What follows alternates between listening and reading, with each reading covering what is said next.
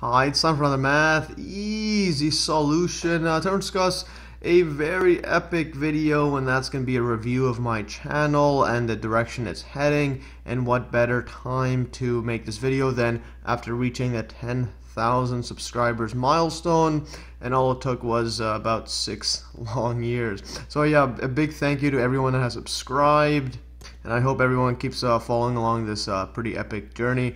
So yeah, so basically in this video I'm going to go over math easy solutions progression plus future, and how that's going to equal hashtag free energy, and also my dive into the rabbit hole. And also I thought it was endless, except I think I found the very bottom of it, so stay tuned for that. It's quite a shock.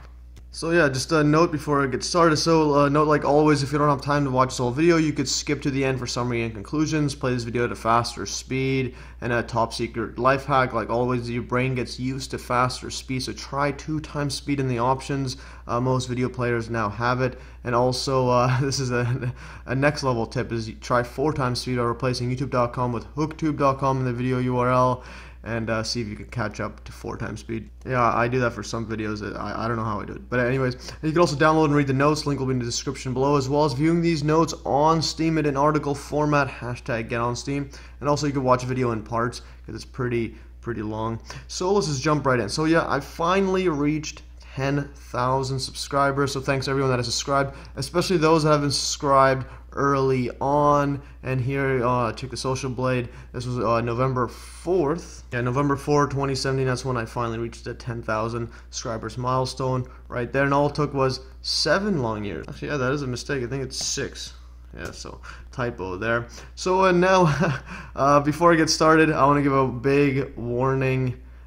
If you give warning for anyone that's new or that just wants to keep their worldview intact, if you want to keep your sanity, please leave right now and never watch any of my videos ever again, especially not this one. This video is not for the faint of heart. If you want to keep your mainstream quote alternative world narrative, then go watch other quote truthers, because where I'm going, few have even imagined and fewer have endeavored. But if you think you are prepared to get on the wild roller coaster ride that is our hidden reality, being kept hidden from us, then hashtag buckle up. It's gonna be some pretty epic stuff. But again, warning: if you're not ready, just just get out of here. So yeah, so to celebrate my 10,000 subscriber milestone, let's explore how my channel has grown over the years and what the future holds. So yeah, my channel has grown over the years, and what better time to discuss how it started and the direction it is heading than after reaching the 10,000 subscriber milestone. And so let's go and cover briefly go over the topics to cover. So number 1, I'm going to go over the channel growth and also explain why I chose the name Math Easy Solutions, as well as its hidden meaning. Yeah, so I'll write that right there, plus hidden meaning. It's not just mathematics, as you already know. So my background in civil and mining engineering, and also go over how hashtag free energy makes my master's degree in mining engineering insignificant, but the experiment I built is a precursor to my future hashtag free energy device. Hashtag stay tuned. It seems like fate, but whatever it takes. I'll also go over on why I started my channel statistics, and then my dive into the rabbit hole, and then where I started with basically why I started the hashtag Pizzagate video series, and also explain what is hashtag Pizzagate. Pretty much pedo blackmail, or worse, or just more bizarre, or just weird stuff that the world is. Yeah, unfortunately, that is our reality. And also go over the uniformity of the mainstream media, or MSM, Jimmy Savile, Ken Livingstone audio tape, and hashtag Bidengate. Just a bit of the Pizzagate stuff. Yeah, and these are pretty much bombshell, irrefutable cases that you shouldn't vote. So anyways, going further, Andrew Breitbart's bombshell tweets and bizarre death, and then the bizarre Madeleine McCann case, and mainstream media / police easy to prove cover up. It's actually quite ridiculous how easy it is. And then bizarre Madeleine quote suspect EFITs, and the John and Tony Podesta.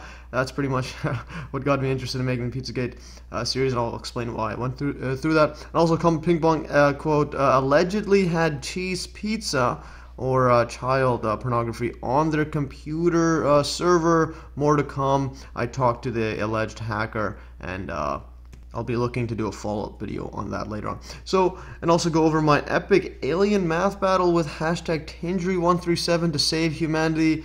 Yes, that actually happened. And also go over the conspiracy that I was actually an alien and or demon possessed. Hashtag the internet. I'll explain that too. It's pretty ridiculous. Then also Tindry137 spokesman Defango accusing me of cheating on the alien math exam. You literally can't make this stuff up. And then Tindry Aliens calls me a narcissist. Hashtag social justice aliens. But fortunately enough, I think Tindry, Defango, and I are on good mutual terms now. But it's quite hilarious, the quote feud. So it also go over Richard Hall's brilliant videos, especially the Madeleine McCann series, and then Dr. Judy Wood, Where Do the Towers Go, and hashtag 9/11 Truth video series. Let's put there in my 9/11 Truth video series. And also go over censorship, AI troll bots, and the truth, and how they all go hand in hand. And then the most important 1-minute video in the entire world, my 9/11 Truth Part 8 fast forward video of the North Tower turning down before your very eyes. That is actually the most epic video. It's just short and to the point, and it's just irrefutable. So I'm also show how I'm banned from Reddit's subreddit r911 truth. So I created r911 truth MES and vote v911 truth MES on vote there. And also 9/11, this one I haven't mentioned before, hits close to home because yeah, I was lucky to survive the continual genocide in Iraq where I was born. And I'll explain my background there. And a family grew up there, and we moved to Canada afterwards. Yeah, when we were refugees in the first Gulf War. Pretty yeah, sad stuff. But again, just seems like fate. So going further, Madeleine Unparalleled Serpent Albright. Just gotta throw her in there. Might actually be the devil herself. The most important video series in the world, my hashtag free energy video series, and that's not an understatement, and I don't mean to be overhyping it. It's actually pretty it might actually be the most important. So the rabbit hole's inner workings, so pretty much the 9/11 free energy Pizzagate, those are I find those as the outer workings, and then the inner workings gets just pretty ridiculous at the rabbit hole. So I go over the Pope Paul VI audience hall and how it's a snake biting the Vatican City, and mirrored Fazzini Sculpture and Baphomet, and then Baphomet's just everywhere. Baphomet, George Washington, Zeus, and the transgender creature, which I'll get to in a bit. And also Baphomet, United Nations, and the atomic bomb, and Bohemian Grove. I just wrote that a bit differently. United Nations, the atomic bomb, and the Bohemian Grove over there. So yeah, just fix that typing. And also go over Freemasonry, architects and engineers for 9/11, quote truth, George Washington, Apple, Google, KFC, Colonel Sanders. Oh man, the world is a strange place. And also go over a bit briefly on Gematria, the number 666, Pope Paul VI, Pope Saint John. I think this is a John like that. Paul II, and the Rockefellers, recycling, and Washington D.C. Everything is just interrelated.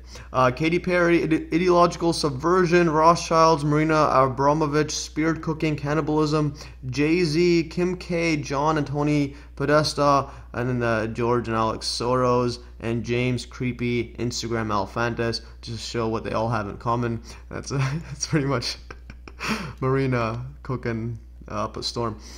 And then also the one of the most mind-blowing emails of all time, NASA, and it also explained how NASA, Edgar Mitchell, aliens, free energy, Vatican, and the John Podesta, how they're all intertwined in I don't know literally what life is anymore. So that's hashtag mind-blown. Yeah, basically I recommend everybody watch this whole video, even though it's gonna be pretty epic and long. It's worth it if you want to know what's hidden behind what's hidden, what's behind what's hidden, and it goes on and on and on until the absolute bottom of the rabbit hole. So the rabbit hole deepens. Bizarre eye anomalies, MK Ultra question mark, hashtag mind control question mark, and then 39, the absolute bottom of the rabbit hole. If you find anything more bottom than it, please don't tell me, because you're probably lying. It's the absolute bottom. So, and then go over some brief thoughts on disinformation and scarcity of MES level objectivity on quote conspiracies. Then go over USA 2020 elections prediction, and basically I predict that Trump wins again and again against Hillary. Hashtag reality TV politics. I'll also go over the direction the world is heading, AI technology, free energy and consciousness, and then also artificial intelligence, and then explain how it's not as currently as advanced. I should word that a bit differently. It's not as advanced as currently portrayed to be. I believe it's a lot of just fear-mongering on the MSM and also just on social media. People freaking out about AI. It is something to fear, but not now. Now it's pretty much troll bots, as I'll explain. And also tips to avoid censorship, and also feel free to remake, re-upload, monetize my videos, explain why, and also support my research by donating. It will help a lot, especially because I put this much research into them, which I doubt you'll find anywhere else. Also, follow my new social media accounts, hashtag Get On Steam, the main one, Steam It, is just my favorite one. And also Discord, check out my Discord private chat room and Reddit vote forums, and also follow my other long-standing social media accounts. Basically, I'm just trying to list everything on this account there, or just a review of all of my account. Everything on here, it's all in one place, one video, and also on the notes, all in one place, so I can, if I need to find anything, just go there and then click the link, and so on. So this video is as much as it is for you as it is for me. Yeah, for my own organization purposes. And also top secret life hack, explain it, 2x speed and 4x speed, playback speed. It's actually genius made easy. You become arguably one of the smartest people to ever lived with this kind of hack. It's actually ridiculous. If you have a higher speed that you could listen to, let me know. I'll probably look into it. And also go over summary and conclusion. So this is a pretty epic introduction, about 11 minutes or so long. But anyways, if you're watching at faster speed, it's not that long. So let's take a look at my channel. So if you go to the About page I have right now, this was I joined October 25th, 2011. And I have, at that point it was 10,347 subscribers and just over 4 million views, and I think it's just increased a tiny bit since then. So I finally reached 10,000 subscribers and now over 4 million views, hashtag sweet. And if you go to the channel, just a homepage of it, I've organized it a bit better now. It's pretty cool. There's the, this is the most important 1-minute video in the entire world like this. What is happening here? All this dust, this building is turning to dust. Make sure to watch the video, it's epic. So yeah, my channel has come a long ways from just the mathematics and other explanations I did. Yeah, so initial description was watch easy to understand math proofs and explanations, as well as tutorials for many other topics such as online calculators, how bowling works, yeah, check that out, and Skype troubleshooting, and even engineering topics. And then I just added this one before I made this video. Also, I'm actively researching and developing hashtag free energy technology. Epic stuff there. Just put a arrow. This is added afterwards. So yeah, this is over here, and I also organize it like this so you can see my main series. You got the free energy, 9/11 truth, Pizzagate, Occult, and also I added another one is on the blockchain. Yeah, so world's heading to the blockchain AI. You better just at least know what's going on. And then let's look at my first video ever. Was on December 16, 2011. This is a definition of derivative. You can see the writing style is a bit different. I used a different recording device, and I had this attachment that you would connect to the computer, and you could write on it. And that's how it's all jumpy. It's not it's not as good as the one I'm using right now, which is my Microsoft Surface. Just write on it like this. Way easier. But nonetheless, the definition of derivative. So that was the first video I made, and was on a definition of derivative, hashtag a fitting start. And let's look at my most viewed video. So most viewed video is not even about math or conspiracy or anything. It's about athlete's foot, what it is, how to treat it, and how to avoid it. A must watch. This is my foot after years of soccer, and without knowing what I'm doing, how to clean it up properly. So yeah. So my most watched video isn't even math related, and here it has almost 400,000 views, and just so happens to be about my nasty athlete's foot I had before. It's almost fully gone. It's not yet, but it's much better than that. So almost 400,000 views. I believe it is 400 now as that I'm talking about this. Maybe I should start doing more of these videos. Hashtag math feet solutions. So now let's explain why I chose the name Math Easy Solutions. So while the name does sound self-evident, there is actually a hidden meaning to it. My first name is Math, and thus the actual hidden meaning behind the name is that I wanted to provide easy solutions on topics that I was interested in. Not necessarily math. Math just happens to be very important. So math, easy solutions is the esoteric or hidden or whatever you want to call it meaning behind my channel name. So although my channel is mainly about providing easy math solutions, it is only because I believe mathematics is of paramount importance. But whenever I cover non-math topics, keep in mind that it's not necessarily diverging from what my channel represents, but rather that I'm covering something very important that deserves deserves the MES seal of approval and deserves my detailed level of investigation. So that's pretty much what I made the channel for. So that if you saw my channel and saw someone else's, and then you were to compare, you're gonna have to make a decision on who's providing more detailed and better arguments, better info, better facts, or just more presentable and easy to understand, and so on. So that's pretty much math. Easy solutions there. And then essentially I post what I want here. I tweeted this one out, nothing to see here, folks. This is the North Tower literally being processed into dust before our very eyes, before it ultimately froths up into a giant thick dust cloud. Move along, folks, and you can watch it there. Hashtag 9/11 Truth, Free Energy, and Dr. Judy Wood, and you see it. It's all pushing out. And this person says energy weapons, so yep. And then this person says, haha, what happened to this account? Didn't you used to post math videos? LMAO. I post what I want. So essentially that is pretty much what it is. The math says, and also here, the math says if the government is murdering its own people using suppressed hashtag free energy technology, then every person in business should quote post about it regardless of what their job description is. Hashtag wake up people. Yeah, so this is basically the decision everybody has to make. The government is literally doing this to its own people with technology that's being suppressed that can literally free everybody. And this guy's complaining about I'm not posting math videos. Everybody should be posting this. Every single person. And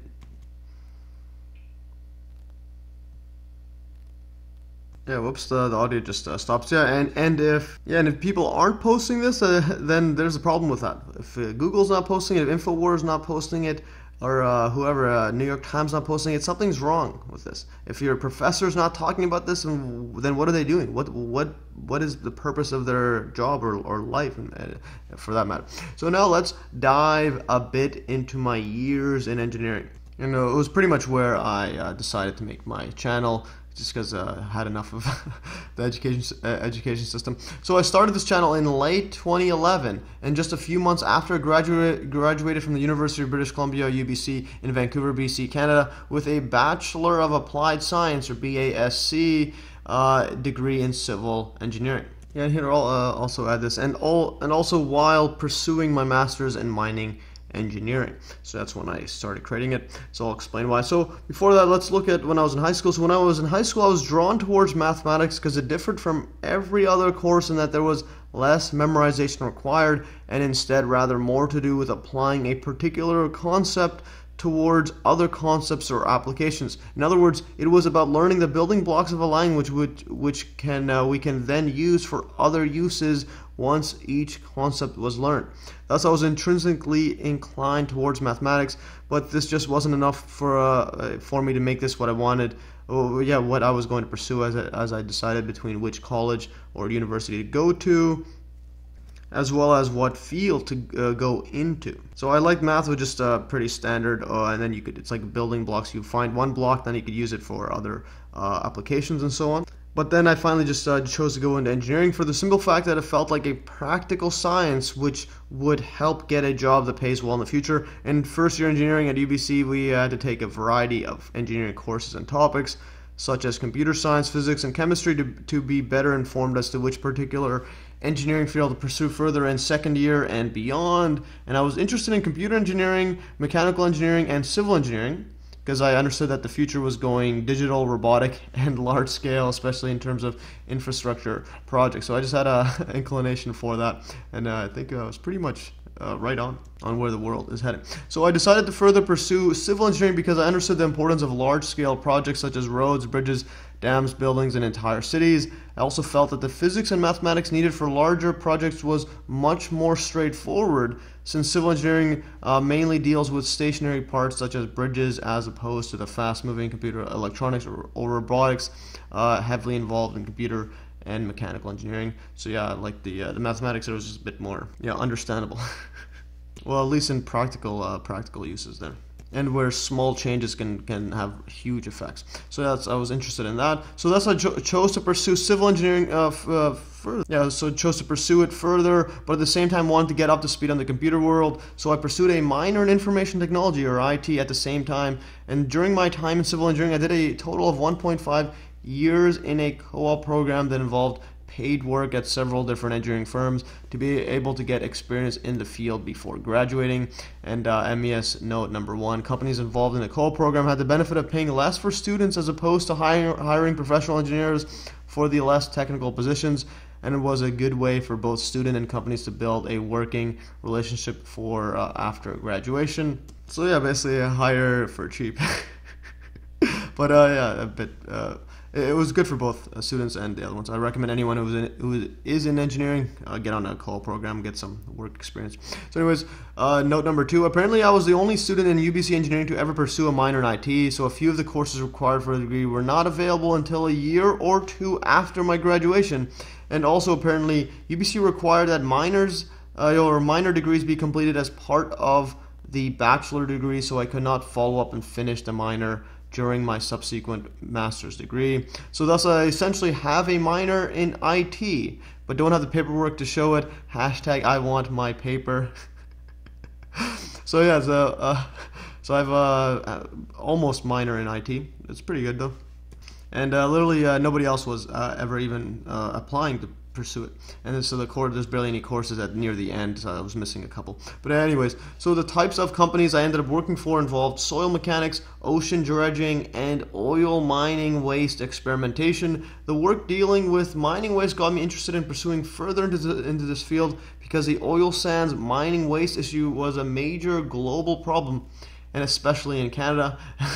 And there's me back in the day when I was working in a co-op program.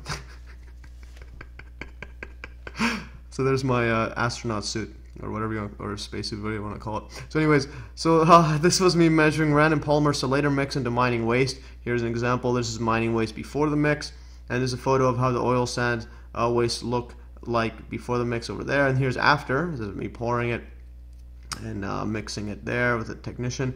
Here's polymer waste mixing process, and then see the difference here. You have this like it's more chunky, and this one's more smooth. Their idea is to try to get the water to release it up. So and there's the difference in the consistency between the polymer mix and unmixed waste samples. Yeah, so the idea was to get the waste molecules and solids to coagulate or adhere to each other, thus releasing the trapped water. That's pretty much a big problem. The water doesn't release from the oil sand. A lot of these waste, and here's giant ponds of it. This is the kind of scale. So here's an example of the scale of the oil sands ponds. Right here where the water just gets trapped, and all you have is a bunch of this here. So if you could take out the water, you can have much harder surface and much more compact, and then you could reuse the water and so on. So that's what the goal was. And then here's what also happens with wildlife. So you got birds and other wildlife having to live in this kind of swamp, and it's yeah, it's pretty ridiculous. So this is why hashtag free energy series is especially important. And yeah, because this is the work I was doing initially to try to solve this waste problem, and now I realize I don't even need this waste problem because of free energy being suppressed. Hashtag NWO, hashtag dehumanization. This is pretty much what's happening around the world. So MES note, as I will explain later in this video, the revelation of hashtag free energy means that my entire master's degree was unnecessary because burning oil is unnecessary. Nonetheless, the experience I obtained in developing, designing, constructing, and electric wiring and programming the experiment, which I'll show, yeah, something that took the Colorado University team that I went to learn about it, a team of multiple PhD and full-time technicians in creating their own original device may just come in handy when I eventually start creating my hashtag free energy prototype. and hashtag fate. It actually seems like that. It's pretty ridiculous. So looking back at some of the mining conferences I attended, the dedicated PhD professors trying to solve many paramount mining challenges and the amount of universities and companies involved, it gives me a distinct anger knowing that all of this was unnecessary. All this work, all these, like, these are the brightest minds. So yeah, the brightest and most dedicated minds among us were being put to outdated technological problems that were also the cause of many of the world's environmental problems. Hashtag free energy and other almost certain suppressed technologies means that the entire world is being pushed towards an unnatural and inhumane direction. Or inhuman or inhumane direction, where that direction, or yeah, where that direction is heading, something I'll definitely be investigating further. Hashtag NWO. So this is pretty much the direction it's heading. This is, yeah, pretty much trashing the entire environment because of suppressed technology. So thus I was fortunate enough to obtain a company/school paid partnership to pursue a master's in applied science, or MES degree in mining engineering, also at UBC, which I got published in January of 2014. You can go here to UBC website and you can go and read the paper there. You can download it there as well. And here's the title of it right here: seepage-induced consolidation consolidation test, characterization of mature fine tailings, or just a type of oil sand waste. Those are the ones in the giant ponds that just don't go away. So by Matthew Estefo, that's me. BASC, the University of British Columbia. That's my bachelor's there. And this one is, yeah, thesis submitted in partial fulfillment of the requirements for the degree of Master's in Applied Science in the faculty and of graduate and postdoctoral studies, mining engineering, University of British Columbia, Vancouver. January 2014 is when I got it published and so on. So the thesis involved replicating and enhancing a unique experimental test procedure developed in Colorado University in Boulder, Colorado, USA. The test involved placing a soil or oil sands waste sample inside a small cylinder that was surrounded by water, and an extremely small seepage force was applied from a very finely tuned pump, and the resulting pressure and settlement of the soil samples were recorded, thus allowing for much more accurate measurements of slurry, soil, oil sands, waste characteristics when compared with conventional methods. So yeah, it's a mouthful, but basically it is just developing a better test to characterize the oil sand waste that the conventional ones just weren't accurately measuring. And also here's my here's my ID that I had when I visited Colorado, and they gave me a visiting scholar ID, but they spelled my name wrong, Matthew, with 2 T's there. It should be 1. So I went to Colorado because they had they had one of the tests. It was an experimental one. Then I went and replicated, made it bigger at UBC, and just to have multiple of it, and then so people could start using this unconventional test more conventionally. So this was when I was a visiting scholar at Boulder CU, or Colorado University. When I was testing out the original experiment, MES know they spelled my first name wrong. Should be just 1 T. Hashtag shake my head. It's actually the best title ever, visiting scholar. So oil sands waste in the residual waste, fix that up. Oil sands waste is the residual waste from a typical hot water extraction process of oil sands to separate the oil or bitumen from the soil. So you have material of earth or whatnot. They have oil inside, so you're going to do a hot water extraction. That's a typical one. The resulting waste comprises of superfine sands, clays, and a small percentage of remaining bitumen or oil. But then this combination has a special and very troubling property of oil sands waste, in that leaving the mixture to settle down by having the heavier particles sink to the bottom, whereas the water rises to the top for typical soil mixers. So if you just have a soil one, just mix it up like sand or whatever, you're going to see the sand goes down and then the water just goes up. So this usually, but then for the oil sands one, because of the bitumen and other properties of it, usually takes decades or centuries, thus leaving large areas of land being used to store toxic oil sands waste. So yeah, bitumen, any of various flammable mixtures of hydrocarbons and other substances occurring naturally or obtained by distillation from coal or petroleum that are component of asphalt and tar, and are used for surfacing roads and waterproofing and so on. It's pretty much waste of oil extraction and so on. It's pretty much you can consider it oil or less pure oil or whatnot. So my experiment, my experiment right here confirmed the results of the Colorado University studies and pushed for the usage of this type of unconventional testing by other companies and universities to better predict the behavior and storage capacities of large-scale oil sands mining projects. And here's a photo of it I did for a presentation this is in 2013 at Oil Sands Tailings and Oil Sands Mining Conference in November 2013 there.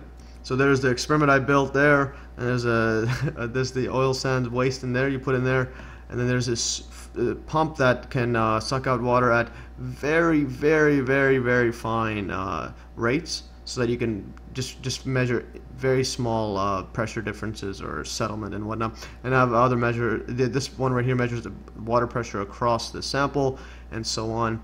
And yeah, I had this all connected to electronics there and the computer. With the switches there, and I had to learn all that somehow. It's pretty ridiculous. So this is a photo of the experiment I built, in which I presented the Mining, Tailings, and Mine Waste Conference 2013. So prelude to my hashtag free energy research, hashtag yup, and it actually feels like it is. So anyways, so yeah, let's now look at why I started my channel. So in the first year of my UBC undergraduate program, I lived quite a far distance from UBC. I had no car, the SkyTrain system had not been built yet, and I had to take multiple buses and several hours of my day just commuting to school. This was so much of a hassle that I decided to skip nearly every single class in first year and just show up mainly for the midterms and exams. Many of the courses had their notes online, or I was able to get some copies from some classmates that actually went to class. But in the calculus courses that I was taking, I wasn't fully sure what the course was on because none of the notes were online, so you had to go to class and write the notes manually or get it from a friend. And I didn't want to ask anyone to constantly send me notes, and I sure as F wasn't going to class. So luckily the course syllabus gave me more or less what was on the course. So I ended up instead studying nearly the entire calculus textbook that was required for the course. Yeah, just to be safe in case I missed something mentioned in class, which I was not attending. So when it was time for the exams, I had realized that the actual topics covered were about a quarter or less of what I had taught myself. Thus, I had learned much more about mathematics than was required for the course.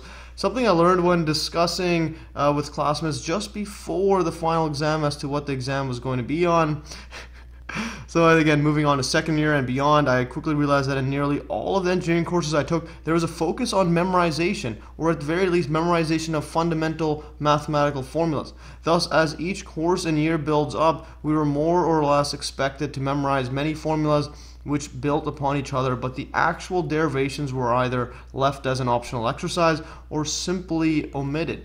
And in the higher level math courses, it was a similar pattern because the mathematical concepts and formulations were, in my opinion, poorly taught in a very lazy way, as if to teach it and get it done with. That's pretty much the education system.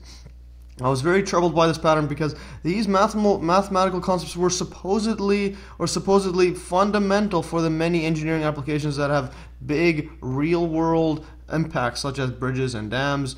So thus, I took the extra effort to find the derivations for as many of the formulas that I encountered to better understand how they work, why they work, and more importantly, if they work. I just assume they do.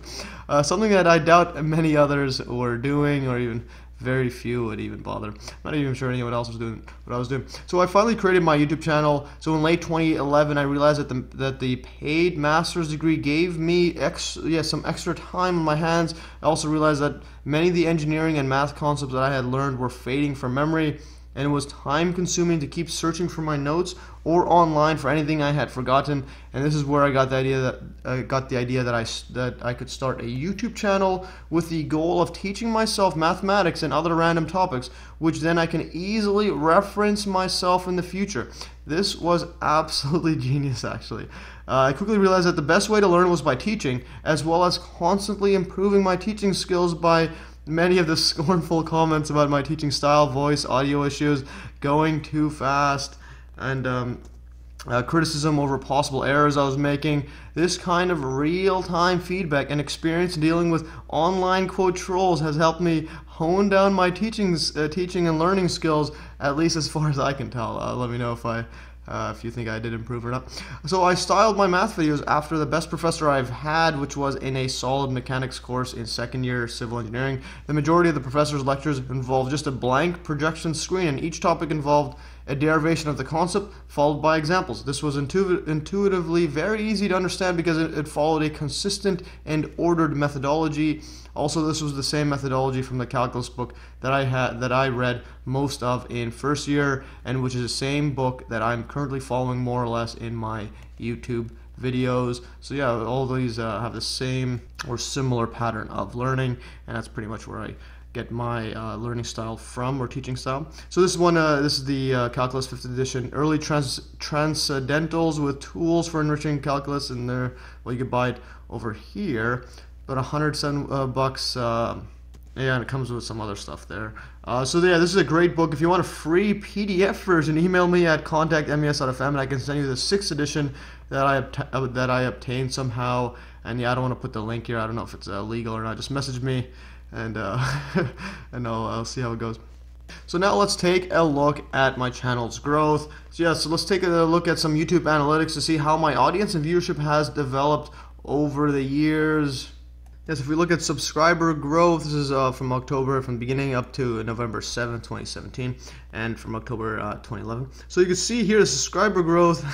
So yeah, I've gained in just this past year almost as much as the entire area across here. Yeah, so I'm on pace to get more subscribers in 2017 alone than in all the previous years combined. So yeah, this one is like just a couple, it's like 100 maybe or so, a couple hundred, and yeah, almost 5,000. Hopefully this year. So I'll hopefully break that.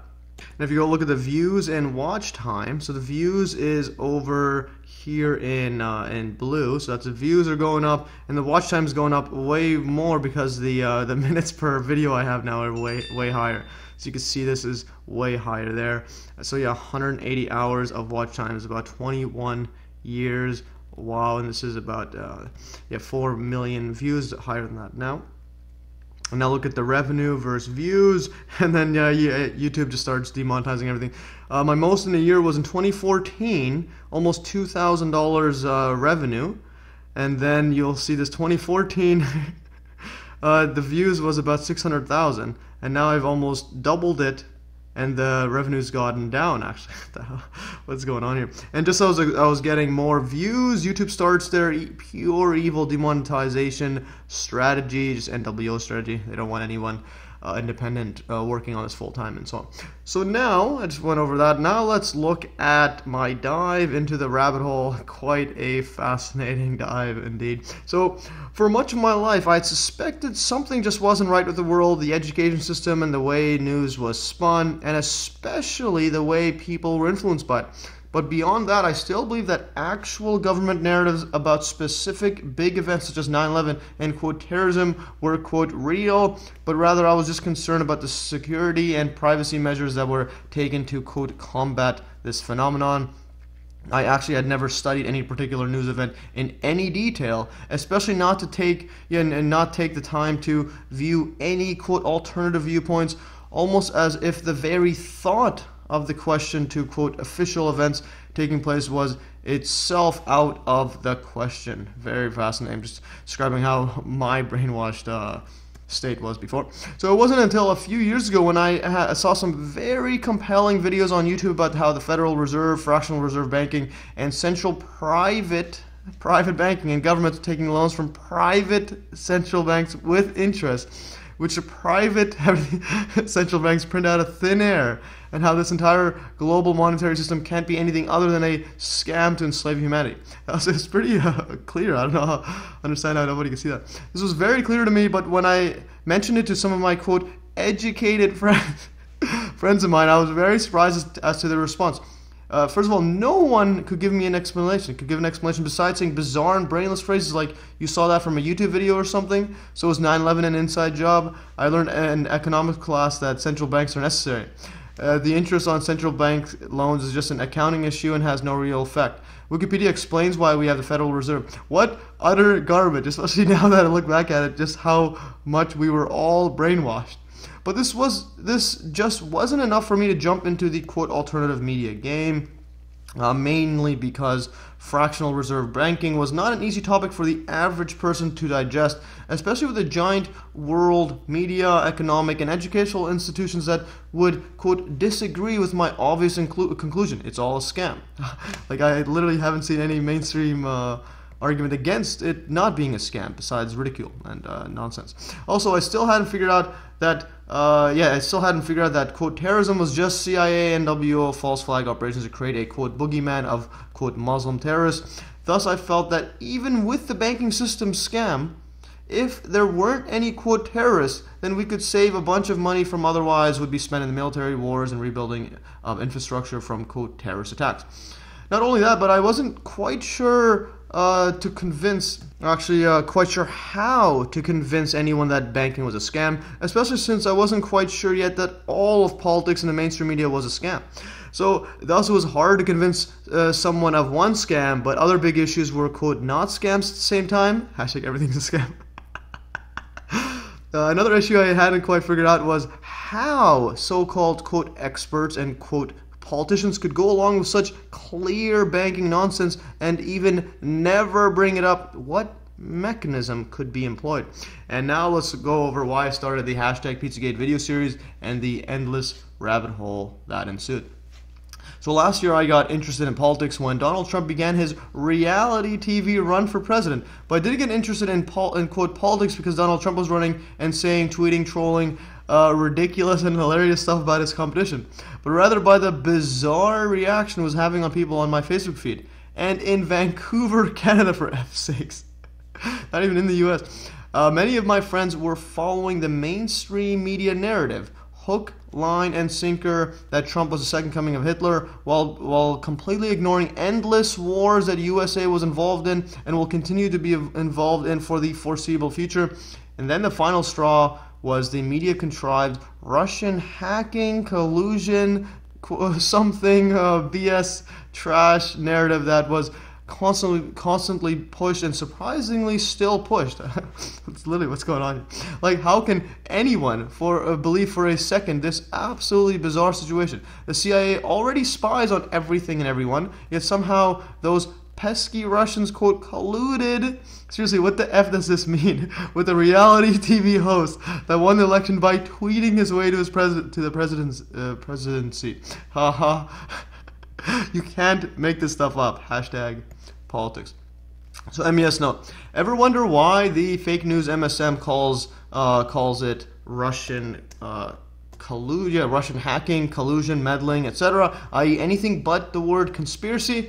Because, as I explained before, the CIA already admitted to promoting and tainting that word to discredit anyone questioning the clearly bogus JFK assassination, quote, official narrative. And here I tweeted out, I made a video, make sure to watch that. CIA 1967 memo outlines same strategies used to discredit conspiracy theorists, i.e. critics of the government.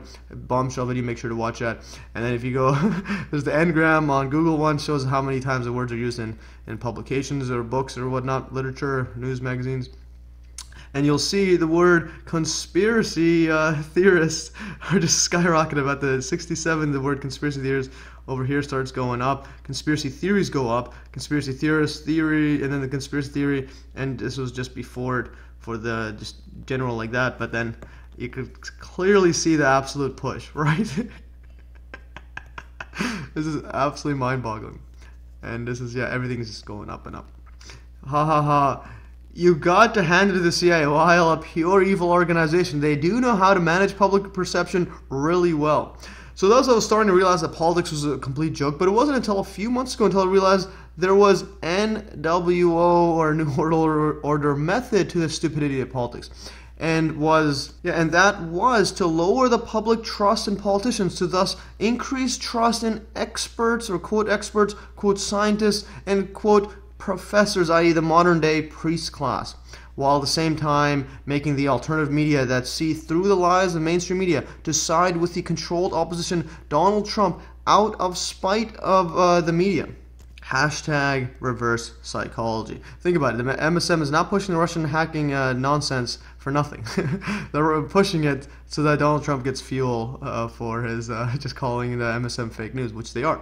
So then WikiLeaks released John Podesta's quote hacked emails, and then the Pizzagate phenomenon broke. There was discussion as to whether this was a psychological operation or psyop, and type this up, and to lump it together with a newly minted fake news meme being pushed by the fake news MSM. I was aware of this, but I was aware of this, and it may very well have been, but I've come to the realization that everything is a psyop.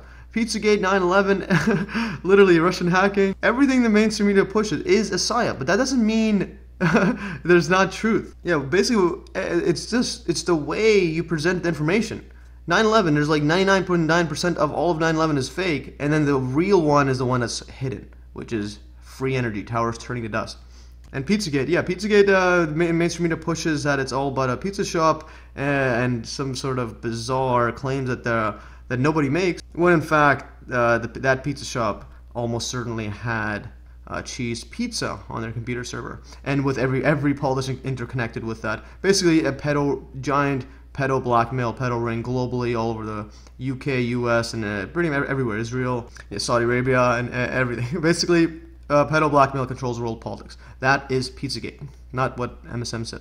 So some quote alternative media outlets didn't want to cover it because it would be used to discredit them by the MSM. Yeah, so some people, even on the alternative, they don't want to cover Pizzagate because, they're thinking MSM is going to discredit them and so on. Well, they're going to discredit you if you mention the 9/11. They're going to discredit you for anything. So, but after looking at the evidence, the many bizarre connections, and the fact of many confirmed disgusting pedo elite cases such as Jimmy Savile and Dennis Hastert were seemingly, quote, unknown by the CIA, MI5, and NWO, I quickly realized that it doesn't matter what the fake news mainstream media or mainstream, quote, alternative media, quote, thought about hashtag Pizzagate, because the very notion of pedo blackmail being used by intelligence agencies meant that voting was useless and that likely most politicians were compromised in some way.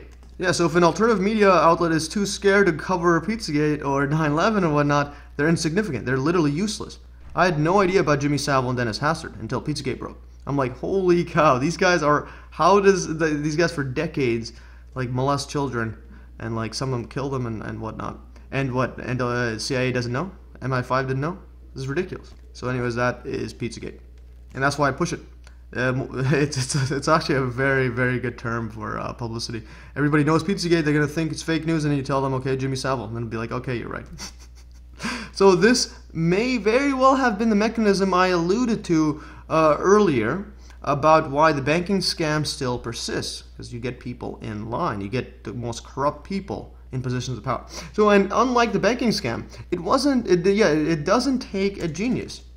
It doesn't take a quote genius to see how Jimmy Savile and Dennis Hastert were fully known about by the CIA and MI5, and that spirit cooking John Domino's on Cheese Podesta and James creepy Comet Ping Pong family friendly Instagram Alphandits are at the very least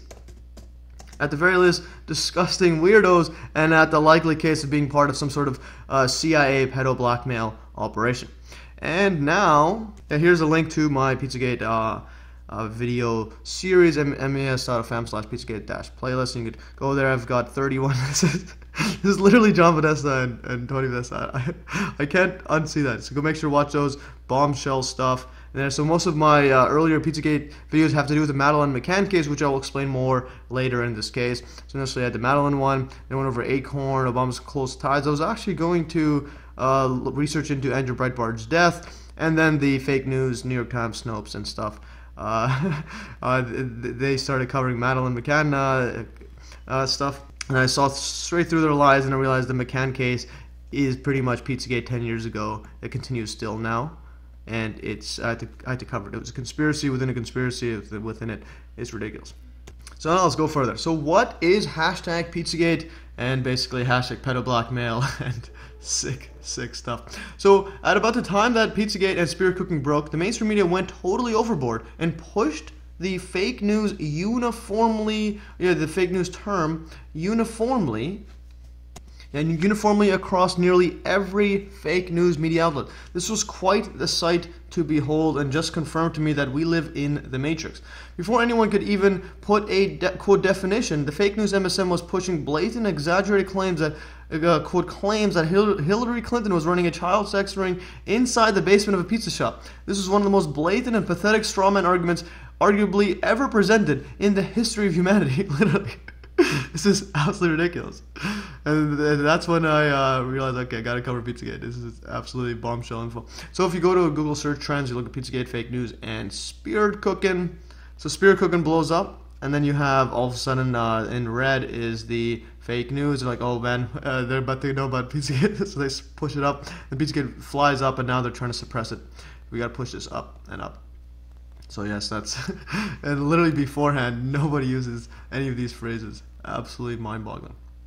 So, very interesting how the fake news psyop emerged at the same time when people learned the politicians were involved in disgusting #spirit cooking, spirit cooking rituals and whatnot, and that the many pedos, the many pedos in positions of power and influence was not a quote coincidence. #Pizzagate. The term Pizzagate was unique in that its exact definition was a matter of where you hear it from. So that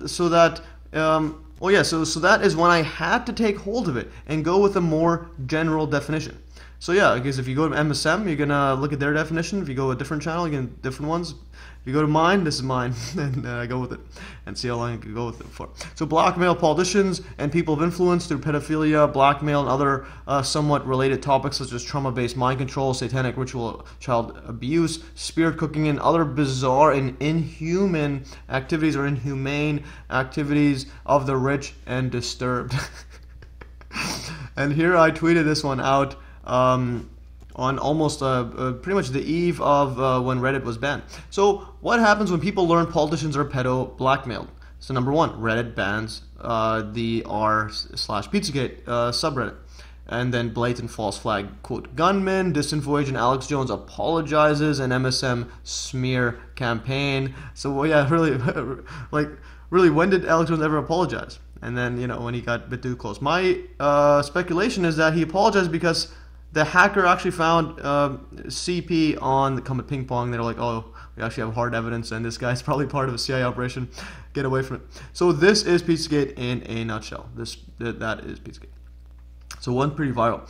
And so yeah, now we'll go further. This is when Pizzagate got banned on Reddit. And it says this community has been banned. This subreddit was banned due to a violation of our content policy, specifically the proliferation of personal and confidential information. We don't want witch hunts on our site. This is the most BS quote reason of all time. Absolutely ridiculous. This was the first time I saw irrefutable and unacceptable censorship on a large scale, which got me interested in researching further into it. And if people say, oh, they're doing witch hunts on it, censorship doesn't work if they tell you it's censorship. Remember that. It's literally 1 billion users every month on Reddit. You can easily go and post whatever fake stuff, and then all of a sudden, Reddit's gonna go ban you or ban the entire subreddit. This is ridiculous. This is absolutely junk, and there wasn't any. There's barely any. Personal information. I don't know what they're talking about. All they're doing was literally people finding out a lot of politicians are pedos and people in influence all got messed up stuff. And it's that Pizzagate gunman. I realized, put a quotation. This is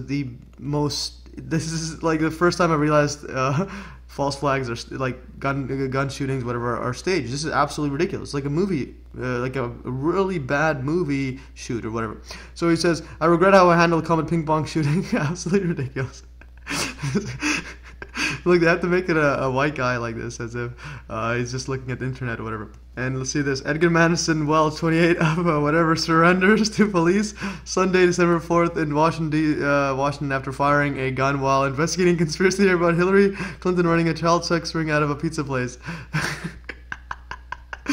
Oh man, it's so ridiculous. The blatant #Pizzagate gunman was the first staged false flag event that I learned about, and it was actually so blatant. The second stage false flag event was the Syria chemical gas attack, which caused Trump to launch a disgustingly waste around $100 million worth of taxpayers' money in bombing a Syrian airbase. And that was when I learned that no politician is going to stop the military-industrial complex, even if they, quote, wanted to. Hashtag don't vote, hashtag no more war, hashtag boycott war. And then there's Alex Jones. A note to our listening and viewing, reading audiences concerning Pizzagate coverage. We regret any negative impact our commentators have had on Mr. Alefantis, Comet Ping Pong, or its employees. He's been calling like random people pedos for years, and then all of a sudden he deals with the 49th most powerful pizza shop owner in Washington, D.C. So initially I thought Alex Jones faced, quote, legal issues from this surprisingly powerful 49th surprisingly powerful 49th GQ most powerful person in Washington, D.C., home to many of the world's billionaires, and he's 49th. How is he 49th? And he owns a pizza shop. James, why isn't he being investigated, Alefantis? But after I started researching in 9/11, it is clear that Alex Jones is there to cover up any facts that can take down the current ruling establishment, facts such as free energy and 9/11. So initially I thought it was legal issues. Now I just think it's mind-controlled or some sort of just disinfo agent, all part of it.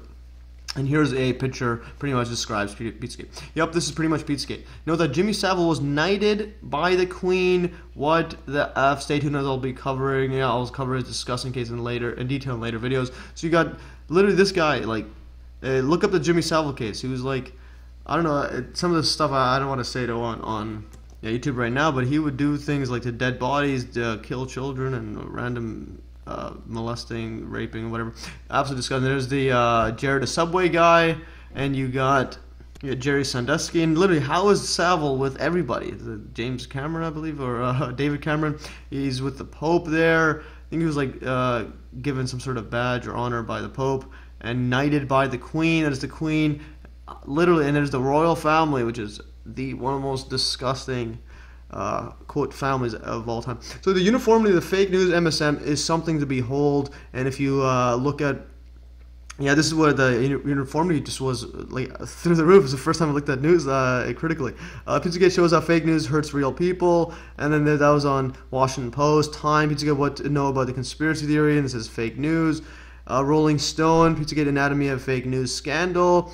Pizzagate went from a fake news to a real problem with that fake gunman. PolitiFact, Revel News, like what is trash news site, and then CNN. Pizzagate a slice of fake news. That's all that comes up in here. While Vote and all those Vote.co, Pizzagate is censored and Reddit is deleted.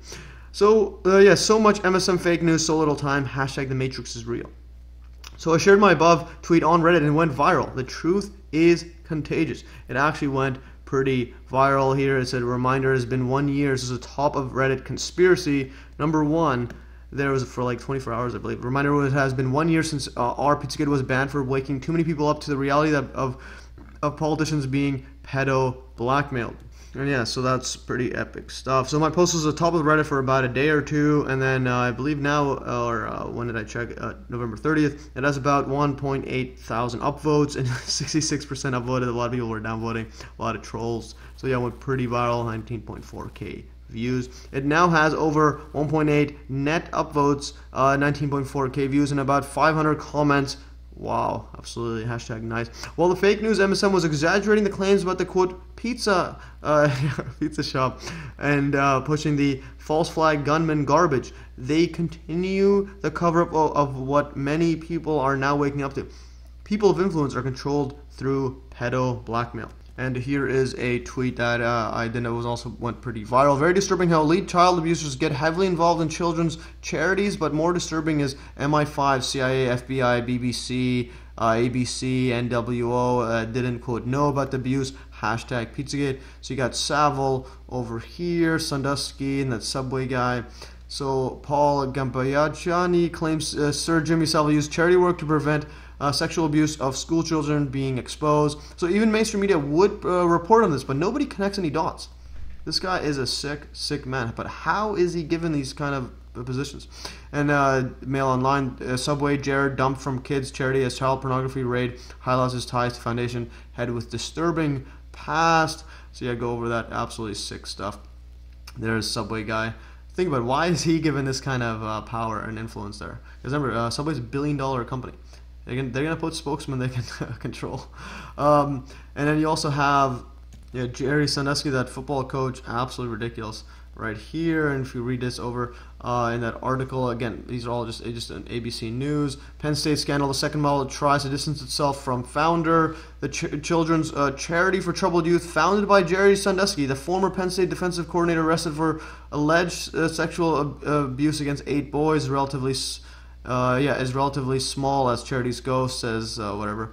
So yeah, the children's charity founded, and then he's just doing sick stuff. And there's that photo. This is pretty much just Pizzagate. Like, how are these people there? How is this guy knighted by the Queen? Until someone can answer that. How, like, literally, you can't answer that. You can't answer that without saying MI5 knew about it. Everybody knew about it. Royal family knew about it. The Vatican knew about it. Everybody knows about it. One strategy of the MSM is to give out real information, but never to actually connect the dots, because the fake news MSM won't tell you, or at least make the quote argument that there, that there is not a chance that the CIA, MI5, NSA, FBI, BBC, NWO didn't know about all of these high-profile, disgusting creatures. Hashtag pedo, blackmail, hashtag Pizzagate. Literally, all you gotta do is just use your thinking skills. MSM's not gonna tell you that MI5, CIA are basically running these kind of sick operations to control politicians. But you could use your critical thinking skills and be like, Jimmy Savile should not have existed. Like, he should not have been knighted by the Queen.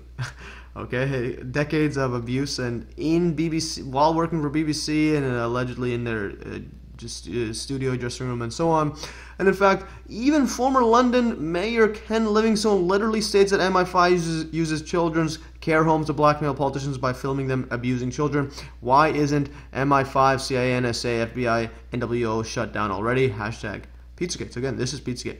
Whatever MSM says, it's not. But even MSM's weird claims, that common ping pong place is absolutely ridiculous.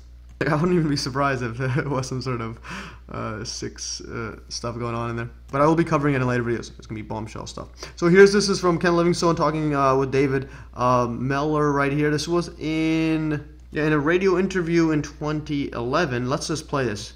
This is absolute bombshell info. It's like 30 seconds, I believe. Alright, so let's just play this audio clip of him. And I mean, I remember I was raising in Parliament against Mrs. Thatcher the Kincora Boys Home, where boys were being abused, and MI5 was filming it because they were hoping to be able to blackmail senior politicians in Northern Ireland. They were hoping to catch one of Ian Paisley's MPs, and they never did, and give themselves some leverage. So the truth is, there's been an awful lot of covering up of paedophiles and paedophile rings for decades and decades. Absolutely ridiculous. Like, you're not going to see this kind of information on BBC or whatnot, because this will topple the entire government. This is, that clip is a must-watch. Former London, UK Mayor Ken Livingstone, not just some random person, just the mayor, says in a radio interview in 2012 that MI5 literally, quote, attempted to blackmail politicians, but filming them, by filming them abuse children in children's care homes. Why isn't Ken Livingstone forced to explain further in court? Why isn't any MSM or even mainstream, quote, alternative, quote, journalists reporting on this? Yeah, you don't even see, like, InfoWars putting this video. You have to literally find random people like me on YouTube posting this and whatnot. So why do I, a random math guy on YouTube, have to report on this? This alone shows that we live in a bizarre reality where crime and corruption is the name of the game, and that abuse and power are... those in power are sick, disgusting creatures. Hashtag Pizzagate. And now you even have them in public groping like little kids. This is former vice president Joe Biden literally groping a little girl's chest in public and on camera. Why isn't he in jail already? Hashtag Pizzagate, hashtag Bedogate, hashtag Bidengate. You could see much more. There's like hours of him online. You could just go find him literally groping little girls, little boys and women and so on. Just disgusting stuff. Let's just see a short clip that I made. Alright, let's just play this. I like kids better than people. All right.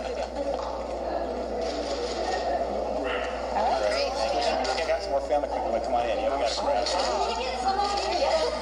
Sure. Okay. Family people, come on in. Yeah, we got a grab. Sure. Okay.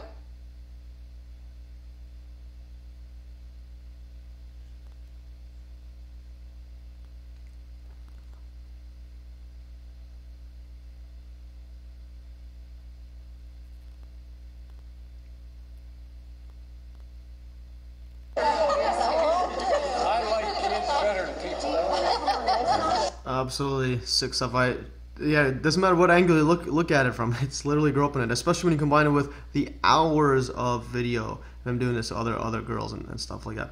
This is like sick stuff. He's literally groping little girls on camera in public with their parents all around. What is happening here? Also, does he say he likes kids more than people or pizza? I don't know if he said pizza. It was hard to know, but seriously, what is going on? Hashtag Pizzagate. Quite literally, the quote elite can grope little children in public and on camera, and no one demands their computers be subpoenaed or at the very least demand an apology. Literally, what is this? Hashtag hidden in plain sight. And let's see what fake news New York Times has to say about this. And right on cue, fake news NY Times wants to censor hashtag Biden tweets, Biden gate tweets. And there's a link to my Twitter up the top, groping Joe Biden. And this is Nicole Perlov. In the past 24 hours, the new alt-right fake news meme had emerged of Biden as predator. How will Twitter handle? They're literally calling Twitter to censor. And again, predator. He's groping little kids. Why don't you just say, why is Biden groping little kids? And now you want these removed from Twitter. And it's been online for years. It's literally been on for years. And look, did Joe Biden like my tweet? So, yep, this is the state of the pathetic and disgusting establishment public relations fake news MSM department. Nicole Perlov is a fake news New York Times quote reporter. Hashtag NYT fake news.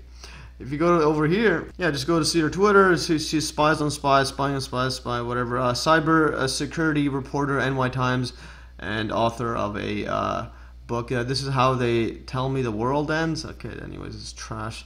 And let's say their top tweet here. Our broad investigation, the shadow brokers find an agency reeling from leaks and fallout far worse than that from Snowden with the greats, blah, blah, blah. Again, MES notice how she writes about control opposition whistleblower, quote, whistleblower Edward Snowden, which I explained further in Pizzagate Part 29 as merely telling the public what we already know, and that the pure evil government spies on everything and everyone. So again, that is the state of the MSM. Just PR relations. So now Andrew Breitbart. So when Pizzagate first broke, there were two pieces of evidence that I was very interested in.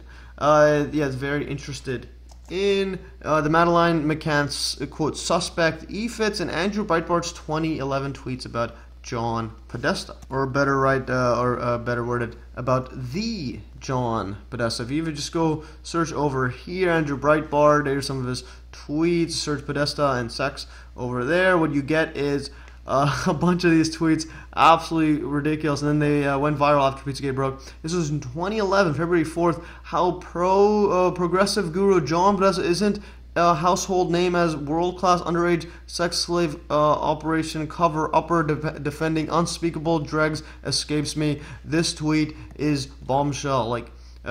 This is ridiculous. It doesn't matter what the context is. This is, if it's not true, this is defamatory. Podesta can sue him easily. And now you know why Andrew Breitbart died a year later of a, quote, heart attack. So how many, and this is another one, how many Planned Parenthood aiding pimps underage sex slave operation will Eric, this is Media Matters, and Team Podesta defend, and so on.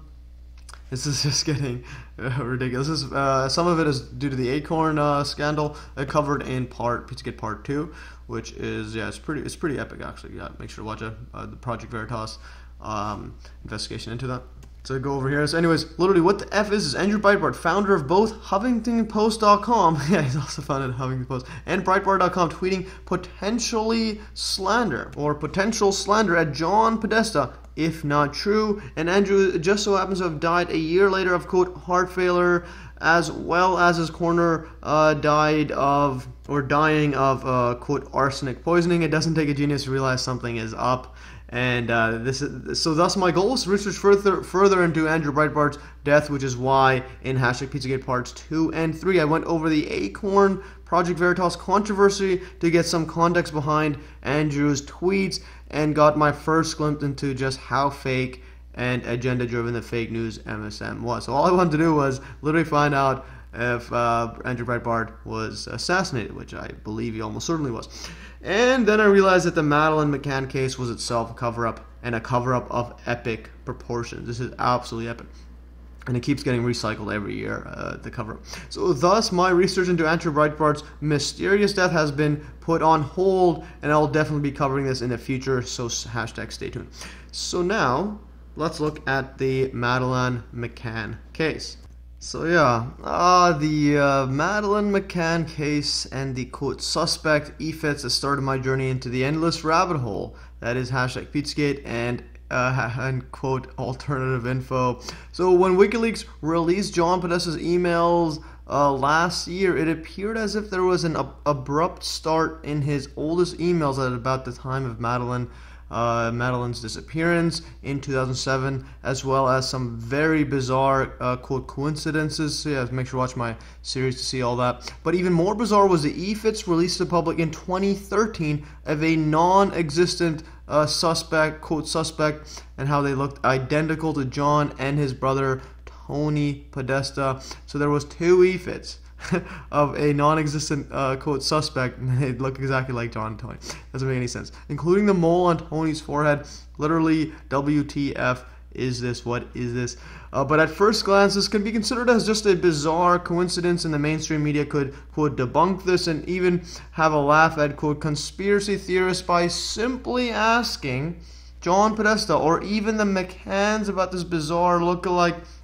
But there was a complete silence by both the United States and United Kingdom media outlets, and not a single quote reporter dared ask John or the McCanns about the EFITs. This silence was something I just had to research further. Why aren't they asking him? Like, tweet at him or do something. Then soon after, I made hashtag Pizzagate Part 1, and simply illustrating some of these coincidences in that part, that video. And the MSM uniform silence, like literally not a single reporter is asking John Podesta or the McCanns, like, oh, what do you think of this EFITs look like, even if it's a joke.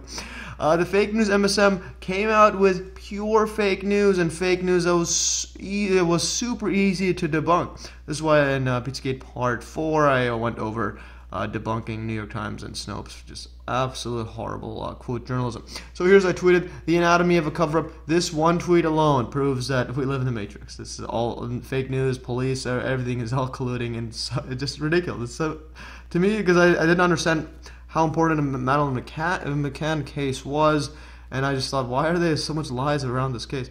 So anyways, so here's anatomy of a cover-up. In 2016, New York Times quotes The Guardian, and then The Guardian quotes BBC, and then BBC and police mislead public in 2013. These are 2013 ones, and this one's New York Times post. They were trying to debunk quote debunk Pizzagate. And in 2007, witness can't recognize suspect or quote suspect from photo. In 2007, so the actual police statements, police witness statements by the Smith family had no idea how the person looked like. So anyways, here's the post like there, and I'll go down over here to show the images. So first of all, this tweet alone is bombshell proof that for quote at least a decade, the fake news mainstream media are uniform in their lies and promulgating of such lies, referencing each other. They literally just reference each other, and that the pathetic controlled police is complicit or complicit in covering up any specific situation they quote need to.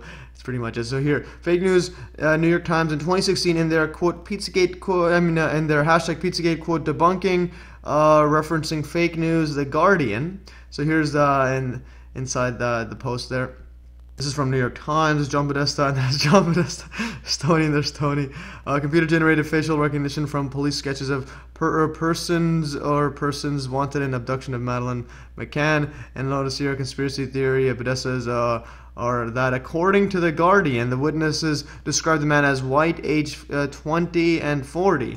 Yeah, with short brown hair, medium build, medium height, and clean shaven. In 2007, Tony and Podesta was 64, John was 58, and so on. And then fake news, The Guardian in 2013 references fake news BBC. So you go back to 2013 where New York Times references The Guardian, so I've covered this, in, especially in Pizzagate Part 30. Make sure to watch that bombshell video. So British detectives release e-fits of Madeleine McCann's suspect. So there's John and there's Tony.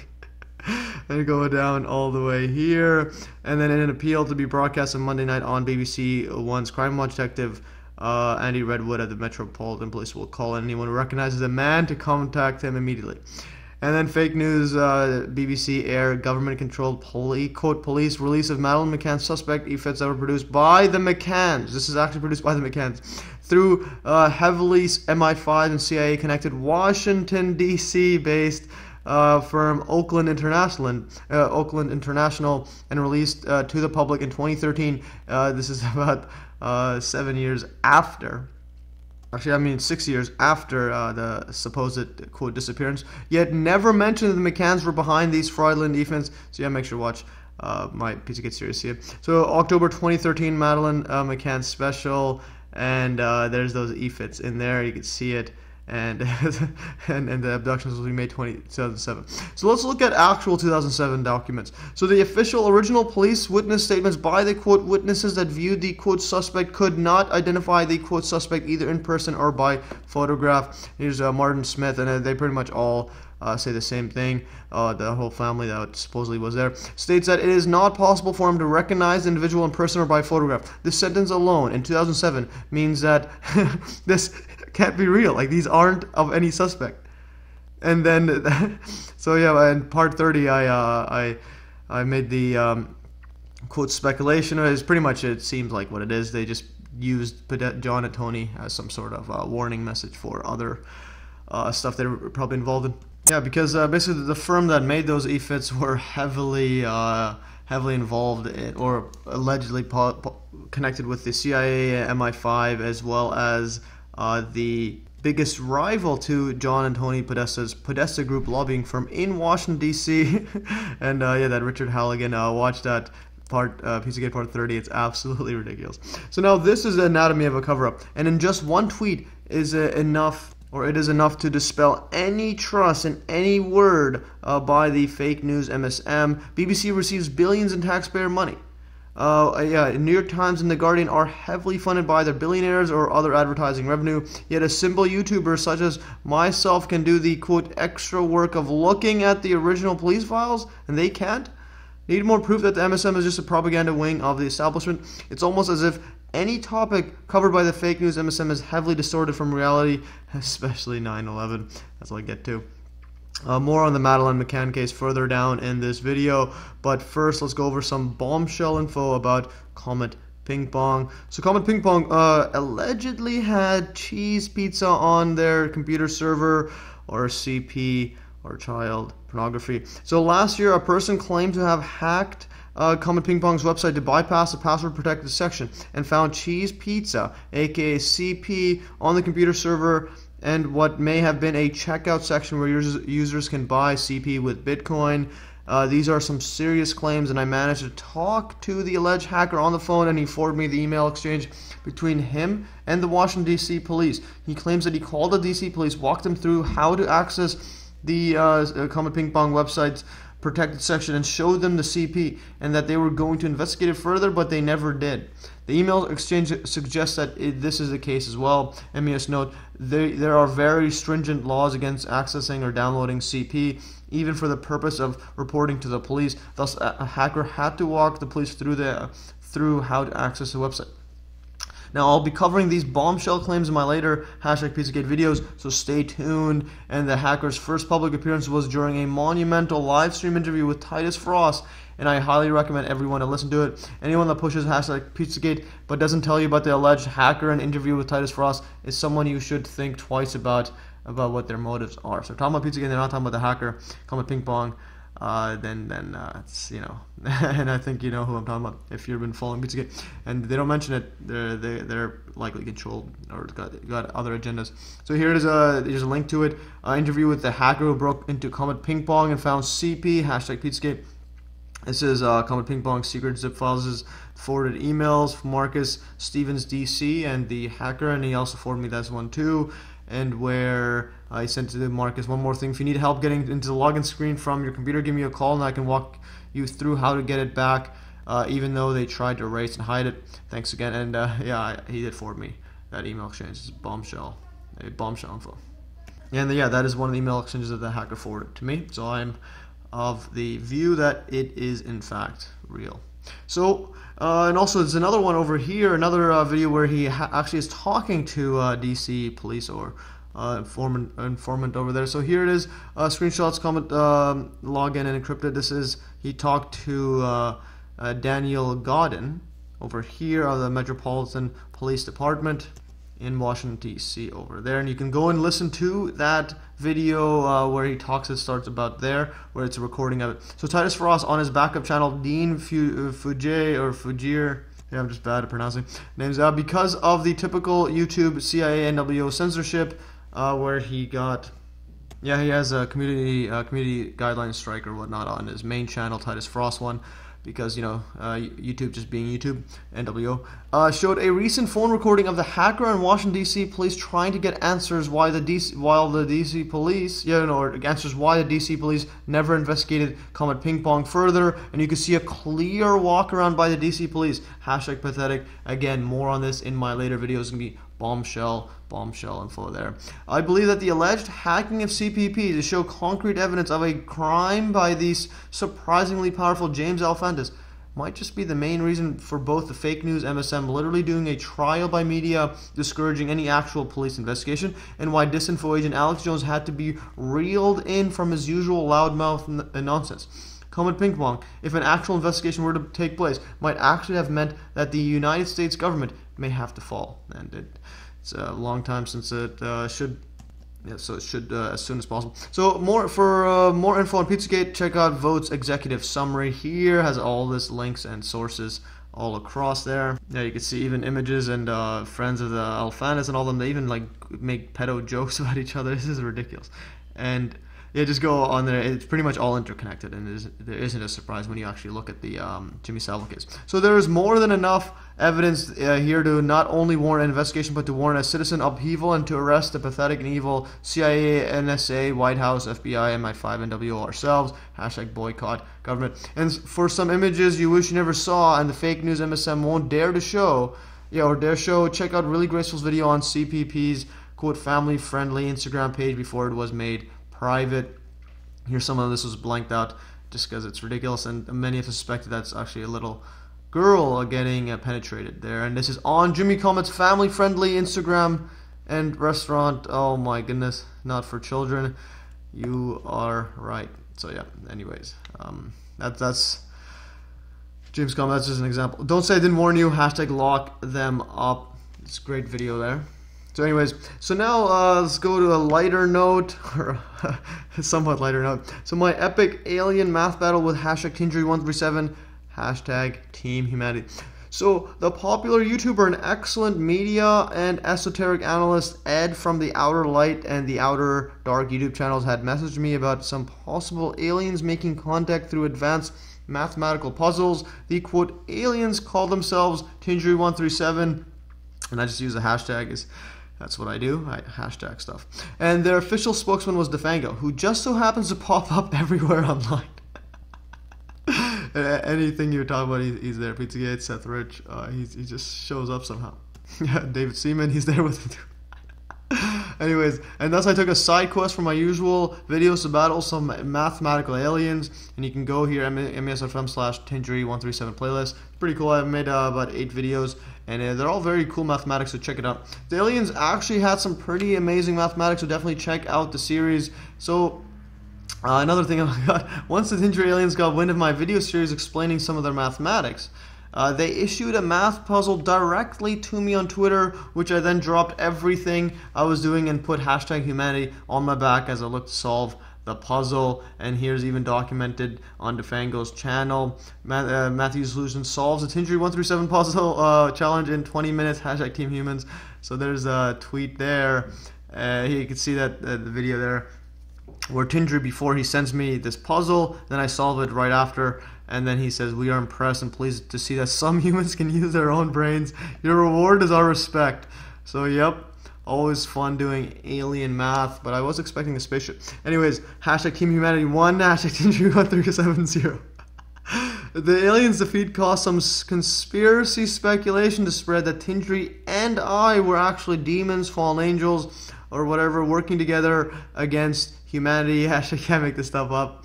So here is on Outer Lights video describing the epic duel that Tindri 137 and Math Easy Solutions have. Math Twitter battle, Twitter duel, hashtag solving alien math like a boss. Just typo there. Anyways, here's a good screenshot of it in there. Champ, we need to find this guy a belt or something, and luckily I had a belt. Always have one, just in case. Hashtag the champ is here. And yes, if you scroll to the comments, this is a very interesting comment I saw. I'm like, what is going on here? Well, this guy, Don Connors. Okay, different take. Hegelian dialectic. If you control both sides of the argument, you control the argument and the outcome. So, on the Tindri side, we have advanced beings actually demonstrating their superiority. Clearly, they are not a joke and telling us what they are. To wit, 666. Except most of the audience doesn't believe that they are beings associated with 666. The audience, from what I can see, refuses to accept that they are demons or fallen angels. Remember, the purpose of the 666 crew is to elevate man to the position or as the Most High. We all can be gods and are not special. And then he says, Q, bring in the, quote, human who can, quote, prove that what the 666 beings are doing, giving us ain't all that, therefore elevating man to the level of these 666 beings. Problem is, we don't know who or what Math Solutions is. You're assuming that Math Solutions is a soulful living human being, and in 20 minutes solved this equation all by his human self, and in doing so put man on the same level as these 666 beings. Tindri has played their role brilliantly. 666 beings, Lord God said so, tell us their plan, Lord God said so, tell us their plans, releasing these, therefore, they're heretofore seen puzzles, or unheretofore seen, I've seen this before, have demonstrated that they are superior to us. They've told us what they are. By having Math Solutions solve the puzzle in an unheard of 20 minutes, they've also managed to convince us of our ability to be like gods. Warning, do not fall for this. They are deceiving us. This person says a very good point. The video Liberus Signus illustrates that what we see is not what is. This person says, thank you for reading my comments. Realized that it was lengthy, but I couldn't figure out how to say it with less words. I'm going to watch your link. Peace out. Stay vigilant. It isn't far off. And this person said, that video was magnificent. Thank you. And thank you for explaining what it meant. I couldn't figure it out by myself. And anyways, Don Connors, by all means, go tell Math Easy Solutions that they're an alien or possibly Mossad. I don't believe we're dealing with anything other than a Hawking-esque autists. But damn, it's a good show. Do carry on. And this person replies, Elizabeth Varying, have you ever noticed that when you try to tell someone who holds the same beliefs as agendas being pushed, they call you names, ridicule, and insult you? No matter how nicely you say something, they are just hostile and aggressive and condescending. Why in the world would I say something to Math Solutions? It's Math Easy Solutions. You have to put the easy in there. Oh, and don't get me wrong, I have zero problem with saying what I believe, none. But why in the world would MS entertain me? MES, man. What is going on here? If he was demon oppressed, or possessed or oppressed, he's not going to say if he's not a real living human being. Do you think he's going to tell me so? The point of my comments is for you to think. There is clearly things going on in this world that are beyond our comprehension. I don't believe that EMS is MES. What is going on here? Is an alien or Mossad. I believe that he has something to do with the 666 entities that Tindri claims to be part of. My evidence, he didn't explain how he solved the puzzle. He just showed us how he solved. He didn't show us how he solved the puzzle. Said that again. He didn't show us how he solved it. It just got solved. The internet. By the way, I did explain how I solved the puzzle in part 5 if you've been paying attention. And then Defengo accused me of quote cheating on the alien math test. LOL. Hashtag the internet. I don't know what's going on anymore. And here Defengo made another video after I did in my part 7 when I did calculation of their name, which they said was impossible to solve, and so on. He says easy Math Solutions cheating on the math test. Wolfram Alpha makes math easy. Tindri 137. I'm kind of at a loss. I can't believe easy math. Why do they keep saying easy math? It's MES. Math Easy Solutions would cheat like that on the test. Good thing Tindri is here to help us. We could have ended up like in pixels and cheaters in our message. But cheating is so fun. Hashtag MES cheat codes. And then yeah, people not liking now his hit piece on me. And you can see the downvotes. Downvotes don't lie. And now wouldn't Tindri have access to Wolfram calculator? Anyways, make sure to watch the series. It's absolutely ridiculous. But it's a very interesting mathematics nonetheless. In the words of Bill Clinton, if you ain't cheating, you ain't trying. So anyways, this was likely because in part 7, I showed the calculation of Tindri's mathematical code name, which they made it out to be some insurmountable feat. I guess I was hitting a bit too close to home, and you can see that video over here. Here's how you calculate the name. It's actually pretty cool. If you get a number here and divide it by 9, what happens is you're dividing by 0.11111, and that means you can actually put that number inside.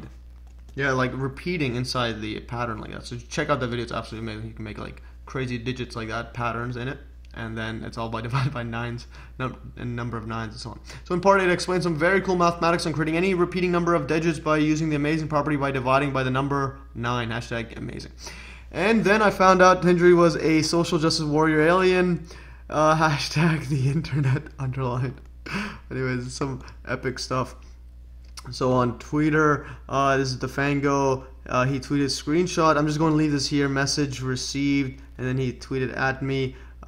This is from this MES. Oh, we think this individual. This is from Tindri. That's the Tindri right there. Did not understand anything what the work is. This human is lost in selfishness. We said again and again, only solving the math is not the task. We don't seek only smart humans, we seek intelligent humans. We prepare another path for some other people except the one messenger. This test will show some things more. Please don't worry about this MES human. Oh, we got the name right. Yes, this individual is lost in his own. This person is a narcissist. Such we don't want among us. We thank you, our friend. Then I tweeted, wow, Tindri resorts to name calling at Tindri. At least meow, I can add narcissist to our social keyboard. We actually have one. It's pretty ridiculous. Yes, we have a social justice warrior keyboards. Check it out. It's pretty amazing. And yes, we did add narcissist to it after Tindri called me that. Anyways, what started out as some very cool alien mathematics for me to test out my math abilities ended up in some very triggered aliens. Anyways, on a positive note, Tindri, Defango, and I occasionally interact online, and from as far as I can tell, all have a mutual respect for each other, and hostilities have ceased. Hashtag team unity. And here is Tindri. I tagged him. Who can balance this beam? It was a puzzle. And Tindri actually was pretty clever here. And I wrote, Tindri and Defango want to test out your supernatural puzzle solving abilities. And Tindri says, with the easy way or with the easiest way, how to balance this beam over there. And then I said, whichever way is easiest for you. Well, you did not set a condition, ask for a specific equation, so the easiest way, and of course, a correct solution is, and then he just copied and pasted this over there, and it's balanced. You can see the little bump there. Okay, and then I wrote, OMG, I did not see that at all. Great work, Tindri. Thanks for teaching us humans a thing or two about setting the initial conditions. We can definitely learn from these advanced beings. So now let's go back to Madeleine McCann case and briefly talk about Richard Hall's brilliant videos. So after the fake news, mainstream media did hit pieces on hashtag Pizzagate and referenced each other, claiming the efforts of the clearly two people were actually of one quote suspect. I then did some further investigation into the Madeleine McCann case because two completely different efforts could not be of quote one person, and that is where I came across the absolutely brilliant work of Richard D. Hall. And you could watch all of his films on Madeleine McCann. What's MadeleineFilms.net. He has like about 17 hours of it. It's an absolutely ridiculous cover up. And again, look at the eye anomaly. Got a dragon eye down. Just ridiculous. So anyways, this was the first series. It's the first series I had seen of Richard Hall's, and was blown away by his meticulous investigation into the facts of the Madeleine McCann case, as well as exposing the extremely high level of mainstream media, police, and MI5 cover-up, would suggest there may have been another elite pedo ring blackmail operation. Or I should just remove the other, which would suggest it was an elite elite pedo ring or / blackmail operation. Yeah, very interesting. Make sure to watch it. So yeah, Richard Hall has made this 14 plus, it's actually like 17 hours or so long documentary series because the Madeline case was so widespread that by that by exposing the blatant MSN lies about the case, the people would then be more inclined to learning the truth of more important topics, such as his primary research into UFOs and false flag terrorism. So yeah, that's what he wanted. He wanted to show that MSM is all lies. You're not gonna get any truth on there, and then you're gonna look at more important topics, UFOs and false flag terrorism. That's exactly what happened here, and that's exactly what brought me onto the 9/11 scene. I was so impressed by Richard Hall's Madeline series that I decided to look at his other videos, and that is where I came across the work of Dr. Judy Wood, and my life flashed before my eyes. And here's all those videos. I highly recommend watching every single one. To earn a PhD in life, I recommend everyone to watch every video that Richard Hall has ever made, especially the ones featuring Dr. Judy Wood and Andrew Johnson. There's Judy Wood and Johnson. These are and Richard Hall, the best researchers online. And MES note, if you watch all my videos, you'll likely lose your sanity. Anyways, yeah, so I've seen all those videos in double speed. I recommend everybody else doing it as well. Bombshell info.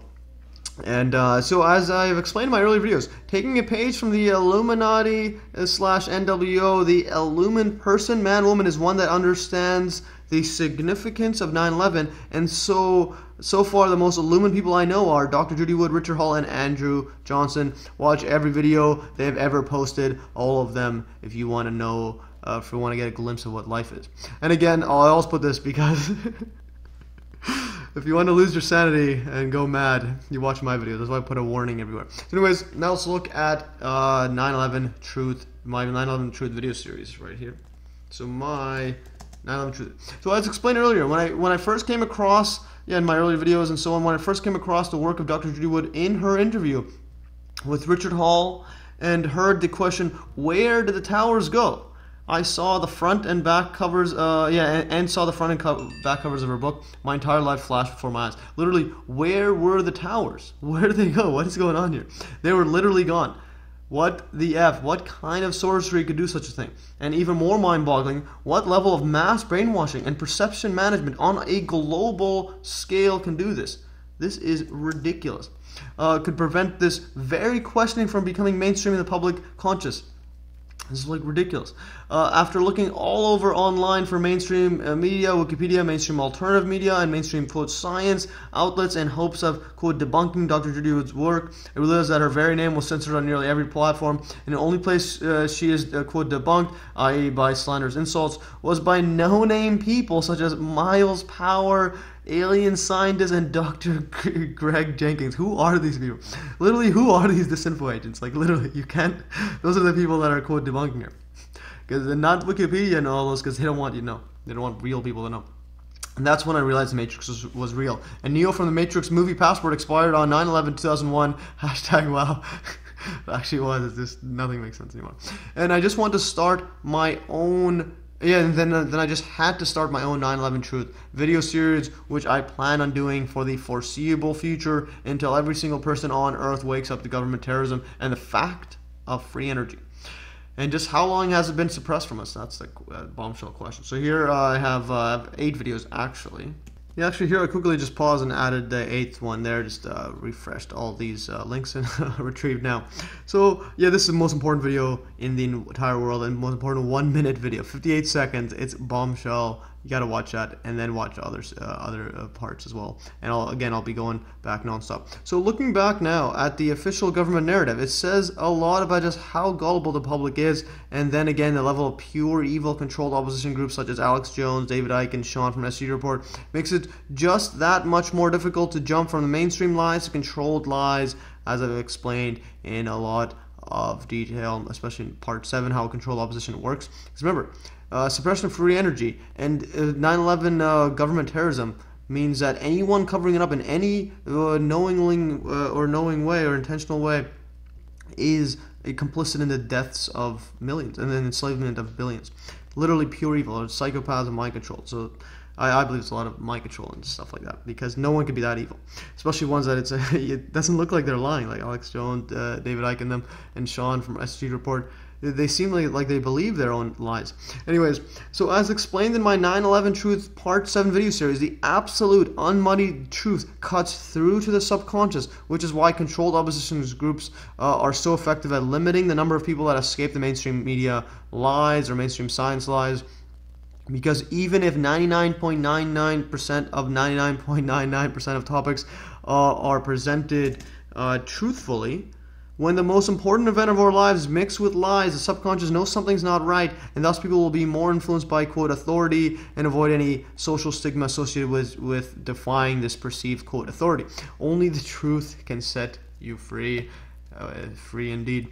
So now, look at the censorship level. It's on another level. So after waking up to the fact of 9/11, I quickly realized that the amount of censorship that is tied to the 9/11 cover-up. Yeah, the cover-up is unlike anything I've ever seen before. Yeah, basically, simply promoting Dr. Judy Wood's book on Twitter just so happens to be against Twitter's policies. They actually, they basically disapproved that ad. So your tweet has not been approved for use in Twitter ads campaign. You could go over there, guidelines, some random BS guidelines. And this was a tweet. All I did was the most feared person in the world, Dr. Judy Wood. The towers were turned to dust in midair. # free energy. # 9/11 truth. drjudywood.com. That's all it is. There's her, and there's the book. And this is against Twitter policies. And then they'll disapprove your ad and ban you from Twitter ads and analytics. So there's the book. This was literally ridiculous. Like, what is this? This is not a collapse. This is not demolition. This is nothing like I've ever seen. This is just weird. And then where to go? Where is anything? It's literally the magic trick. Just the cover of this book tells it all. Literally, where the F are the tower? Where the F did the towers go? What kind of sorcerer can do this? # free energy. And then they have completely disabled my advertising and analytics accounts. Right, and analytics accounts. Both of them access disabled to the ads one. Access disabled for the analytics one. There's some screenshots of it. And these were the tweets that caused my Twitter ads and analytics accounts to be disabled. And these are like this is like bombshell info right here. So what happened on 9/11 is irrefutable. The towers turned to dust. # 9/11 truth. # free energy. # protest government. # Dr. Judy Wood. You could see this series of photos. Look, what is this? This is just like a giant like foaming, frothing up, whatever. I don't know what this is. Turning to dust. And here's a comparison of just what was before, like the size comparison. There is like the lobby, and there's this little space there, and that's pretty much it. Nothing is there. This is like, and this would have like flooded all of Manhattan. Look at how close they are to the water. It would have just destroyed everything. It was built inside a so-called bathtub just to prevent the water from going in. So it's actually like slightly below water level, I believe. So anyways, and you can see like other parts of the building. It's like holes in like other buildings because there were 7 towers. There's like there's nothing inside there, and this one's like perfectly clean. And this other tweet as well, it got me banned from Twitter ads and analytics. Like, look at this, all this dust above the buildings going up so high. And then look, this is Manhattan. That is New York City. Like, what is happening? And here's these are literally turning to dust, and this is that spira, or that infamous spira, just turning to dust, vanishing. It's taller than WTC7. This one's WTC7, which also was being turned to dust over a 7-hour period. And as I'll explain later, I believe it was actually meant to be gradually turned to dust, so that it falls like a shell, and then those disinfo agents like the architects and engineers push the demolition BS. So there is no damage here. Ambulance not crushed. There's like, I believe that's North Tower. It's literally right beside it. It's on the ground level. The window's not even broken. What kind of madness is this? And people walking on it and stuff, it's not hot, okay? People say there's molten steel. Where's the molten steel? Anyways, those tweets alone are enough to convince any skeptic about just how monumental 9/11 was, and to think about just what kind of technology could do that to 7 towers, not 2, not 3, but 7. # free energy. All 7 towers of the World Trade Center, WTC, literally turned to dust in midair and before our very eyes. Yet barely anyone in the world could, quote, see this due to the absolute level of mainstream media brainwashing. And the most important aspect of 9/11 was not who did it or even why it was done, but what actually happened and how. And this is because to turn giant buildings into superfine dust with very little heat, very little seismic impact, and very little rubble left over requires a technology not currently in the public domain, and which such a technology could instead be used for peaceful purposes, such as #free energy. And that goes to now brings me to basically the most important video in my view in the entire world. The most important 1-minute video in the entire world. Still not convinced about the towers turning dust? Then this 1-minute video, compression of a 43-minute original footage sped up 40 times speed, which I made, will make you have to look yourself in the mirror and decide to accept the Matrix is real or continue to live a lie. This screenshot alone is actually bombshell. Like literally, what is happening? Why is it all coming through one side? It's not wind pushing it through this one side. It's something. But now wind. Fast forward 45 times speed is the best thumbnail ever. There's nothing here. Like this thick dust cloud is moving in seconds away from this. What is it? There's a spiral that disappears. And let's show that video. It's absolutely bombshell. And it's just 1 minute, speed it up. And when I came across it, I'm like, holy cow, I gotta speed this up. And this is what MathEC does. Alright, so here's the video. Let's just play it, and just to show you, this is absolutely bombshell. And this is what MathEC does, pretty much, and make it all easy to see. It's like, what is happening here? It's just turning to dust. And the way I actually found it, I was like, when you scroll around here, you can see the thumbnail changing on the on the longer one. I don't know what's not showing right now. But anyways, I always play it at faster speed. At least a helicopter flying around, but look at this. This is, remember, 45 times speed. Each second is actually a minute. Yeah, pretty much 45.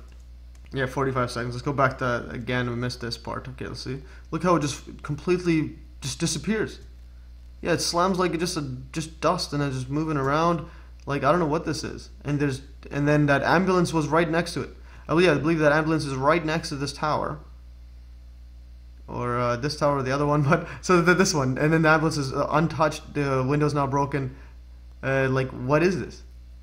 And then there's no seismic impact, obviously, because it's just a giant dust hitting the ground. You don't even need sound. You just look at this. Number 45 is about 45 minutes, and I'm trying to find one that shows it from start to finish.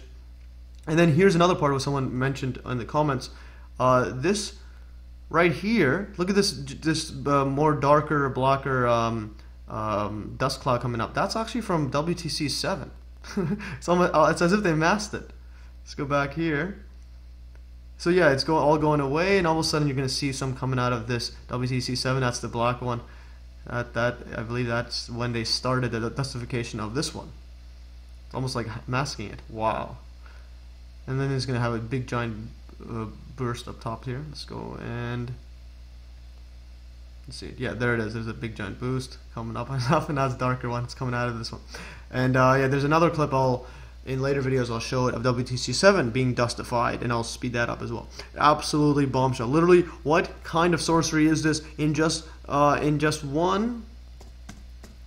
Oh yeah, in just 1 short minute, this video explains why the cover-up is so huge, and that any quote alternative news outlet that lies about the truth of 9/11 in any way is an absolute pure evil piece of the shite, or POS, etc. MES note: that's not wind causing the thick dust to pour out of one side only, and only one side, but of the WTC-1 North Tower. The wind was extremely mild on 9/11. Hashtag more on this later. In fact, I was actually working on this video. I wanted a short clip to put in this video. Yeah, so yeah, I was actually looking for this review video. I wanted to find a really good clip to include in here. I couldn't find any, and I found this one. So I even wrote that while working on some bombshell videos, I came across a 45-minute video of World Trade Center building 1 turning to dust, and then I'm like, holy cow, I could speed this up and put it in. And I just had to upload it by itself because it's absolutely bombshell. That is epic. Show that to anybody and then ask them what's going on. That mind blows up. So it appears that just after the North Tower dustifies, then Yeah, then WTC7 or Tower 7 or Building 7 began being processed as well. Very interesting. And someone noted that here, the great red spot said, amazing, you can actually see the precise moment where WTC7 begins lathering up at the 35-second mark as the North Tower's dust cloud engulfs the building. There's a sudden massive expansion of dust that starts emerging from the building. Of course, it's not noticeable in real time in the chaos of the moment. I'm very sure very few people even saw that occur. They chose a perfect time to direct the energy field into WTC7. Genius. And I wrote, interesting. I think you are right. Definitely looks like WTC7 starts to lather up just after the disappearance of WTC1. Good eye. Good eye indeed by the great red spot. Very good eye. Very great MES note, Tower 7 was dustifying in a much more controlled process and for a much longer duration, about 7+ hours or so, and thus when it finally did fall at about 5:20 p.m. in the late afternoon, it felt like a hollow shell due to lack of structural support, i.e. there was not enough mass inside to keep it standing. This procedure is almost certainly deliberate to then have pathetic front organizations such as Freemason architects and engineers for 9/11 quote truth to push the pathetic quote controlled bracket opposition demolition lie hashtag yep, definitely the plan. And also more censorship. I'm also banned from Reddit's r911 truth, so I created r911 truth MES and vote 911 truth MES like there, or V, put this capital MES like that, erase this M. Yeah, on vote. So I created that on vote as well. So make sure to follow me there. So yeah, the amount of trolls, artificial intelligence, AI, bots, and disinfo agents infesting all corners of internet, and even now, 16 years after 9/11, is absolutely mind-boggling.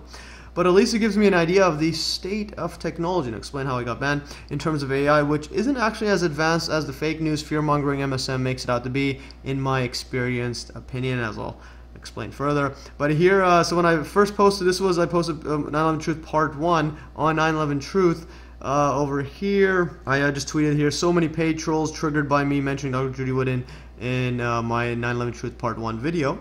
And then this guy, this paid troll, Ipsum Proluxus, won't stop bombarding me with comments. How is he posting so fast while I have to wait 9 minutes each post? And there's literally like hundreds of these comments. Because I believe you are paid disinfo. That's what he's telling me. Also, what do you think about the World Trade Center 7 that turned to dust that didn't turn to dust and brought down a clear resemblance in a control of this? It obviously did. These were, that's how explosives work. Yes, OMG. Okay, but remember, these are the conspiracy guys, not the mainstream. These are saying it was controlled demolition. They're the ones that attack.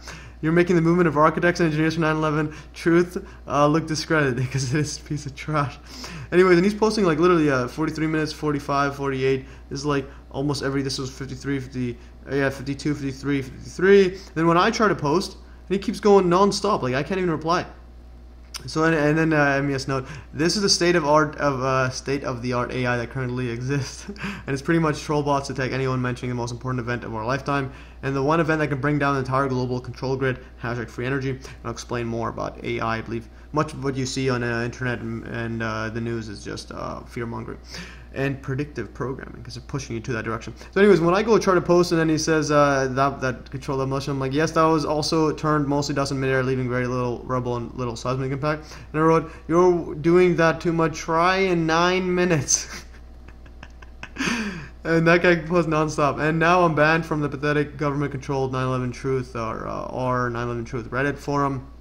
I even reported that Ipsum guy, I wonder what his name is, it seems weird. It's probably some sort of backwards name or whatever.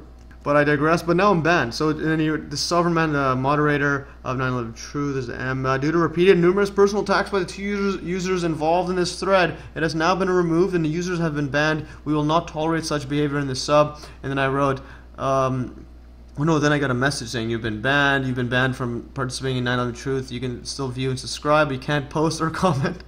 Now from the moderators, repeated and personal attacks. Personal, the guy's a robot and he's attacking me. I'm calling him up. Yeah, that's pretty much what happens on Reddit. And then I replied to him. I replied over here. Hi moderators, I posted on this R911 Truth forum twice, sharing my YouTube videos on the subject, but then I was bombarded with non-stop comments by Ipsum Proluxus for days now. He was even posted posting by the minute sometimes, even posting by the minute sometimes, even though I had to wait 9 minutes before each post. I even reported him to the mods for harassment. I'm new to the subreddit, so I didn't know how else to go about this, and I responded to his text because my post was being discredited. Can you please review the ban and hopefully have me unbanned? Also, how else am I supposed to respond to Ipsum Prolux's harassments besides just reporting?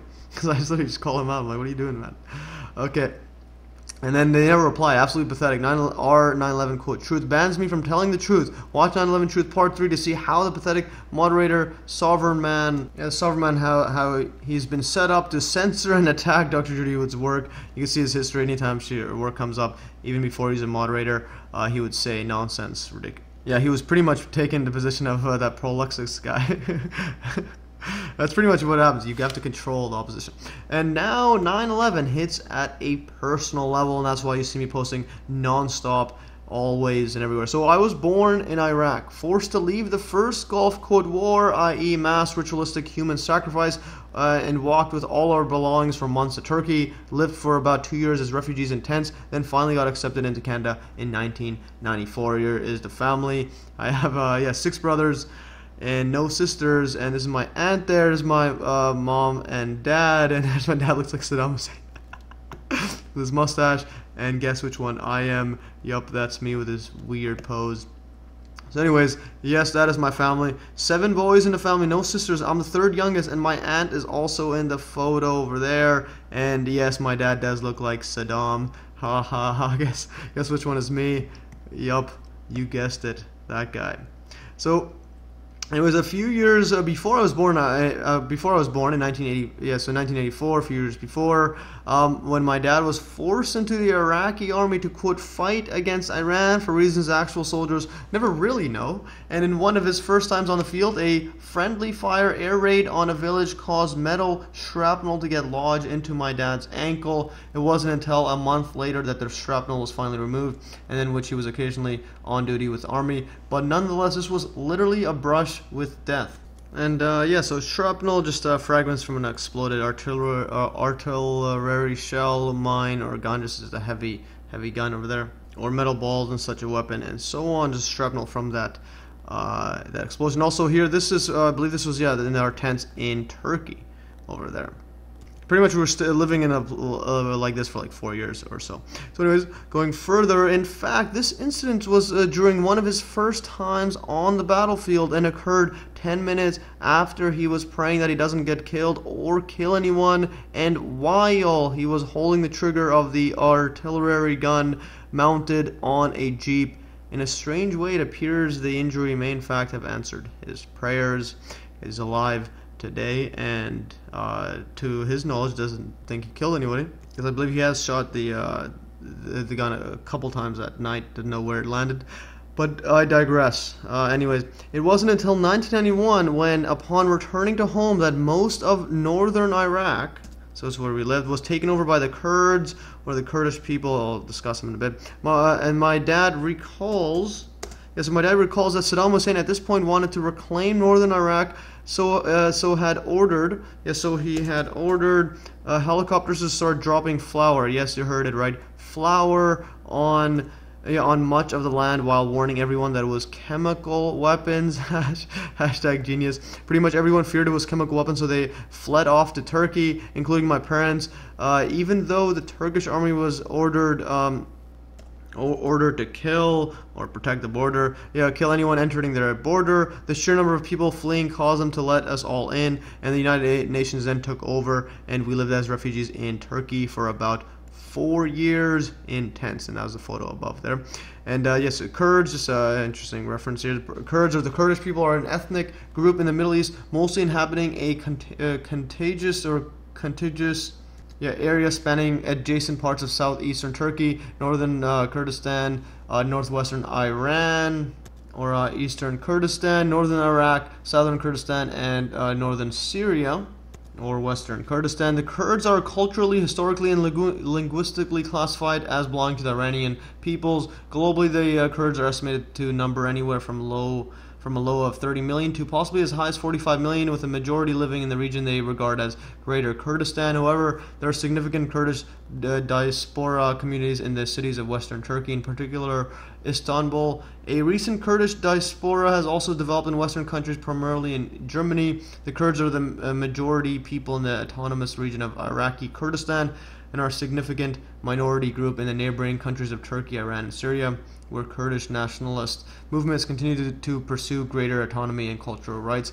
And there's a blazing sun logo, or Album Mirage, or sun disk with 21 rays equal in size and shape.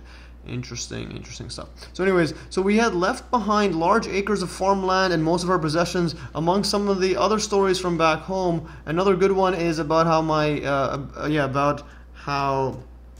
my cousin, who was a chemical engineer in Iraq, but after being forced to develop chemical weapons for the army, he also fled to Canada, where he initially found work cleaning up restaurants. Forgot to type that in. Yeah, so basically from chemical engineer to busboy, pretty much overnight. Very sad stuff, but I believe he owns a restaurant now. Yeah, different one. So anyways, so 9/11 hits very close to home because it proves that my hometown is being systematically decimated, that I was fortunate enough to survive this genocide, and I owe it to those that didn't survive or are still in there to expose the pure evil, quote, people behind this. Remember, there's no weapons of mass destruction.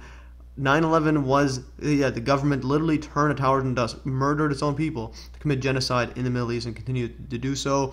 And even before the last Gulf War, the previous one, and let's see, you could just basically extrapolate all of this was this genocide, and you could even see what they think of people. And this is the first Gulf War, and basically this is the Madeleine Albright, which I believe is devil herself. So now let's here I tweeted, what happens to discussing war criminals like former Secretary of State Madeleine Albright, responsible for the genocide of 500,000 Iraqi children, and a war criminal Nobel Peace Prize Peace Prize President Barack Obama gives her a Medal of Honor. She gets a Medal of Honor for this trash. Let's just play this video, and it's just absolutely ridiculous. So yeah, let's just play this, and just to show you, we're not dealing with humans. These are not humans beings. We have heard that 500,000 children have died. I mean, that's more children than died in Hiroshima. And you know, is the price worth it? I think this is a very hard choice, but we think the price is worth it. Like, that's all you need to listen to. That's 1996. Unbelievable. You literally can't make this stuff up. That's Madeleine Albright with no emotion. Is that a weird eye thing? Okay, anyways, this creature is a definition of evil personified. Also, is that a lazy eye? More about these bizarre and widespread eye anomalies later in this video. Yeah, is that a weird one or other one? But anyways, this is the devil herself. Now, if you look up Madeleine Albright, very interesting. Found so. Eyes a bit off. I can't confirm fully yet. It looks pretty okay, the eyes right now, but I think something's up with it. Anyways, Madeleine Jana Corbel Albright is a Czechoslovak American politician and diplomat. She was the first woman to become the United States Secretary of State. She served from 1997 to 2001 under President Bill Clinton, and I believe Hillary was the next woman Secretary of State. It's as if you always need the most evil person to be that. And succeeded by Colin Powell, and I believe Condoleezza Rice, and so on.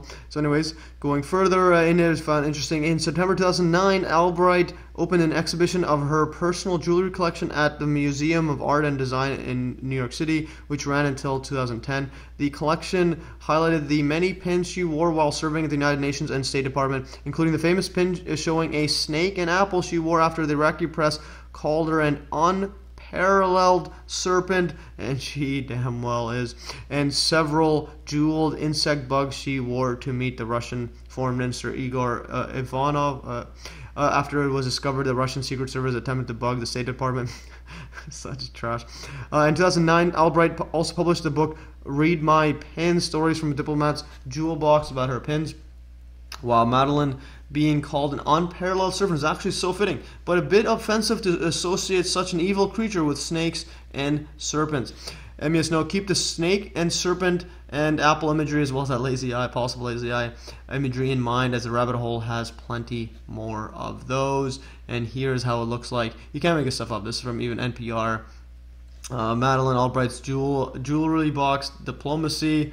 Like, what is this? You got literally a snake going around it, as it looks like the DNA logo, the Baphomet pants logos I'll get to, and biting an apple. So that's, and then in that NPR says, this all started when I was ambassador to the UN, and Saddam Hussein himself called me a serpent. She is a serpent, she tells Susan Stamberg, and I had this wonderful antique snake pin. So when we were dealing with Iraq, I wore the snake pin.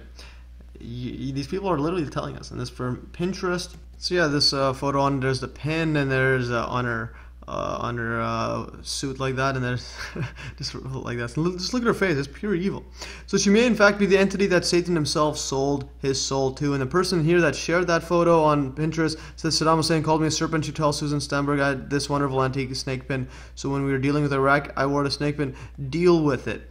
And again, also note the absolute brainwashed person that shared this post, as if Albright is anything but the definition of evil. Now, continuing further into just who's running this world, it's not pleasant. So here I tweeted this one. This was about further about 9/11. So not only did the government murder thousands of its own people in 9/11 to justify genocide of millions in the Middle East, but the human body remains there may have been used to pave roads and fill potholes. Let that sink in. And this is a person made an affidavit, contractor to the company. Yeah, that was contracted out to basically sift through all of the rubble that was left over and taken to Fresh Kills landfill. You can't make this stuff up. So yeah, go and check that post. I'll be talking about it in later parts. There's some epic stuff. Yeah, basically they have no like emotion. These people have dehumanized everything. Like, that's what they are. This is a level of dehumanization that currently runs the world, and is basically making everyone also dehumanized by, letting this persist nonstop. Anyways, hashtag wake up people. So now let's go further into my hashtag free energy, the silver lining of 9/11. So free energy video series, and my quest to develop free energy and the fate of the world rests upon this series. It's not an understatement. It's not an overstatement. So the silver lining behind one of the most evil atrocities of all time is that free energy exists. Keep that in mind. 9/11 flips everything upside down. And as explained in 9/11 Truth Part 6, 9/11 is the single best argument for just about every, quote, conspiracy topic. From hidden history, hidden technology, hidden science, UFOs, global government, hidden origins, hidden cures, hidden consciousness, global perception management, the, quote, Illuminati, NWO, mind control, not voting, defunding fake news CBC and BBC, and above all, hidden reality. Literally, what is the world? MES note. Also, I forgot to mention but the giant Hurricane Aaron was almost certainly steered on 9/11. Was closest to NYC for about 12 hours before and 12 hours after the, quote, planes hit the towers, only to make a right-hand turn after the WTC was dustified. Thus, even climate change and weather control gets flipped upside down because of 9/11, as well as just what kind of superpowers these, quote, elites have. It's ridiculous. And out of the billions, out of all of the billions of websites and media outlets in the entire world, there are only a handful that actually promote the truth of the most important event of our lifetimes, and those include Dr. Judy Wood, Andrew Johnson, Richard Hall, Titus Frost, and yours truly, Math Easy Solutions. Literally, the truth is hanging by a thread, and so these are actual heroes. You have to realize, anyone promoting 9/11, the absolute truth, is a hero. There are also many random inventors actively researching into free energy, but I could not find any that also understand 9/11. Yeah, so they're researching free energy, but if they don't understand 9/11, it's not going to be that easy. And literally no one else that presents the detailed research needed to teach the general population the science. They basically teach them the science needed to develop such free energy technology. Some are just learning it on their own, and then if they're getting close, usually get killed off or whatnot. So that's quite literally, and I don't mean to sound egotistic, but this free energy series may very well be the most important video series in the entire world, because the results of my research would mean not only the understanding of how free energy would be possible, but a systematic breakdown of the steps needed, the science needed, and the parts needed, so that anyone can go to their local hardware store and build their own. And that's what I believe free energy just takes. It's not that complicated because of all this giant cover-up. It wouldn't be cover-up to this extent if it was difficult to do.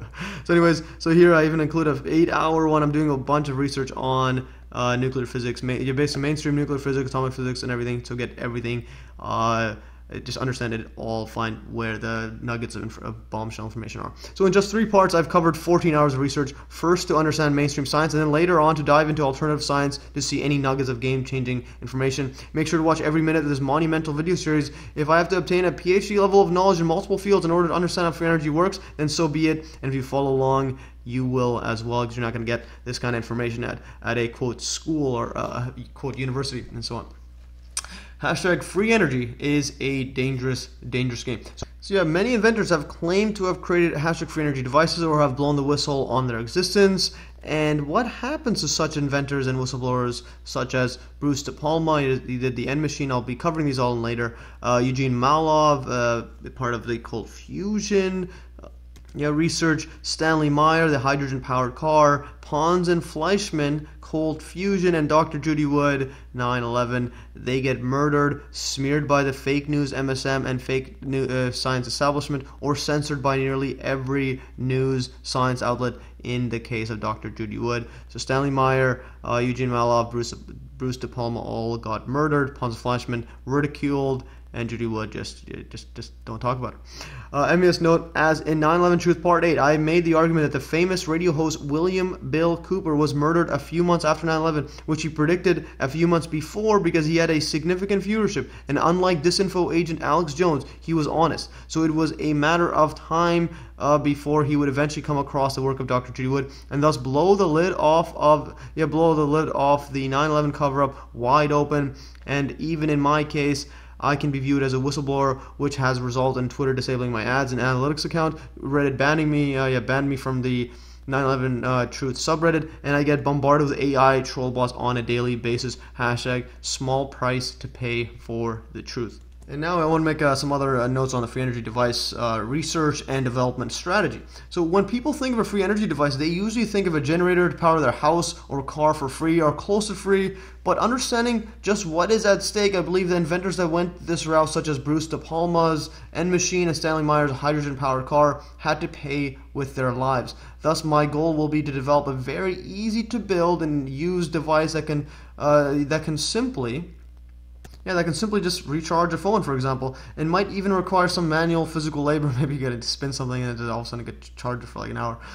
This way, it would be easy for anyone online to quickly learn how it's done, replicate it, and thus the cat is out of the bag. That's all you need to do for the rest of the world to start researching more advanced devices and at much bigger scales. You don't need to build one that could power your house or car. All you gotta do is get something that they can use that's actually practical, like a battery charger. That's it. That is why, or like heating coffee or whatever. That is why I believe everyone in the free that is what I believe everyone in the hashtag free energy field should focus on doing, and then let the masses pick up on it later. So hashtag stay tuned. So you make it easier to replicate. And now the rabbit hole has no end, and the above stuff I find it as the outer workings. And now we go to the inner workings of the NWO, whatever. So I'd initially thought 9/11, government terrorism, Pizzagate, political pedo blackmail, global perception management, and suppression of game-changing free energy technology, as well as other technologies, was pretty much as far as the rabbit hole would go. Yeah, so that's what I thought, and then I saw the Pope Paul VI audience hall, and now I literally don't know anything about anything. So I made a occult video series, just mes.fm/occult-playlist. I just have 2 videos so far, and these are the most bombshell occult videos. If you are into the occult or are into esoteric knowledge and trying to learn it, and you don't know about these or mention these ones, literally, what are you doing? Like, this is an epic series that puts into question what reality really is, but also some possible avenues for answers. Hashtag mindblown times 1,000. If you have other bombshell info, let me know. I'll cover them. But these are the ones that just shake up everything.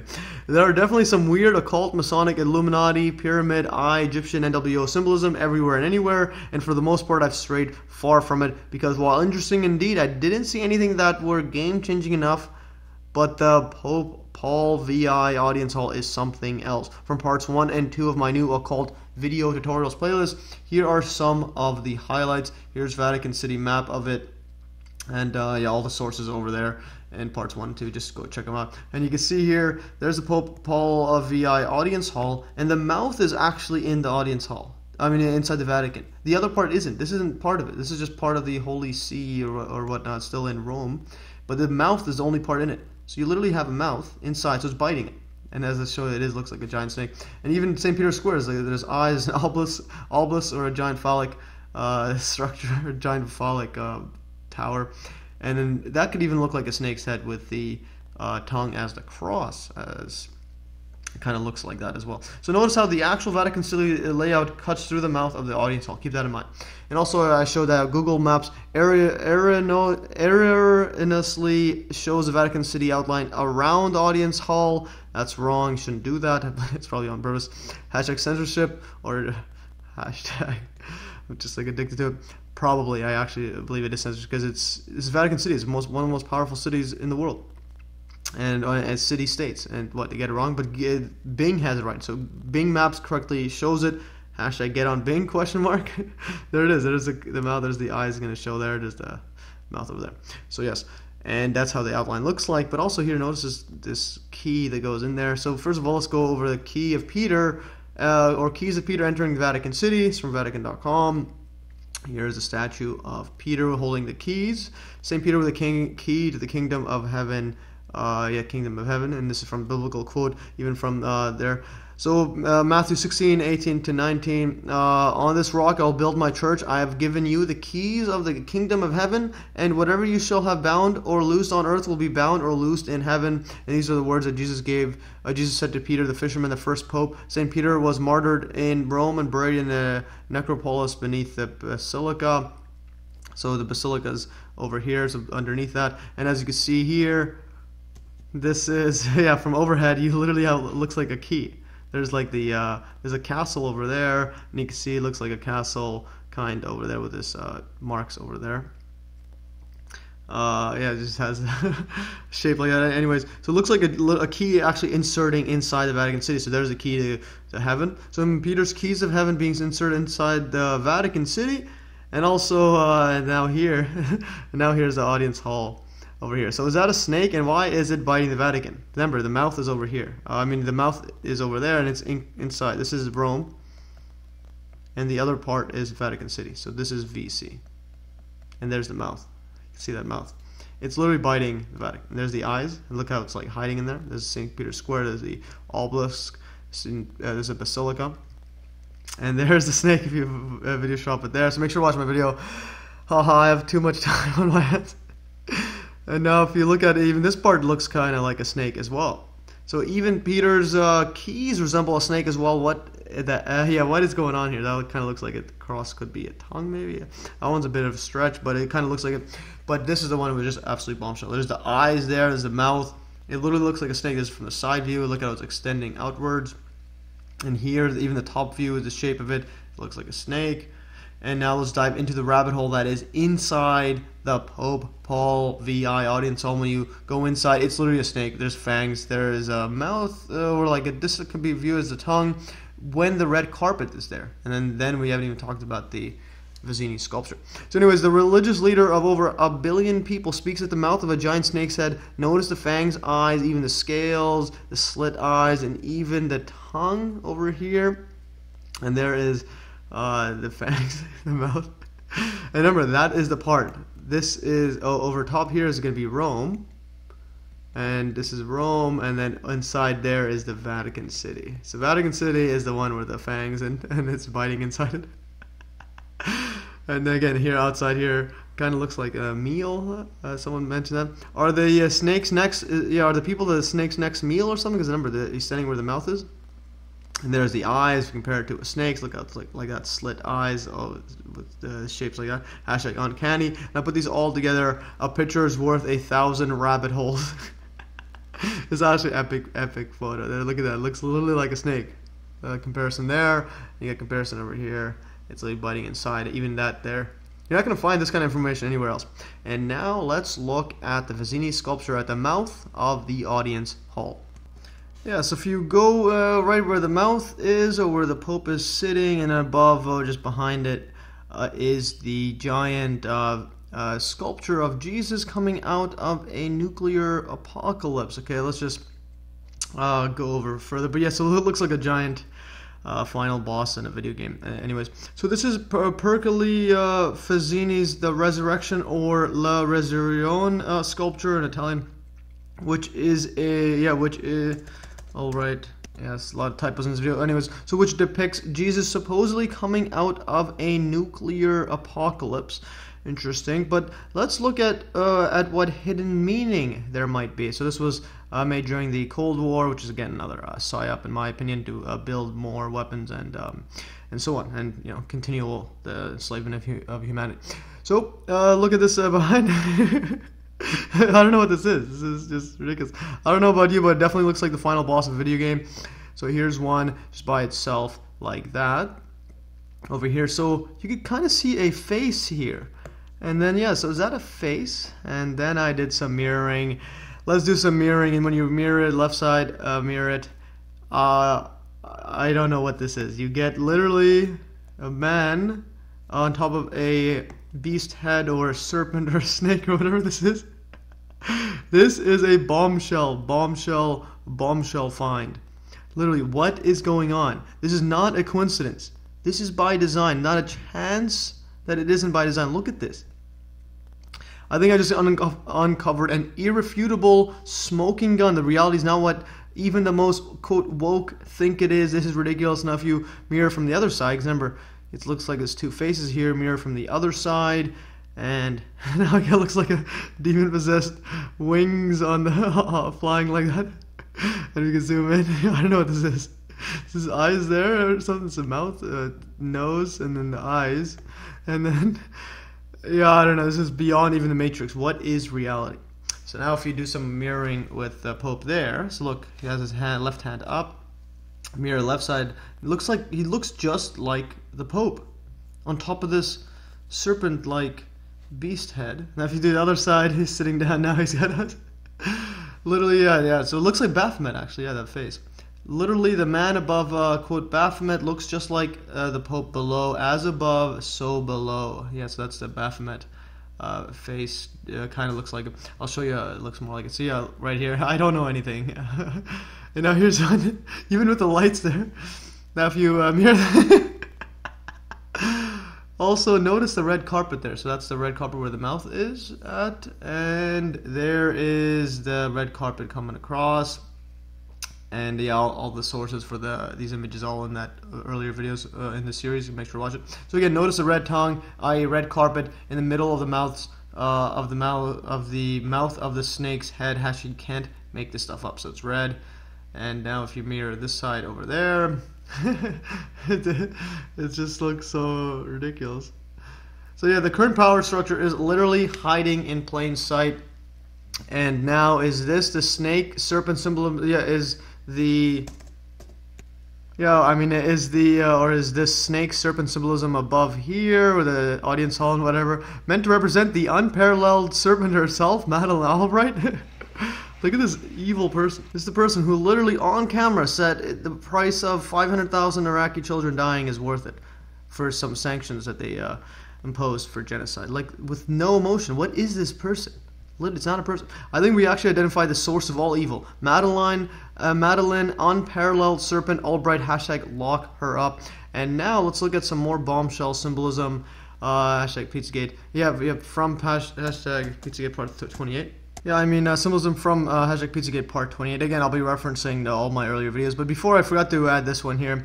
The infamous Baphomet, always appearing everywhere and anywhere. So there's Baphomet, and it does look just like that. Yeah, I don't know anymore. It looks like there's the horns, and now this fire lamp, whatever, is the human there. And it's part animal, part human. It's part animal, part human. And part man, part woman, etc. And now, again, if you look from Pizzagate Part 28, when I covered this, there's Baphomet, which I believe the Knights Templars worshipped, or something like that. And now you got, this is George Washington right here in the Baphomet pose. All got the same pose, and even Zeus has a similar pose, shirtless, bearded, with this, just, I don't know anymore. It looks very, very similar. There's the cross-legged as well there. Anyways, and there's the goat legs. So Baphomet, George, Washington, and Zeus. What's old is new again. And this is that creature I showed in Pizzagate Part 28. This is the real-life Baphomet. It's okay to be gay. Lip sync from featuring Mr. Drag, queer kid stuff, transgender, Baphomet person, the disabled, disabled likes, because they don't want to show that 10,000 dislikes. Anyways, and just as we may have found out the true identity of the devil, which is Madeleine Albright, I think we have found Baphomet during his day job promoting transgenderism. Why does this person or video exist? It's ridiculous. It's absolutely ridiculous. And they have more Patreon donors than I do. So I guess I'm in the wrong field. I gotta make my videos better. Anyway, so I tweeted this out. The future didn't pan out exactly as planned. Hashtag ideological subversion. Where the F is my flying car? Hashtag anti-gravity. Tech exists. Hashtag free energy. So here it is. In the future, there'll be flying cars. That was 1980. Now here's the future. And there is Baphomet. And you put that next together. I said, don't say I didn't warn you in the beginning of this video. Like, literally, what is this? This is just something. And now let's see where else Baphomet makes an appearance, or better yet, what's inside his pants. If you look in his pants, it has that rod here. Remember, this is the Madeleine Albright's pin she had as well. The snake wrapping around the branch, and so on. It's just everywhere. And then biting an apple. This one, they're biting an apple there. It's just ridiculous. Now look at this. This is the public health, U.S. Public Health Service logo. I got the snake around the rods. The United Nations World Health Organization, or the WHO. Also the rod with the snake around. And that's Baphomet's pants. All got the same imagery. So yeah, that's the U.S. Public Service and the United Nations WHO with that logo. And then it gets worse and worse. So UN, the United Nations, was founded in secret at a place where rich men performed ritual mock human sacrifice to a giant owl. And you can see references all in this in Pizzagate Part 28. I covered all this. It's just ridiculous. This is from a PhD professor that went and visited there and literally had talked to them all and stated that one of the foremost political events in which the Bohemian political network played a significant role was the United Nations Conference of International Organization, UNCO, or in April 25th to June 26, 1945 in San Francisco. This was the first original meeting for the United Nations with delegates from 50 nations. And yeah, it's basically the first meeting for original formation for the United Nations with the Bohemian Grove. You can't make this stuff up. And they're all held at the Bohemian Grove over there. Is just absolutely ridiculous. And this is what they do at the Bohemian Grove. They literally they burn a quote mock human sacrifice to a giant owl. Like, what is this? And these are all just rich, powerful men. Like, what? This is the patriarchy. It is the definition of patriarchy. No one's getting mad. So yeah, here is let's write that down. This is the definition of patriarchy. Where are the protests? Why aren't they outside the doors and just trying to burn it down? These guys are all, well, some of them partly responsible for literally just horrible stuff in the world, because these are the people responsible for a lot of well, at least publicly, a lot of stuff that goes on. So the United Nations was there. If you look at Wikipedia, it literally doesn't show anything. Like, they don't talk about the United Nations being built there. Literally censorship there. And again, make sure to see that, all references there. And also, I also mentioned in that same paper, the planning of the atomic bomb was also conspired in secret at the Bohemian Grove. It's just absolutely ridiculous. Even the atomic bomb and United Nations. And you can see from there as well. So Lawrence use of the Groves River Club for the Manhattan Project planning meeting in December of 1942 is well documented, and so on. And going further, the atomic bomb made this particular meeting at the Grove famous, but it was not isolated case of business, and so on at the Bohemian Club. And this was but one in a long series of historical business-related activities. And if you search Wikipedia.org on Google or any other search engine, atomic bomb, Bohemian Grove, they do mention it, yeah, barely, just as a famous for a Manhattan Project planning meeting. This is ridiculous. So this is the atomic bomb is being built there, but if you look at the atomic bomb, it doesn't actually state it there. They don't include the Bohemian Grove at the atomic bomb Wikipedia article, because again, Wikipedia is just it's just a Orwellian government-controlled censorship center. So rich, quote, privileged, or rich, privileged men meet in secret in the middle of a random wilderness, burn a quote, mock human as a sacrifice to a giant owl statue, and initiate events that shape the world, such as the atomic bomb and NWO United Nations. All while the mainstream media, Wikipedia censor, barely mentioned it. Do you still think your vote will change anything? Did you vote for those people? Did you vote for the people that created the atomic bomb or the United Nations? I didn't. I don't think anybody else did. Let's throw in some more symbolism and just see what's going on. This is from 9/11 Truth Part 6. George Washington, Freemason and first president. Is a statue of him, a memorial for him. So George Washington values being a Freemason higher than being the president of the United States of America. Hashtag priorities. Remember, that's above first president of the first president of the United States. And there is the the G, the Freemason, whatever you think that means. But anyways, this is also architects and engineers for 9/11 quote truth. There's a square and compass, and there is the compass. There's a square. It's literally the Freemason architects and engineers for 9/11 quote truth, literally telling us they are controlled opposition. That's pretty much it. If you go to Freemason Apple links, so Freemasonry symbolism is everywhere. This is the Freemason App Store. There's a square and compass, and it looks just like that. If you still don't think of this one, if you don't think it looks like it, let's just keep going further and further. The original logo is literally a tree with an apple, and that's supposedly Isaac Newton. Even Isaac Newton's story has the same kind of story. Apple computer original logo, and there's the bite on the forbidden fruit, the snake biting the apple, or Adam and Eve and apple. Is this a mistake there? I don't know what that is. Okay, but anyways, you got the logo like that. So from Isaac Newton's apple in the Garden of Eden, forbidden fruit, and Apple Inc. What are we being told? And now going further, Mark of the Beast 666, and there's that infamous number 666 from Mail Online. This is in April 2013. No longer devilishly cheap. The first Apple computer that went on sale for $666, now expected to fetch $250,000 at an auction. And the Apple won the first ready-made PC to ever come on the market. It was created by Jobs and fellow founder Steve Wozniak, 1976. The pair built 200 units in Jobs' parents' garage. If you believe this, you are one of the stupidest people ever lived. Please don't believe it, because then if you do believe it, get out of my channel. It's not built at some guy's garage. And then selling them for $666.66 each. These Satanists, man, what are they doing? They cost $666 US, although buyers would have been expected to cough up extra to add a monitor, keyboard, and cassette player. Going further, so that was just for the computer over here. The first Apple computer, which founder Steve Jobs sold from his parents' garage, is expected to fetch £250,000 at auction. The Apple won the first ready-made PC to ever come on the market. It was created by Jobs and fellow founder Steve Wozniak in 1976. The pair built 200 units in Jobs' parents' garage in California. yeah, right. Selling 50 to a local shop called Byte. And Byte into an Apple 666.66. They're literally laughing in her face. An original advert for the machine, which sold as a joke. No, it's not a joke. It's called whoever is running it is not who they are, or who they say they are. They got some hidden meanings and stuff. So was there any surprise that the first Apple computer was sold for $666.66 USD? Nope. Also, if you believe that Apple was, quote, invented in Steve Jobs' parents' quote, garage, you must be one of the stupidest person who ever walked the face of the earth. Hashtag don't you believe it. They always have these stupid cover stories, even for Google. And here I tweeted before, we're expected to believe the CIA deep state surveillance tool Google was founded in someone's, quote, garage. Hashtag sure.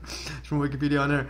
I tweeted this. A domain name for Google was registered on September 15, 1997, and the company was incorporated on September 4th, 1998. It was based in the garage of a friend, Susan Wasikia. Sounds very similar to the Wozniak name. It's like they use the same names for different spellings. In Menlo Park, California, and so on. If you believe this, you are, I don't know what to say. Ha ha ha, nothing's here, folks. Just NWO government created monopolies, Apple and Google being, quote, founded in random garages. Again, if you've seen my earlier videos, you'll know where I'm getting at. Or if you just use your critical thinking skills, you'll easily see through this nonsense garage talk. So, and speaking of Google, from 9/11 Truth Part 6 as well, if you look at their logo for Google Chrome, it's just another 666.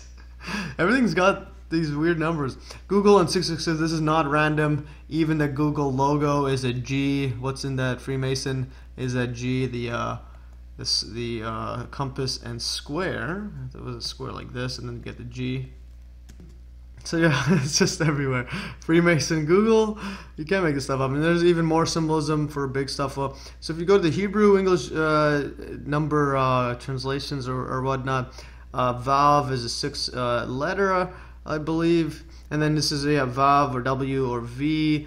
And then the English equivalent is below the Hebrew letter in parentheses. The number value of the Hebrew letter is below the English letter. The Vav or English W or 6 is highlighted in yellow. And by the way, Hebrew reads right to left. So it's 1, 2, 3. This is the 6th one there. So Vav, Vav, Vav equals www equals 666. Which equals World Wide Web, www dot equals internet equals what? WTF. Even Monster energy drinks, it even says the name Monster. It's ridiculous. And I believe this symbolism right here is also meant for just the female and male genitalia going into each other there. And yeah, they use a lot of these subliminal messages and stuff like that. A lot of it is just is very sexual. So anyways, so this one here, look at the number. The Vav looks just like this over there. So there's a 666, and if you don't think it's 666, even the name is Monster. You got the monster, and then you got this sexual reference over there. So monster, Vav, Vav, Vav, or 666, mark of the beast, literally in our face, even monster itself. And then now let's look at some gematria. So gematria and numerology. So the Sumerian gematria calculation is one that I find very intriguing. I don't know why. I just like referencing that one. I'm not going to go into too much about gematria, but basically it's just you put numbers to letters of the alphabet and so on in a pattern, and then see if you can find patterns of that randomly. And now what's interesting is gematrianator.com. If you go over here, if you type in computer, so the one I like using is a Sumerian, and occasionally the reverse Sumerian. I always find interesting references. So computer is 666, internet 666 on the reverse. Pizzagate itself is 666, Mark of Beast 666, Donald J. Trump is 888. Emmanuel Macron is 888. When I looked at Emmanuel Macron, it was 88. I'm like, oh, he's gonna win. I don't even know what I'm doing. Jesus is 444. Lucifer is 444. Nuclear is 444. Energy is 444. And if this has anything, any merit to this, and then this changes everything about how the Fazzini Sculpture of Jesus coming out of the nuclear apocalypse. Nuclear doesn't necessarily mean nuclear bomb. It could be genetics or some sort of genetic tampering or whatever. I don't know anything. So anyways, maybe I'm looking into this symbology, numerology a bit too much, or too into it, or maybe not enough. MES note, I've seen other people throw around random numerology too loosely and without applying a MES style rigorous mathematical approach to them. So I may be inclined to dive into the subject in the future, especially if I keep seeing similar patterns as illustrated above, and if they help with my prediction probabilities and so on. My first prediction was the Macron, and just because of 888, I'm like, okay, he's gonna win. And I didn't know anything. But anyways, so back to the Pope Paul VI. I'm not done there. So one of my tweeted to Ed from the Outer Light and Outer Dark channels. Hey, esoteric Ed, remember Pope Paul VI's Serpent Audience Hall with Baphomet-like one-mirrored sculpture? Well, Paul VI's signature upside down contains 666. So that the Pope, when it was being constructed, Pope Paul VI, here's a signature. You can go to wikimedia.org. It has it in there. There's Paulus PPVI. Flip it upside down. It's 666. You can't make this stuff up. It's literally 666. Yeah, there it is. Nothing is random anymore. And now even if you go to Pope St. John Paul II, this numista.com has a bunch of coins, and his coin when he was in when he was in Pope power, he has a coin with 3 stars, each with 6 points. So 3 6-pointed stars on his coin, 666. Yeah, what is going on? Is it all random? I don't know. Just trilateral commission. Yeah, some more symbols and numerology just find fascinating. The Trilateral Commission is a non-governmental, non-partisan discussion group founded by David Rockefeller in July 1973 to foster closer cooperation among North American, Western Europe, and Japan. Then you got look at this, it looks like a 666, and then you just move those around. 666. The infamous David Rockefeller throwing up some 666s. Looks very similar to the recycling logo, 666. The world is being micromanaged at an unbelievable level. MES note, recycling, sustainability, climate change, global warming are just psychological operations meant to keep people in the politics of scarcity and live, quote, sustainable lives, such as a prisoner that has his living space and food all rationed out. And again, the best argument for this is 9/11 free energy. Because regardless of the pollution being done in the world, it is being purposely done by the pure evil psychopaths hiding our true reality. So yes, don't fall for any of these nonsense sustainability trash, because remember, free energy is the name of the game, and everything else is just a prison. Even KFC founder Colonel Harlan Sanders was a Freemason. Hashtag you can't make this stuff up. This is from the freemasonry.bcy.ca, Grand Lodge of British Columbia and Yukon. This is where I live. I should maybe go and sign up, and then I don't know if they'll accept me though. So September 9th, 1890 to December 16th, 1980, and even the numbers are have to be patterned. Anyways, American businessman and founder of the Kentucky Fried Chicken restaurant franchise, Harlan David Sanders, started the business in 1952 and sold it in 1964. Although he remained their corporate spokesman until his death, Governor Louis Lafon made him a Kentucky colonel in 1935 in recognition of his contributions to the state's cuisine. Oh man, or because he's a Freemason. And you gotta, like the Simpsons, you have to give your Freemason buddies all the benefits. And in 1939, his establishment was first listed in Duncan Hines' Adventures in Good Eating. And going on, initiated April 6, 1917, demitted February 27, 1920. Yeah, I believe this is released. Yeah, so released from that lodge. And then it goes, this is Indiana one, and then passed, raised, a bunch of other stuff here with the Secret Society, stuff like this. And then he goes to this one here in Kentucky, demitted 1976, or left. Yeah, this is very interesting stuff. Yeah, so anyways, very interesting stuff. And also its source is a card file of the Grand Lodge of Kentucky. Over here, F and AM. His gravestone displays the Masonic square and compasses, Shriners, and Scottish Rite logos. His autobiography, Life as I Have Known It, has been finger licking good. Carroll Stream, Illinois Creation House. Page 29 notes his installation as a 33-degree Scottish Rite Freemason in Washington, D.C. Wow, this is just epic stuff. From fast food to fast politics, fast religion, and fast corporations, Freemasons are everywhere. And if you go to MasonicDictionary.com, look at demit, also spelled demit as a verb. This hails from the Latin demittere, descend away, to release, to let go. We have it in our dismiss. To demit from an organization is using the official form to resign, to relinquish one's membership. It has this meaning in Freemasonry. So yeah, it was initially in Indiana, then he went to Kentucky, lodge there. Some epic stuff. Anyways, so let's look at his gravestone. So the link there at Find a Grave doesn't work anymore, but luckily it was archived. So yeah, the current link has been deleted, but there's the archive there, Find a Grave, and it's over here. It's not that, it's a bit blurry, but you could see the G, there's Colonel Harlan Sanders, there's the 33, but I found a better one somewhere else. So here is here's a link to a better quality one, and it's from Flickr. Someone took a photo, and yeah, I believe that's Scottish Rite or something there. I don't know what that logo is, but there's the G, there's a 33-degree, December 9, 1890 to December 16, 1980, and his wife over there, 1996, died. So anyways, I believe the 33 degree is the highest degree of Masonry, at least publicly. And let's see what the Simpsons has to say about all this Freemason / Secret Society mumbo jumbo. Let's just click this. Alright, let's just play this. They're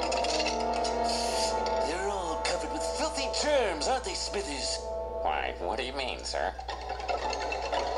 Freemasons run the country! Yeah. They sure do.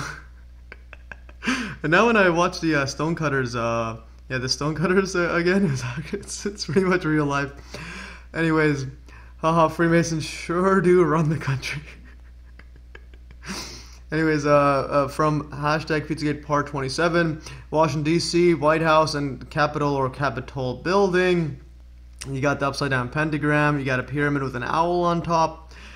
Yeah, and I believe it's also a Freemason like compass there or something when he extend it past out, or the hands extend out here and then something like that. Anyways, upside down pentagram just above the White House and connected to a pyramid with an owl on top. Hashtag interesting. This owl from again Pizzagate Part 19. The link's all there. You can see this one here.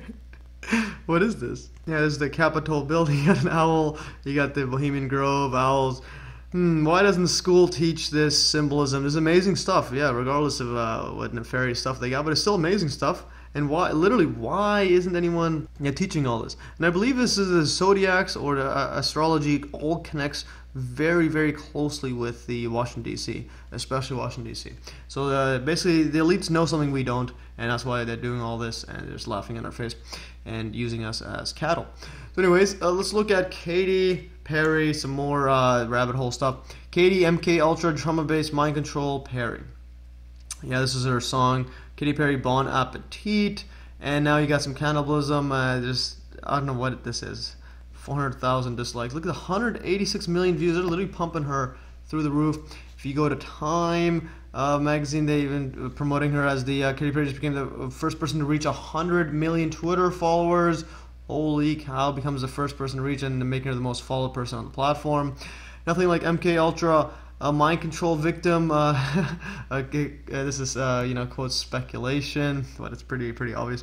Katy Perry being heralded as the most followed tweeter. And if you go to her Twitter account, I'm just putting her up because it's so blatant, all this weird symbolism, the eye symbolism. It's got eyes everywhere. You got this giant eye there, and you got the eye in the mouth like that. Absolutely nasty. Some more eye symbolism, 100 million followers. So much eye. That eye emoji looks just like KP's eye symbolism. This eye looks just like this, and the one in her mouth. I like it. Now, if you go to a Twitter audit, I've showed before, she has 37% real. So 62 million fake followers, or like bots, or just artificial. She's clearly being artificially pushed. I have like a very high one, like 98 or something, ready? And then here's a profile photo or a before, so she's changed it. It's an eye inside a mouth. You can't make this stuff up. Like, what is this? This is not art. This is literally some sick stuff. So there's the hashtag we witness. Use Spotify. And is this an actual billboard with an eye? That's nasty if you walk around and see that. Yeah, what are they normalizing? And then Titus Frost did a post about Katy Perry. And then I commented, these Satanists aren't even trying to be subtle anymore. Is it Rothschild Ball 1972? And then the Katy Perry Bon Appetit. They're literally lined up. This is literally like what's old is new again. Great find. And he's a totally agree. Yep. And the infamous Rothschild. And I tweeted this up. So a ball they had where they're doing all this sick stuff. So meanwhile at the Rothschild's ball, Mary Rothschild wears a stag's head with a diamond tears. Nothing to see here, folks. Nothing to see here. Even Business Insider even talks about it. The elites can't really be that out of touch with society. 5 minutes research later is literally the Rothschilds. Anyways, I don't know in what context this could be, just acceptable behavior. Like, this is just out of touch. And now let's dive into the rabbit hole that is Marina Spirit Cooking Abramovich. This is an epic world. And that cannibalism, the cannibalism theme just comes in always. Like, what is this? This is Lady Gaga. This is the queen, Spirit Cooking Marina herself. Is a naked person with syrup on them or something, and they're like, ah, man, this is nasty. Spirit cooking. This is what people think of humans. And now you got a gangster rapper with a gangster spirit cook-up. So Jay-Z getting some much-needed spirit energy from spirit cooking Queen Marina. From gangster rap music to spirit rapping. Oh man, this is Kim Kardashian's with Marina as well. Love Marina. These comments saying beautiful, she's a genius, greatest artist. And Kim K can't even keep up with Marina. Hashtag keeping up with Marina, new show. And even James Elephantis has her there and makes faggot jokes, as because faggot technically means a bundle of sticks, but it obviously doesn't. It's not what he means, because he is he's a gay guy. So anyways, Marina and faggot there. Yeah, this is some nasty stuff. Jimmy comment too good. It's like this. again, that is, yeah, this just shows, like, Marina is literally everywhere. Doesn't matter where it is. The world is all one giant spear cooking club, and I'll prove it several times over in this video. And the world comes full circle. It comes full circle, and Marina makes a guest appearance on Jimmy. Why isn't he being investigated? Comments, creepy Instagram. And now let's look at what spear cooking really is. This is from WikiLeaks.org. They tweeted. This is from the email from John Podesta. So this is to Tony Podesta. This is from Abramovich dinner. Dear Tony, I'm looking so forward. Someone forwarded this to John. I'm looking so forward to the spirit cooking dinner. Yes, spirit cooking dinner at my place. You think you'll be able to let me know if your brother is joining? All my love, Marina Abramovich.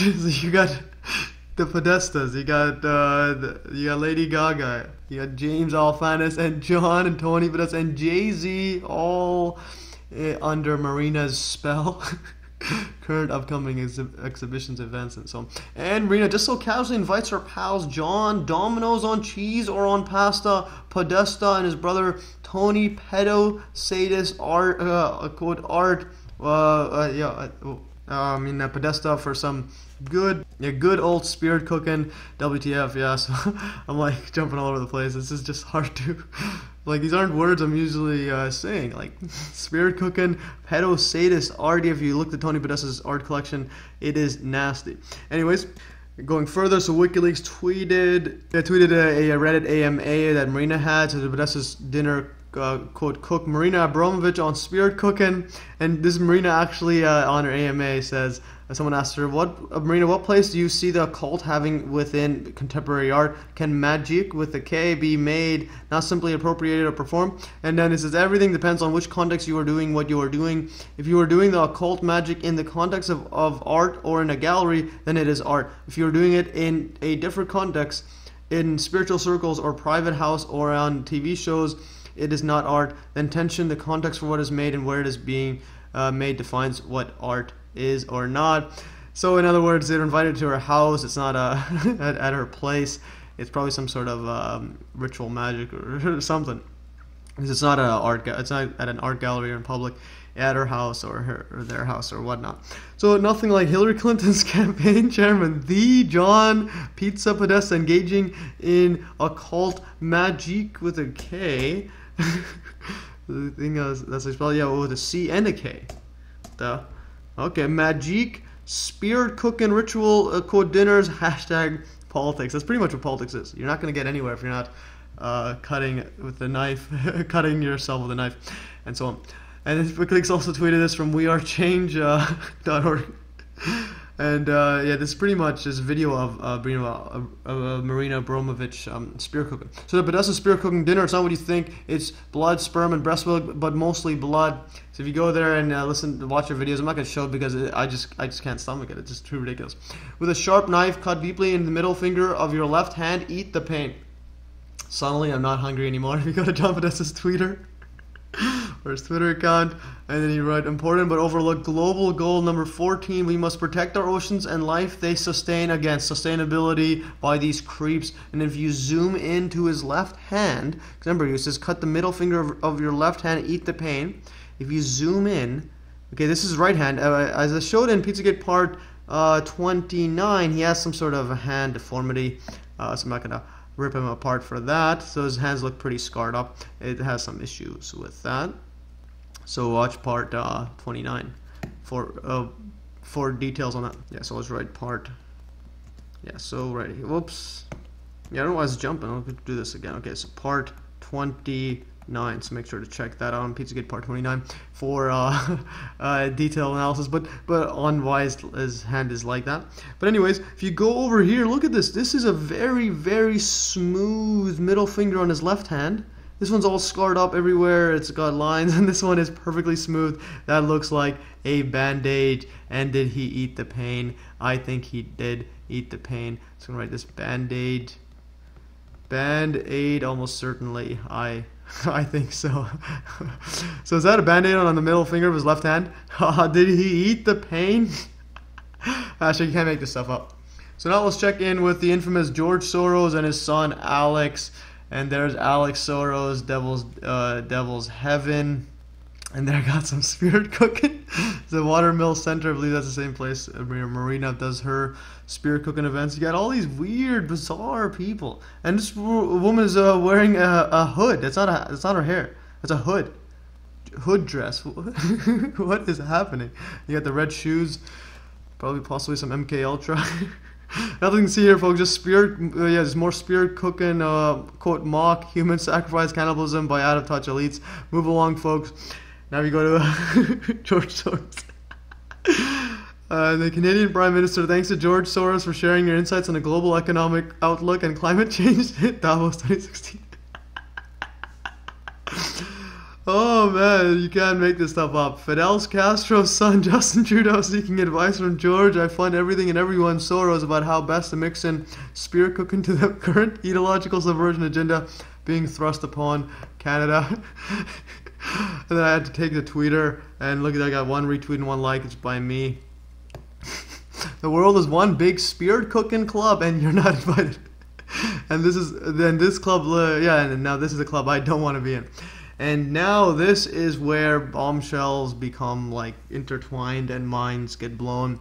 And this, quote, club literally ties in everything together. The Vatican, NASA, moon landing, Johnny P. Podesta, aliens, and free energy. Can't make this stuff up.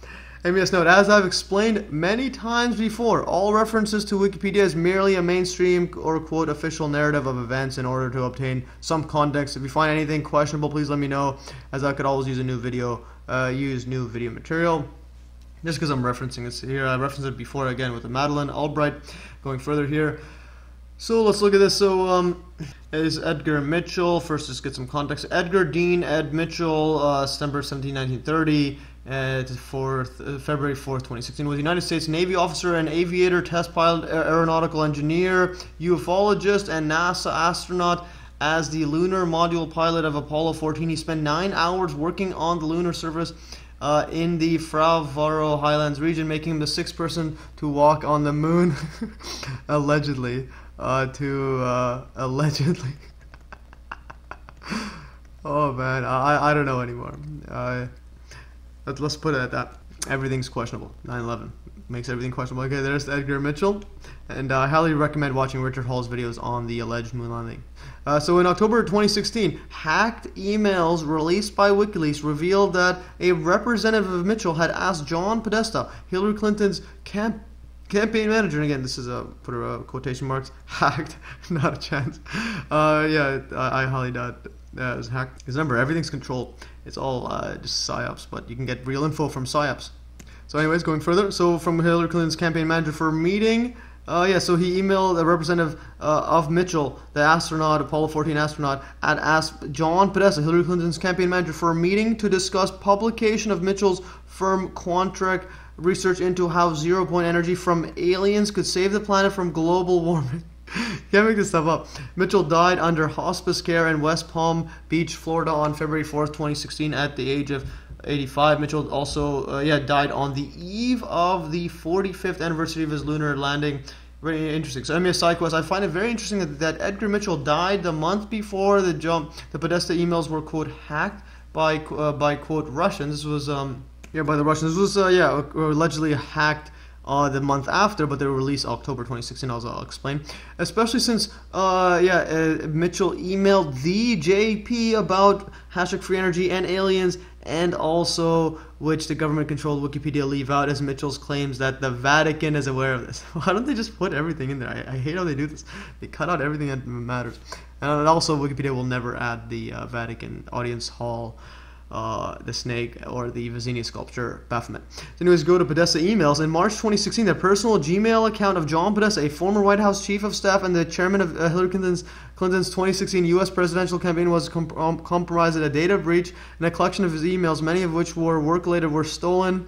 Cybersecurity researchers, as well as the United States government, attributed responsibility for the breach, which was accomplished via spear phishing attack to the hacking group Fancy Bear, allegedly affiliated with Russian intelligence services. You can't make this stuff. It's all BS. Some or all of the Podesta emails were subsequently obtained by WikiLeaks, which published over 20,000 pages of emails allegedly from Podesta in October and November 2016. So yeah, in March was when they had. February is when Edgar died. And yeah, he's still old age, but again, as a side quest, something might be to it. Because they don't want any questions to it. So going further, allegedly from Podesta in October and November 2016, Podesta and the Clinton campaign have declined to authenticate the emails. Because they know it's true. Cybersecurity experts interviewed by PolitiFact is a hoax, believe the majority of emails are probably unaltered. What does that mean? While stating it is possible that hackers inserted at least some doctored or fabricated emails into the collection. That is just absolutely ridiculous. WikiLeaks is controlled opposition, but they do release real info. That's how it works. They just don't release real important info like 9/11. An investigation by U.S. intelligence agencies reported that the files obtained by WikiLeaks during the U.S. election contained no, quote, evident forgeries. Anyway, so the emails are likely real. But you never know. Everything's ridiculous. You also find multiple different references and sources in the emails themselves. So anyways, let's continue further. So Edgar Mitchell died in February 2016, and the next month in March 2016, John Podesta's emails were, quote, hacked. Maybe they didn't want Edgar getting reporters asking about what he knows about #free energy, which he may very well have, quote, confessed during his old age, #speculation, but still, you never know. And especially this email, this is epic email, so I tweeted this out. So Apollo 14 astronaut and 6 men to allegedly walk on the moon. Edgar Mitchell literally emailed the John Domino's on Cheese Podesta to discuss #free energy, ET disclosure, and Vatican's awareness. You cannot make this stuff up, especially given Audience Hall and the Fazzini Sculpture. You can't make this up.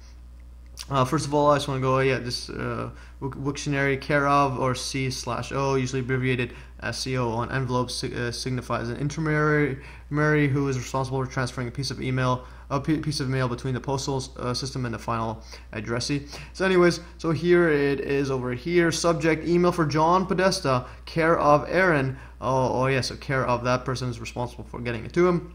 Yeah, from Edgar Mitchell, meeting ASAP. Dear John, says ASAP, and this is in 2015. This is actually several months before he died. This is as it unfolds. So, dear John, as 2015 unfolds, I understand you are leaving the administration in February. Wow, he literally was going to meet him, and then he dies several months later, and a month after the emails are released. Absolutely, you can't make this up. This is just like epic, quote, coincidence. It's not a coincidence. So it is urgent that we agree on a date and time. Yes, urgent to meet to discuss disclosure and 0-point energy at your earliest available after your departure. My Catholic colleague Terry Mansfield will be there too to bring us up to date on the Vatican's awareness of ETI, or extraterrestrial intelligence. Another colleague is working on a new space treaty citing involvement with Russia and China. However, with Russia's extreme interference in Ukraine, I believe we must pursue another route for peace in space and ZPE on Earth. Yeah, 0-point energy over there. Let's write this down. ZPE. Very interesting. What is going on here? I met with President Obama's Honolulu childhood friend, U.S. Ambassador Pamela Hamamoto on July 4th at the U.S. mission in Geneva, when I was able to tell her briefly about the 0-point energy. I believe we can enlist her as a confidant and resource in our presentation for President Obama. I appreciate Ern's assistance in working with Terry to set up our meeting, and there's best regards, Edgar D. Mitchell, science degree, I believe, chief scientist, officer, and founder at Quantrek. Apollo 14 astronaut, 6 men to walk on the moon. That's how he puts his in his signature in his email. Epic stuff. So free energy, aliens, disclosure, and Vatican's awareness of it all. This would seem all far-fetched, but 9/11 proves free energy exists, and a Pope Paul VI's Audience Hall and Fazzini Sculpture prove that we don't know anything about everything. Don't know anything about anything, not everything. Anything. Literally, there's nothing we know. You can't say we know it. Here I put a high contrast of that clip and of the center of it just to see it better. I warned you at the beginning of this video to not watch this video if you weren't ready. What the F is life, especially given John Podesta, spirit cooking, and allegedly much worse. It says, yeah, getting ridiculous. Well, at least this is the bottom of the rabbit hole, so I thought this was the bottom, and it is far from it. Remember that weird lazy eye or eye anomaly that Madeline Pure Evil Albright may have? I'm not 100% sure if she has. It's just a bit hard to. It's not as noticeable. So MES, yeah. Before I get to that, MES disclaimer: eye anomalies alone are not that big of an issue, but rather that they vary. Yeah, but that the very widespread. The very widespread cases amongst people in the public spotlight. Yeah, just added here. Forgot to add it. So basically, if you have eye anomalies alone are not a big of an issue, but the very widespread cases amongst people in public spotlight is what raises alarm bells. So if you yourself have an eye or other face anomaly, yet haven't undergone any MK Ultra style trauma-based mind control or microwave tech or whatever, and this disclaimer is for you. Apologies if it offends anybody. And disclaimer number 2, as I will explain, I do not know why so many of these quote people have these eye anomalies, and I don't pretend to know, but I'm confident that it's not all just a bizarre quote coincidence. And the main reason for this is simply 9/11. Anyone with a significant audience can flip the entire world upside down by simply asking, where did the towers go? But somehow I don't think Katy Perry, Bill Nye, Elon Musk, or Neil deGrasse Tyson are going to blow the lid off 9/11 anytime soon. And don't expect it yourself as well. So let's go further. In hashtag Pizzagate Part 31, I covered briefly on the many occurrences of politicians, actors and actresses, news personalities, and many more people in the public spotlight, and not necessarily famous either, just in the news or whatever, seem to have an eye or face anomaly. Let's take a look at some of the highlights that I went over. Here I tweeted as well. My Twitter is on fire. According to the former New York Times writers Sharon Waxman, Harvey Weinstein, with the help of Matt Damon and Russell Crowe, helped squashed her expose of Weinstein 2004. And the question is, what do Weinstein, Crowe, and Damon have in common? Look at their eye. And over here, I just want to go over the reporter. She said, after intense pressure from the story I reported never ran. After intense pressure from Weinstein, which included having Matt Damon and Russell Crowe call me directly to vouch for Lombardo and unknown discussions well above my head, the story was gutted, and Weinstein had visited the newsroom in person to make his displeasure known. He was a major advertiser for the New York Times and so on, for the fake New York Times. And going over, and then she thought, and then she also said, but I had the facts, and this was the Times, right? Wrong. The story was ripped of any references to sexual favors or coercion and buried on the inside of the culture section, and so on. So there is Harvey Weinstein. Look at his eye. And this one is being outed all over the news. Hashtag MKUltra. And now even go look at Matt Damon. Matt Damon, look at his eyes. It's like, his left eye is a bit like that. Russell Crowe as well. Just got a lopsided eye, a bit smaller there. So anyways, so one or two cases, not that big deal, but if you start seeing them everywhere, especially blatant ones like over here, this one is Lee Patsy Oswald. Yeah, Lee Patsy Oswald has a weird bump on his left eye, WTF. And right here, I forgot to say, what is going on here? Literally, what is going on? And also, not just him, it's everybody. It's like Tony Blair it looks like a robot. Like this war criminal and Satan's mentor, Tony Blair has this bizarre eye issue and looks like a soulless robot. These are psychopaths, remember. These are responsible for literally deaths of billions or millions and billions, even if you include poverty and all that. And or just because there's not a chance that these guys have no idea what's going on in the world. They know what's going on. Like that's because they're not gonna risk having someone who doesn't know about 9/11 and so on, or is not compromised in some way.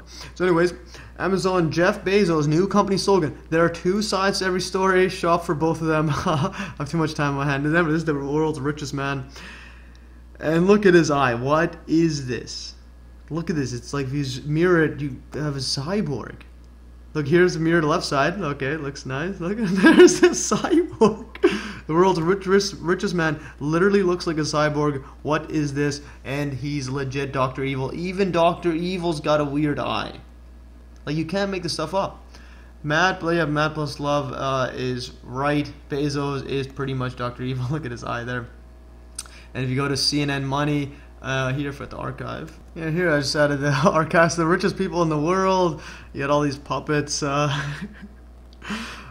Gates, Zuckerberg, and Bezos, Cyborg, Jeff Bezos. Yeah, Cyborg Bezos. So who is the richest man in 2017? Amazon founder Jeff Bezos surpassed Bill Gates in July to become not only the world's richest man, but the richest person in the world with an estimated net worth of $90.6 billion. This has been a year for Amazon and in turn Bezos, which bought Whole Foods on June 16 and also had a record-breaking Amazon Prime Day. Bezos, who bought the Washington Post in 2013, Washington CIA Compost 2013 for $250 million, owns about 17% of Amazon.com, which is part of what buoyed him to the world's richest man. Amazon stocks surged ahead of the online retail giant's quarterly earnings report, adding at least $1 billion to Bezos' overall net worth. And if you look at his eye there, this one is like a really nasty photo of his eye there. Yeah, some time for some quote speculation. It's pretty bang on, I believe. And nothing like the CIA and NWO creating front companies installing mind control clones and/or biological AI robots and/or cyborgs as the quote greedy capitalists to then create monopolies in retail, news media, and grocery businesses. All while people beg the government to do something about this government-created monopoly, or monopolies literally wake up people. Yeah, here, I'll just fix that up. Yeah, these government-created monopolies literally wake up people. 9/11 proves that this, in fact, is the most likely scenario of how the, quote, NWO operate. And here's a Bezos cyborg right here, and let's...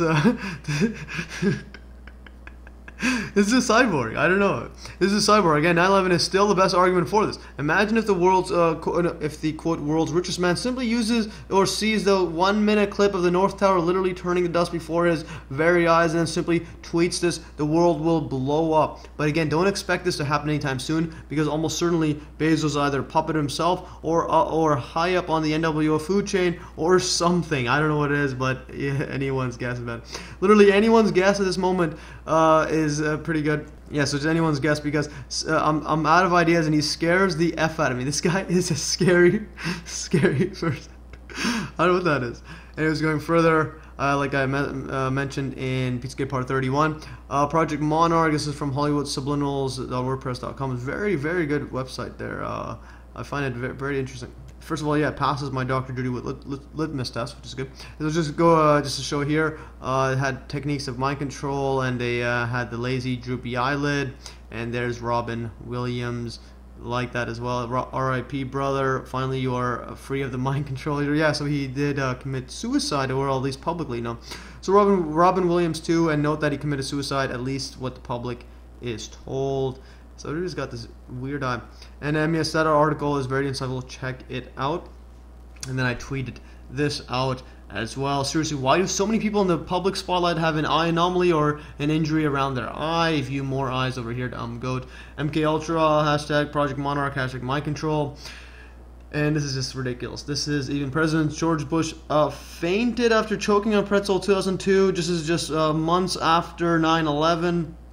And then they have to make sure you don't mess up your instructions, your mind controlled clone. So look at that. That's not a pretzel falling down. President Bush set off a White House scare yesterday when he fainted and fell off a couch while choking on a pretzel. If you believe the story, you are the stupidest person who ever lived. I'm sorry, but you are. I do not find any reason that this would happen again, said White House physician Dr. Richard Tubb. He fainted due to a temporary decrease in the heart rate brought on by swallowing a pretzel. After regaining consciousness, Bush looked like a pummeled prize fighter. He had a $50 size bruise on his left cheek. That's not a bruise. That's some sort of like needle installation of a microchip or something. So he had a $50 size bruise on his left cheek and a busted lower lip. Even his lower lip. Apparently from tumbling off the couch and hitting the floor. Again, this is ridiculous. If you think war criminal George W. Bush actually choked on a pretzel and then had this bizarre quote injury on his face, and you must be the stupidest person who ever lived, and please never watch my videos ever again. Literally, what is this? And even further, New York Daily News, man arrested for stabbing the mother of his child and gouging out her eyes. This is not human. Like, what is this? This is a cyborg. Look at his eye. This one's like massive. And who stabs the mother of his child and gouges out their eyes? This is not a human. So going further, like I said before, this isn't just well-known, quote, people either. These, quote, lone gunmen, crazy people almost certainly have some sort of mind control aspect to them to cause mayhem and fear towards the public, increase calls for big daddy government to step in, and even as possible ways to assassinate specific people. Hashtag mind control technology changes the game. And you got Woody Allen. Look at his eye, holy cow! Bill Cosby, the pudding and the pudding and the Pokemon. Anyways, I'm going a bit insane right here. So Woody Allen and Bill Cosby. Need I say more? And yes, there is more. You got these politicians: John Kerry, the Pope, Prince Philip. This guy, what? That's not a pretzel injury. John McCain, war criminal John McCain, and the snake himself, the Pope, literally, or the snake man himself. Is there any surprise? This is just ridiculous. Scientific American. Let's see what they say about this. Yeah, and they asked the question, why so many artists have lazy eyes and other things that can teach us about the brain. Just to go here, because they said that about 3% of the general population has misaligned eyes, a condition that can be diagnosed just by looking at photographs of a person, as she demonstrated by showing photos of famous old baseball players' normal eyes, and then a picture of the lazy-eyed Babe Ruth. So that's how it is. About 3% of the population have that, according to this Scientific American study. This is a mainstream study. Ruth's condition was a rarity in professional sports, but the prevalence of lazy eyes, cross-eyed, and wall eyes, however, seems to be much higher in accomplished artists. Her research has shown, and my research has shown, it's pretty much anyone in the public spotlight, especially people are just pure evil people, war criminals, and just random stuff like sexual assault people and stuff like that. A small percentage of the population may actually have misaligned eyes, about 3%. And here is that Babe Ruth test, MattWeedMD.com, star eyes, Babe Ruth. Look at how his eyes like that. Yeah, so it's a bit. So this is not as blatant as Weinstein and that guy that gouges the eyes of his mother of his child and whatnot. So many people don't know that Babe Ruth had severe amblyopia. But did you know that he had 20/200 vision in his left eye? Shocking, isn't it? After his playing days were over, Ruth was examined by Dr. Gerald Cara. So yeah, even Babe Ruth, probably some sort of mind control back then to get him super good at baseball, but super control everything else. Or I don't know, just I don't know anything. After his playing days were over, Ruth was examined by Dr. Gerald Cara, who found that the prolific slugger had surprisingly poor vision in his left eye and 20/15 in his right, which Dr. Cara attributed to amblyopia. Because Ruth said he had never had an eye exam before, it is theoretically possible that his poor vision developed after his career was over. But Dr. Cara found no evidence that this was the case. Very, very interesting. Again, microwave mind control tech, MK Ultra. I don't know, man. Everybody is just controlled, in my humble opinion. Amblyopia is the common cause of reversible vision loss in children, affecting between 3 to 5% of all kids. So again, very low number. No one's giving high number. It is defined as decreased vision due to abnormal development of vision in childhood, typically in one eye, and the most commonly occurs due to unrecognized need for glasses or due to eye misalignment. Strabismus. It is treated sometimes with glasses wear, most frequently by patching the child's better seeing eye. This forced use of the amblyopic eye helps the neural connections between the eye and brain develop properly, allowing for better vision. So again, very low percentage. And here's some more at the imgo.com. Someone sent me eye troubles. You got everybody. Look at this guy. This is that's not mind control. I don't know what it is. John McCain got an injury there. Putin. Let's see what Putin has. A little bump there. I don't know what this one is. But there's Simon Cowell.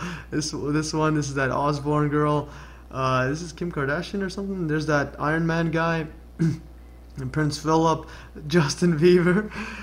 Oh man. Some more eyes and face injuries and anomalies. What the F. And here's what I saw when I was making this video. Let's look at the Wizard of Oz. Or I mean Dr. Mehmet Oz. Sounds like Baphomet. Very interesting. If you go to twitter.com, Dr. Oz right here. Look at his eye. What is this? But also, he has a good tweet here. The lost Corey Feldman detective tapes about his alleged sexual abuse have been found, and we have them on Monday. Join us for an Oz exclusive as we reveal what he told authorities all the way back in 1993. And again, police is just not going to do anything about it. So, cardiac surgeon and the host of Dr. Oz show. Note, Corey Feldman's old police tape might provide some more bombshell details of #Pedowood, #Police Cover-Up Squad. Make sure to watch Pizzagate Part 31 to see more about that. So here's this profile photo. It's just so weird. Look at his left eye like that. And now here is his cover photo zoomed in. It's just weird. Was there any doubt? Also, his name Mehmet sounds a bit like Baphomet. I'm just saying, he just sounds like it. Let's see some more stuff. And also another thing, many mind control researchers have pointed out how MK Ultra and other types of mind control use a base program, script, or theme to serve as the foundation for developing triggers or alternate personalities. And a popular theme is the Wizard of Oz. Keep that name in mind. And here is Jay Myers documentaries. This is a bombshell documentary by Jay Myers, and I highly recommend everyone watch it. And basically saying, yes, this is one of the researchers over there. The base programs are your Alien scripts, your Alice in Wonderland, and Wizard of Oz, and so on. So make sure to watch that. Very interesting stuff. And I copied some of the text right here. It says Wizard of Oz was chosen as a programming script for the intelligence community's mind control programming scripts, and they provide a thematic foundation upon which alters and triggers are created. When they program, they layer in the programming. They use a lot of some of the base programs, your Alien scripts, Alice in Wonderland, Wizard of Oz. Those are very common base programming scripts, and also Star Wars, and Star Trek's a big one too. So basically the trigger in Wizard of Oz could be the much used over the rainbow reference. So make sure to watch a documentary. Very fascinating stuff. So yeah, it seems seems pretty true right here. And is this all just a coincidence that Dr. Mehmet Oz is a clear eye anomaly, sounds like Baphomet, and has the alleged mind control theme Wizard of Oz in his name? Well, let's look at that geometry. Gematria website I always use. But this is the reverse Sumerian now. If you write Mehmet Oz, it gets 666. The reverse Sumerian gematria has a name as 666. I don't know anything anymore. Again, I only like the Sumerian and the reverse Sumerian. Those ones I don't know. I'm just like naturally inclined to those because I also get these 666 on random stuff. And I think I did it for like every single U.S. president, and then one of them was 666, and that person was assassinated, I believe. And nobody else has anything weird. Trump has 888, nobody else does. So it's, play around with it, but maybe I'll do more analytical video later, but fascinating stuff nonetheless. I'll check it whenever I'm not sure about something. This is literally like confirmation. People are starting to notice, and I get blamed for it. This person says, Nolan tweets at me, or at Sneak and tweets at me, curse Matthew Solutions, another lopsided guy. And this guy's with lopsided eye. Look at this one's a bit lazy or whatever. And this says Miami Herald. Mysterious death of federal prosecutor on Hollywood Beach ruled a suicide. This is not a suicide. The death of a federal prosecutor whose body washed up on a Hollywood beach in May with a gunshot wound to the head has been ruled a suicide. A gunshot wound at a beach he was just found in the back of his head, I believe. Actually a gunshot wound to the head. How do they know it's a suicide? And look at his eye.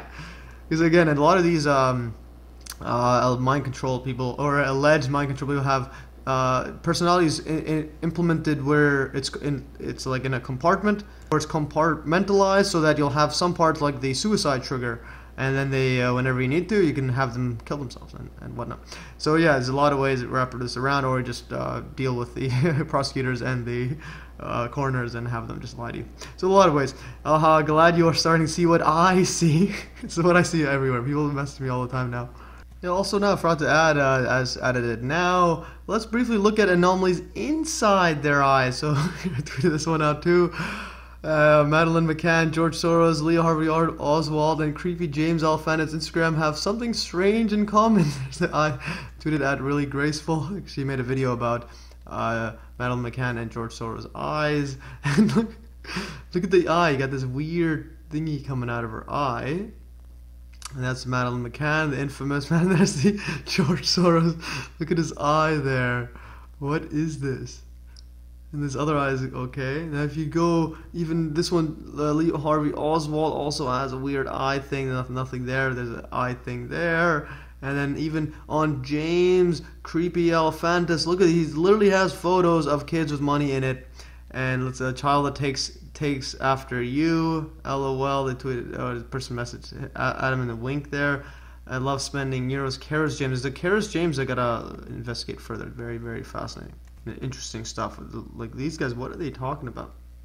Let's see this. It's quite an expressive face, so cute. Anyways, and this person S Cummings. Okay.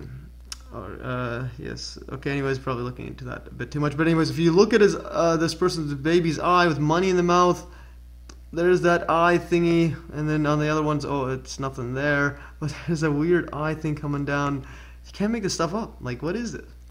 So anyways, I don't know anything ever, and now let's just keep going further. So enough of these quote speculative eye anomalies, and now look at some almost certain MK Ultra mind control. And this one, if you haven't seen this, and now if you haven't seen this, you could just your mind will blow up once you do see it. So nothing to see here, just MK Ultra, mind control, Britney Spears splitting into multiple personalities right in front of our eyes. Move along, folks. Hashtag abolish the CIA, abolish Hollywood.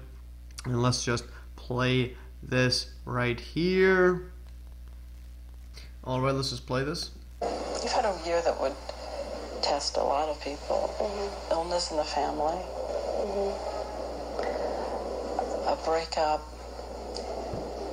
This spasm of publicity about what happened from Mexico to London. It was pretty rough, yeah. Yeah, it's kind of weird. Weird.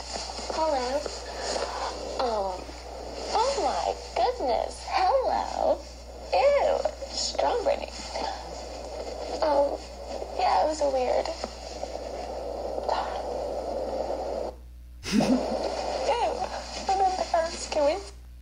Yeah, I don't know what this is. There's a full-length version online on YouTube. Did I put a link to it on the comments? No, I didn't put that there.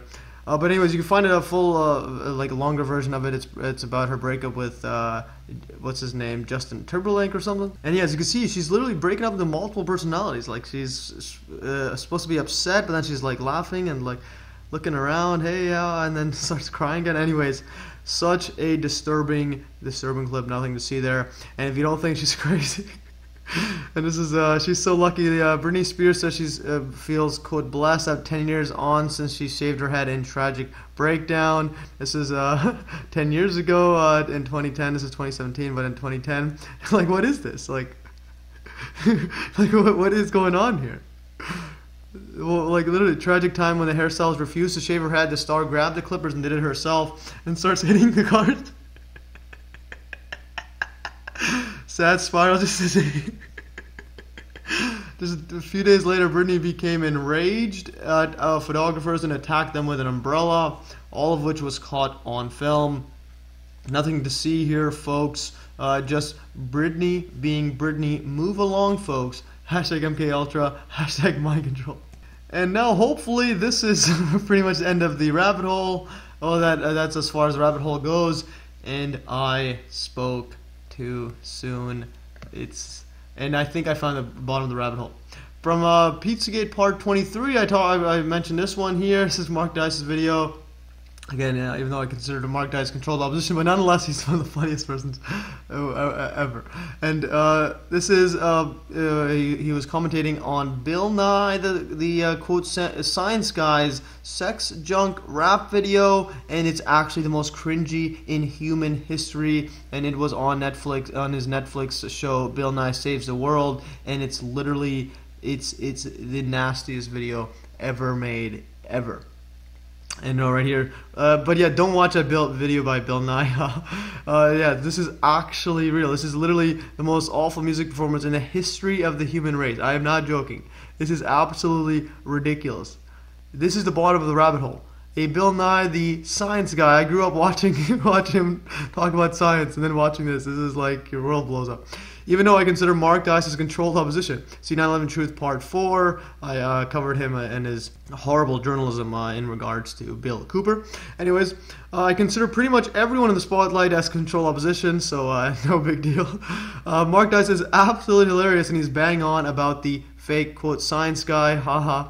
If anyone doesn't believe that a global, worldwide conspiracy exists and has been operating throughout history, then they need to be tied down to a chair and forced to watch Bill Nye's sex junk video and then write an essay as to why that video exists. You can't. This is the bottom of the rabbit hole. Look at his face. He's like shocked.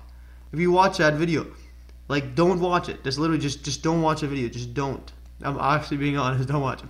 This is the very bottom of the rabbit hole. If you think you found a deeper hole, please keep it to yourself, as I do not want to see it, and I think you're lying.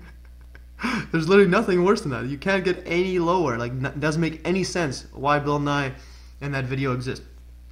For some other epic documentaries on the rabbit hole, check out Jay Meyer's documentaries. There are some pretty epic documentaries on this kind of stuff. I like his straightforward, right to the point style. Absolute bombshell. Pretty epic stuff in that channel, so make sure to watch them. And there's especially the Wizard of Oz one, like, if you never look at Wizard of Oz the same again, or Dr. Baphomet Oz. Like, you can't make this stuff up. Pretty epic stuff in that channel. MES note, it doesn't it doesn't match my level of analysis or that of Richard Hall's, so I can't vouch for the validity of every topic they cover, but their production level and video compilation is nonetheless very compelling, and definitely worth checking out. Yeah, definitely worth checking out. Just don't watch while eating food. It's absolutely epic stuff here. So yeah, it's actually pretty bombshell. So enough of that rabbit hole. Now let's go over some of my thoughts on the world and where it is heading. Yeah, and now let's look at disinformation and lack of easy level of objectivity on, quote, conspiracies or alternative info and so on. So just as I had explained earlier, how the lack of proper teaching and appreciation for mathematics in my university days compelled me to create my own YouTube channel to teach myself and others. This same mentality applies to my more recent, quote, conspiracy videos. I've seen a lot of videos online about worldwide conspiracies about pretty much every topic, but there were so many random fear-mongering, speculation, connecting of loose dots, and oftentimes verifying each claim was either difficult to do or not possible. Also, very few of these people built upon their previous videos and corrected themselves without contradicting themselves, and even fewer were, quote, presentable to, quote, skeptics. That is to say, they followed an unbiased and logical progression of facts and arguments.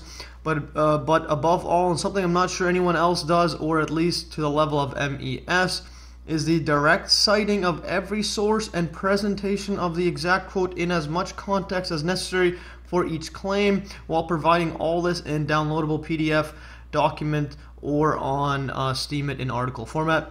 In other words, all links and archives of those links are easily retrieved by anyone and presented to anyone else directly, without even needing to send the video or to tell anyone, telling anyone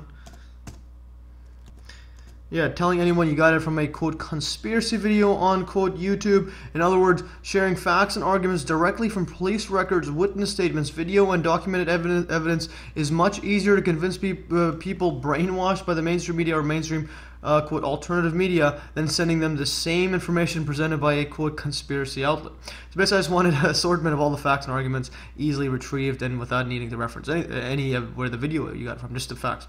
And as I explained above, #Pizzagate and the stupidity of politics and, quote, Russian collusion was the impetus for me to make my mark in the alternative/real information scene. And there's so much disinformation everywhere. I had to do something about it, especially because I'm like, politics is a joke. People have to realize that. And what better way to realize that than by watching a Math Easy video. So predictions and better ability to forecast the future. Understanding 9/11 and free energy, as well as politicians being pedo-blackmailed. #Pizzagate. It is clear that politics and even mainstream quote science is a complete joke, not necessarily in that they are wrong, but rather that they are all being led down the wrong direction. The most important issue of our time can be summed up as the existence, suppression, of weaponization of hashtag free energy technology, which was used to murder thousands of people on 9/11 as justification to commit genocide in the Middle East. Any politician or quote scientist that does not know this or avoid talking about it is thus just a puppet of the control grid, or worse. This goes for Donald Trump and Hillary Clinton, which on the surface seem to be two absolutely ridiculous choices for the quote perceived most important most powerful person positioned as president of the United States of America.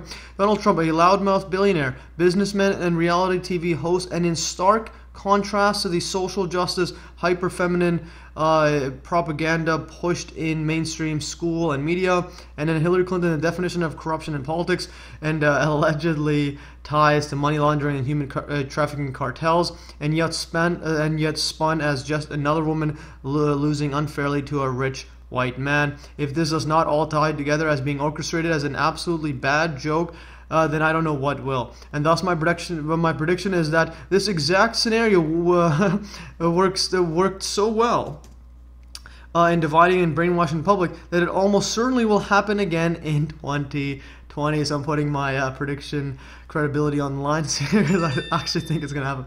So mark it on your calendar. Trump will win again, and against Hillary Rodham body count Clinton in 2020. And if you thought the brainwash frenzy of half the population induced by the mainstream media was bad in 2016, then you haven't seen anything yet. Hashtag get your popcorn ready, folks. And now some brief thoughts on the direction the world is heading. AI technology and hashtag free energy and consciousness. This past year, my worldview has changed dramatically. In fact, ever since learning about 2 times and 4 times playback speed on YouTube, on HookTube, my worldview changes each week. I discussed the playback life hack near the end of this video, so stay tuned. I can't stress it enough. You gotta change the playback speed and then learn more and better.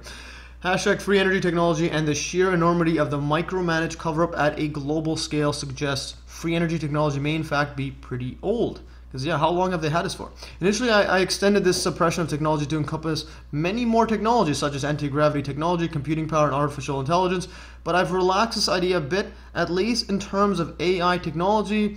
This is mainly because I interact with almost certain AI trolls and bots on a daily basis. Yeah, ever since I started covering hashtag free energy. Dr. Judy Wood, 9/11, and to a lesser extent, Pizzagate. In fact, I'm starting to see the exact patterns of their behavior based on what my actual post is, what keywords I use or say, what images or videos I share, as well as their overall strategy of ridicule and getting into circular arguments. Oftentimes with themselves or other AI bots. It's actually quite the the thing to behold, to witness. So now let's take a look at some surefire AI bots and trolls. This should give you an example, because this is the most important topic, and if these are the AI bots, it's likely the current state of technology. So if you go to Reddit Conspiracy, I posted this on there. 62% upvoted. Holy cow! Barely, like, so many downvotes on this bombshell video, the most important video in the world, most important 1-minute video. So this one I shared the WTC1 turning to dust. This video should be viral and on every front page of every website in the entire world, yet it's severely downvoted and buried. It's ridiculous. And then good old Harold, he spots the AI bots. I communicate with him oftentimes. He's a good old Harold, or a good guy Harold. Wow, there's some amazing comments in here. Some seem robotic, mainly the negative votes ones. So this one says, yeah, definitely, wow. So I put those and these ones down. Well, what am I supposed to be seeing here? Just a dust cloud with fire still burning. Where's the fires? This guy's, what's wrong with this video? There's the -1. It's all me. And the person says, people trying to prove explosives or control demolitions. No, they're not. Oh my god, did you see that thermite? Look at these. Now they're AI bots talking to each other. It's like they have no context. I'm literally saying that the tower's turning dust. This person says, I know there are some theories about which I think are real, but I saw nothing strange on that video. What is the, and this person says it's a falling building, and now they're literally communicating. It keeps going on and on. For some studying architecture, if that plane didn't, there was a raging fire over 20 minutes. It's like, what? Concrete is pretty much immune to fire. I don't know what these Anyways, so like they're not talking about the towers turning dust in midair. So good old Harold can easily see some of these robotic comments. Towers turning dust in front of your very eyes should not get comments such as "What am I supposed to be seeing here?" and the words "fires, thermite, explosives, etc." should not be present. And notice the endless back and forth argument between AI bots and nonsensical and out of context fires versus controlled demolition. When my video is about towers literally turning to dust, like why is nobody talking about the towers turning dust? It's not explosives. There's nothing there. Here's another example of AI bots malfunction. This was from my 9/11 Truth Part 8 video. And then here's someone commented on my video, no mention of Dr. Judy Wood. She was the first report on this.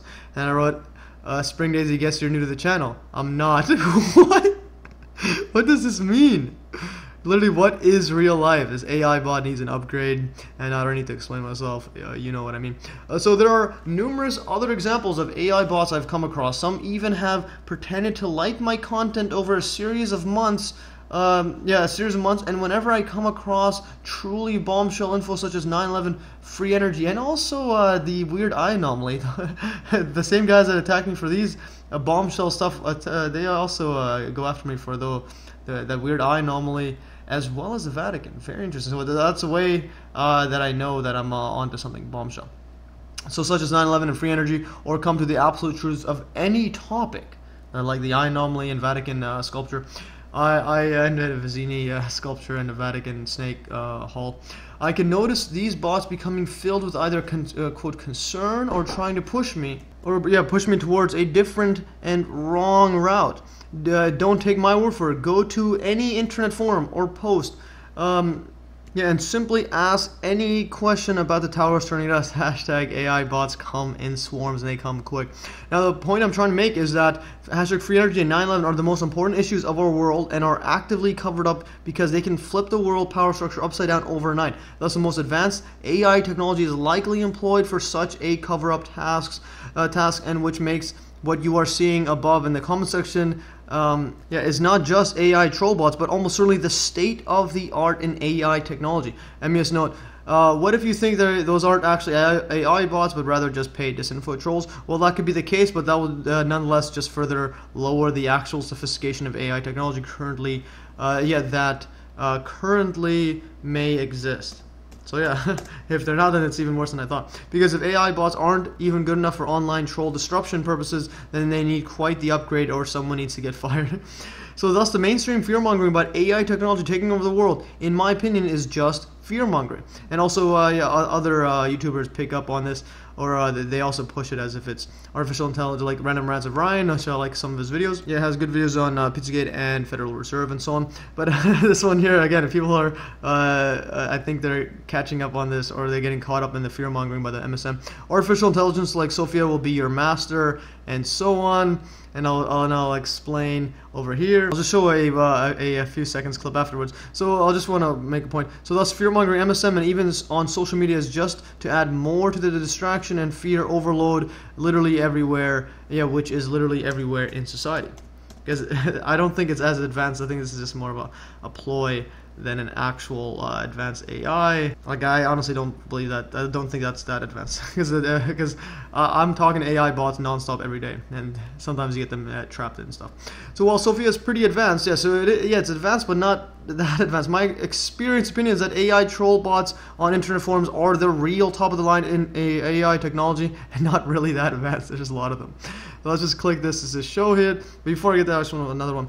So unless the creator of the Sophia is actually an AI biological robot, just want to show the first seconds of this. Is pretty fascinating. All right, so let's just play this.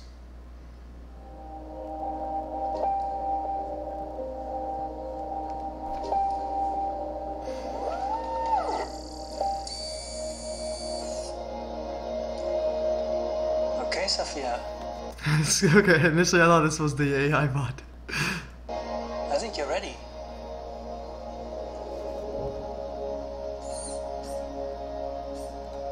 Hello.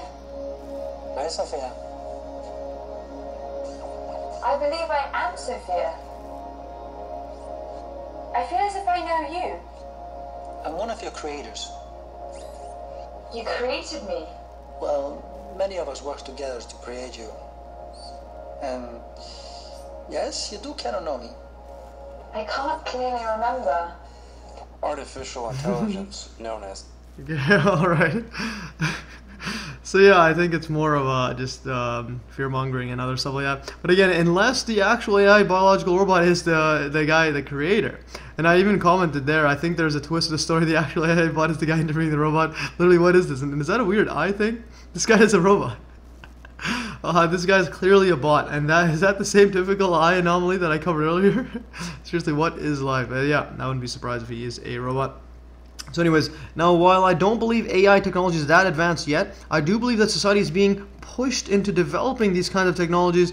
Thus, the real game-changing technologies such as free energy and anti-gravity and even possibly telepathy and so on may in fact be old technology but are suppressed so that society is pushed towards creating a robotic, unnatural world.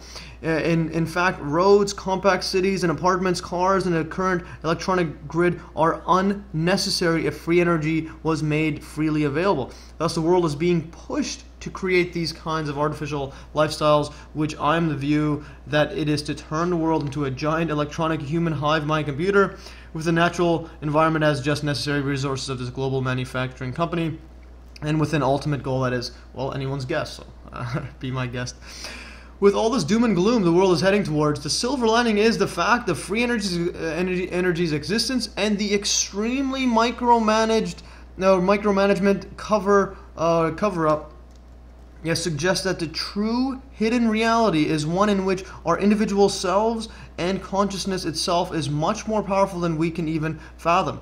Why doesn't the NWO just kill off Dr. Judy Wood, Andrew Johnson, or even yours truly, MES, instead of just deploying non-stop cover-up and trolls and troll bots and whatnot? Because they got away with literally turning towers into dust in front of everyone's eyes, and so why not just kill off people instead of just continuing this non-stop cover-up? This is a very interesting question, and one in which I first thought of while listening to Chapter 2 of Andrew Johnson's latest book, 9/11 Holding the Truth, and I listened to the audio one. Highly recommend going and listening to the whole thing or reading his book. It's free to download on his website. And so this was from Chapter 2, Emerging Thoughts, that he had, and so it's absolutely amazing book. Also, the audiobook is a good example of AI being used for good, since it was an automatic computer voice reading it out loud. So yeah, he just used Ivana, a computer voice, to get on it. So there's AI technology. So anyways, I commented on that video. Absolutely brilliant writing, Andrew. It almost seems like fate, because he even asked that question, like, why is he still allowed to live, and why is there non-stop cover-up and trolls attacking him non-stop? It doesn't make any sense. So it's almost as if they're testing it out, or they feel like it's not going to change anything if they just let him be and so on. But I think it's a bit more. I think it's bigger than that. So anyways, absolutely brilliant writing, Andrew. It almost seems like fate when I finally decided to look at politics closely just last year, which randomly got into researching the bizarre Madeleine McCann case, and only to come across Richard Hall's detailed films on the case. Looking at his other shows, it wasn't long before I came across Dr. Judy Wood's work, your tireless campaigning, and the absolute extent of the cover-up.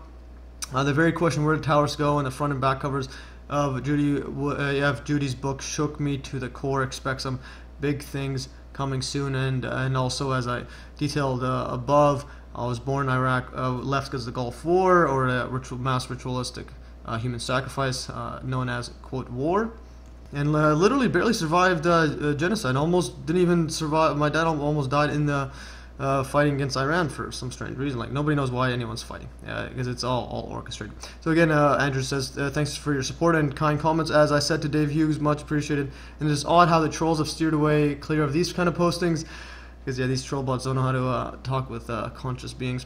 Yes, the trolls, their behavior, and the natural habitat are a fascinating study. More research is needed, but we can learn a lot from the internet wildlife. So yeah, studying these AI troll bots is definitely worthy of a PhD thesis. And I don't know why people aren't jumping on that.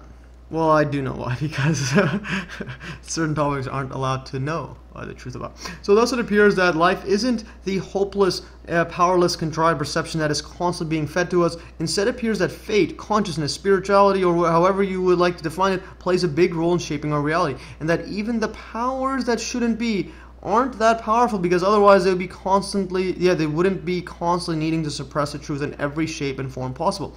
It's almost as if there are certain guidelines or rules of the truth, of the true hidden reality that can't be violated, and is why we need to keep digging to find just exactly what is being kept, what is being hidden. Hashtag stay tuned. Throw fear in the trash, because you don't need fear. It's not going to change anything. It's just going to make things worse. You just keep going as is, and the closer you are to the truth, my view is the closer you are, the more the universe protects you. Anyways, so avoid hashtag censorship by subscribing via email and even remaking and uploading my videos. So as explained many times before in my earlier videos, I've experienced quite the censorship, and it's mainly because I focus on topics of great importance and exposing the absolute truth as much as possible. Thus censorship as getting banned from R911 Truth subreddit, Twitter ads, and analytics banning me from there, and receiving countless demonetization and family-friendly, quote, family-friendly issues and warnings is just par for the course.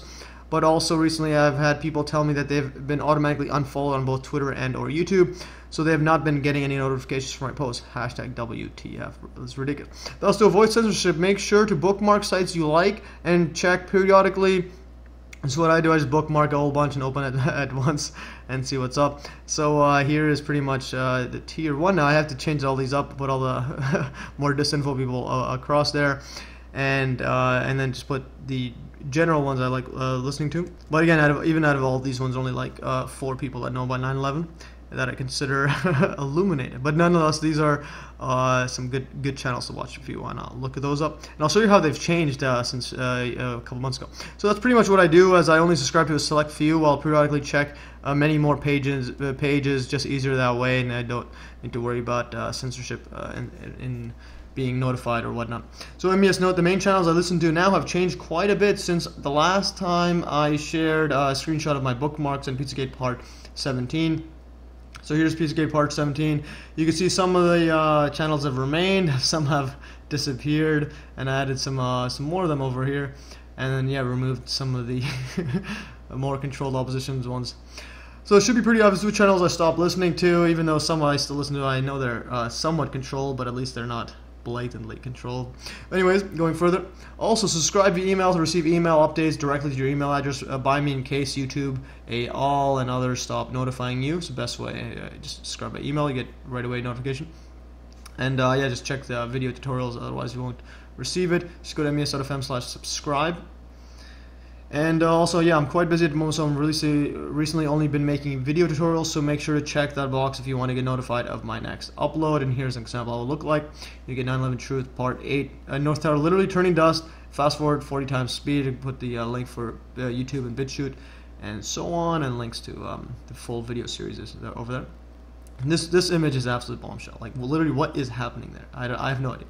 Here is a preview of the email notification we received. That thumbnail is quite fascinating. Literally, what is that? And also, feel free to remake any of my videos or upload them to your channel, as long as you provide a link to the original video. I make videos that everyone and their grandma needs to watch, so feel free to upload them to your channel or do whatever you want with them. You can also remake them or simply use information to source that site to create much more graphically presentable videos, and to remove my annoying hashtagging. The purpose of my videos is to provide a collection of all the references, sources, and arguments in as much detail as necessary, so that both the viewer and myself are much better informed as to the topic I cover. Thus, that is my primary objective, so I don't mind if others use my work for their own channels or even to profit off them, as long as the information is being spread as far as possible. But please link back to the original, just so they know exactly where you got it from. That's all it is. And also support my research by donating. I spend a lot of time on these kind of videos. The research is, you could even compare other channels or even other PhD papers. You're not going to get this detailed. Trust me. Now, YouTube has made it clear that it won't be monetizing much of my, quote, controversial videos, which also makes it show up less in, quote, recommended sections of YouTube, so they get less views than they should. Hashtag censorship. That's pretty much it. Anytime I upload 9/11, Pizzagate, and just all not friendly, not family friendly, not suitable for most advertisers. It's ridiculous. And you're banned on Reddit. And I'm trying to advertise on Twitter for 9/11, and I'm banned because, like, what does it mean? It's not suitable for advertisees? Like, I'm the advertiser, and I want to advertise, and I can't do it. So even my video explaining how I got banned from Reddit gets demonetized. Like, literally, what the F? Censorship on censorship. In fact, even recently, my math videos are experiencing this censorship, and it's like any video I upload has an automatic one, and I have to like request review and so on, and it takes like a day to get it changed. This one here is the math one: limited or no ads due to content identified as not suitable for most advertisers. So yeah, I believe the review process is faster for channels with greater than 10,000 subscribers, because it says here, review requested. Right now we are only able to review videos with at least 1,000 views in the past 7 days. We'll review a video once it reaches at a threshold. Yeah, that's like, I never get that, like 44 views. I barely get that. And it's only, yeah, but luckily I realized it's when you have 10,000 or more, they can actually remove that or review it faster. So if people have less than 10,000, they literally can be censored without any way of doing anything about it. Like, you're not gonna, yeah. So it's very hard to get 1,000 views in 7 days for most channels. So that's what has happened in the past few weeks. Is every video I upload is marked as limited or no ads right away, and then after a request review, it takes a day to get them fixed. Yeah, to get them to fix it. But for those that don't have over 10,000 subscribers, they need to wait until a video reaches 1,000 in 7 days, which is rare for small channels, especially when the videos are censored. YouTube is evil, and YouTube is the CIA. Like, you can't question it. And this link right here, that's this video over here. Yeah, and here I just forgot to add that tweet there. It was just part of my tweet here. So now YouTube is demonetizing and censoring my mathematics videos. George Orwell's literally spinning in his grave right now. Wake up, people. And there's a controversial video. And yeah, support my work at MES.fm/donate. And if you go over here, this is the video. This is a controversial video. Pretty controversial. It's how to divide. Yeah, this is a slant asymptote line, special case, rational functions, and long division. And yeah, but at least we get free energy. Orwell starts spinning in his grave, then attach generator spinning Orwell. Infinite energy. Ha ha ha. The early stages of my free energy development. Hashtag Orwell, where are you? Yeah, so anyways, so it's pretty clear I'm going to be needing your help in my ongoing research. So yeah, please donate. And I try to upload once a day, but when I do my research for these videos, it sometimes takes like a week or two or more, because I put a lot of effort into it. And again, you're not going to get this anywhere else. So yeah, please support my research, preferably in cryptocurrencies, because fiat currencies they're just pretty much like not using that anymore. Or the NWO or whatever the world is heading towards, all crypto. Might as well jump on it to get some cash on that. And also Patreon and PayPal, and on Steam you can go on there and transfer. But I recommend everyone getting on Steam. So yeah, on Patreon, I have $14 a month, 7 patrons. So yeah, please help donate over there. My goal is $1 million per month. It's a big goal. It's a big goal, but if the BBC gets like about 5 billion, $1 billion a year from taxpayers and so on to promote fake news, we're gonna need a lot of money and hire a bunch of researchers and so on. And again, I'll be doing as most I can do, create free energy and just keep posting bombshell content that just makes everybody question what is reality. So yeah, please become a patron on Patreon and help me out there. I'll figure out some other goals, levels, because right now I just have a platinum and just a heroes one. Just put $1 or more. 6 patrons there. I don't know where, I think another person's not there anymore. But anyways, platinum one is 0 right now, but it's 1,000 or more. You get a sponsored on every single upcoming video. Put a link to your business or page or whatnot, or just give 1,000 and you're platinum sponsor. And even if you don't want to be known, but yeah. But right now, so I'll put other goals and levels for different donation amounts in the future. But right now, I just have 2, and just a big thank you for anyone donating $1 plus per month, as well as an option for a platinum sponsor of $1,000 per month. Platinum sponsor gets credit in each upcoming video. So if you know of a business or want to help sponsor my channel, it can go a long way into my free energy research. Maybe even add your logo to the free energy device. Also PayPal. Yeah, you can go there, paypal.me/MatthewSolutions if you want to do one-time donation, teach math, make websites, and researching development, free energy, science, technology, and yeah, pretty much anywhere you see me, I'm going to be promoting free energy, just getting that in public consciousness. So yeah, send some money over there, just $100,000 US if you have, or even $1 counts. But if you prefer, you can send me a one-time cash donation on PayPal.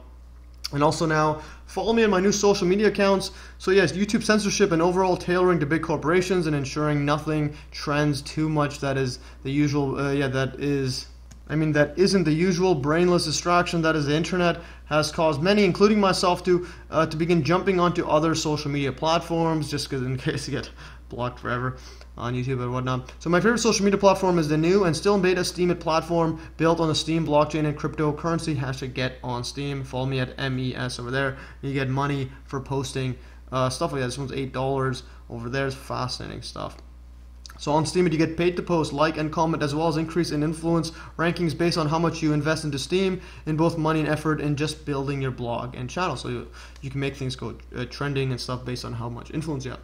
And also, if you want to learn more about blockchain, well, I recommend everyone do it. Go watch some of my blockchain tutorials on mes.fm/blockchain-playlist. I have 3 videos up there, and the first 2 are on Steemit, how to use it and whatnot, some of the inner workings of it, and then also on the last one, I had a 2-hour-long overview of blockchain technology and cryptocurrencies, Bitcoin, and so on.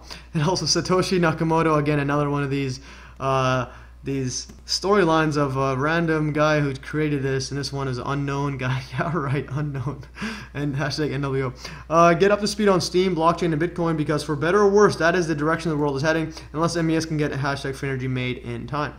And also on DTube, it's on the Steem blockchain as well. You can post videos, and they also get money by posting on there. It's absolutely fascinating. DTube is the new Steem video sharing website, again built on the Steem blockchain, and lets you earn money exactly as on Steemit. Hashtag get on Steem.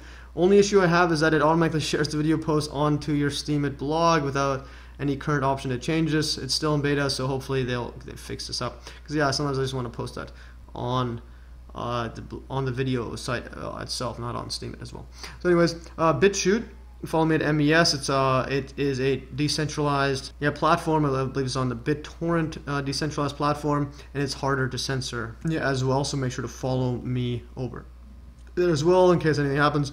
And it's also pretty good. I believe they're also setting up a their own blockchain type cryptocurrency token / monetization methods. Make sure to check that out. So BitChute is a censorship-resistant, decentralized platform that hosts videos through a network of servers computers.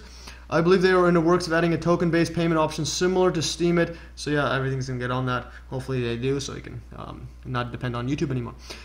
And yeah, it still needs to add video speed options. It doesn't have playback speed change. Hashtag all about the speed. And DTube has it, which is very, very good. And then this one's on Gab as well. Follow on Gab because it's again censorship-resistant platform to fight off against Twitter's non-stop censorship. So Gab is another censorship-resistant platform, although based mostly by their free speech ideology as opposed to a technical blockchain slash decentralized system. Nonetheless, anything with free speech, I'm all for. Also, Gab TV, they have that, but it isn't working for me. I tried uploading this one. That 9/11 Truth Part 8 video, and it just says not supported. Get your act together, Gab. So if it starts working, I'll start posting there. And also Minds, I started posting there as well. And so Minds, like Gab, also has hashtag free speech as one of its pillars. So I post there. I am posting there too. So yeah, and basically see whichever one I get the most subscribers, the one I spend more time on.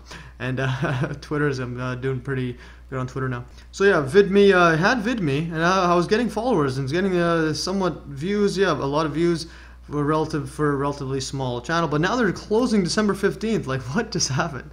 Can't upload anything else. It's just ridiculous. I got onto VidMe as well, but now it appears they are shutting down. What the F? I even had one paid subscriber. Hashtag shake my head. But big thanks to that one person that was supporting my channel. Thank you. And now I also went on LiveLeak, and now I'm permanently banned. What is happening? I posted the 9/11 Truth Part 8 video, and then now it's permanently banned. I had 15 troll comments instantly, and then the view count now is stuck at 210. It's still showing, but my channel, I can't upload anything. And then I tried uploading another. So this guy even says, "You're not getting converts here for the truth. Don't let that stop you." So this guy subscribed, and he was warning me about all the trolls and whatnot. But I don't think he understood that they're all trolls. So I got on LiveLeak a few days ago, posted my bombshell 9/11 Part 8 video, then posted another math video, but the math video got deleted, and now my channel has a permanent ban. What the F is going on? I emailed them asking why, but I have not heard anything from them. We'll keep you posted. So I'm literally permanently banned after a couple days. Also of note, the amount of AI bots, trolls, disinfo agents that commented on my first video ever on LiveLeak was something to behold. It was unbelievable. I've deleted most of those because it was just too ridiculous.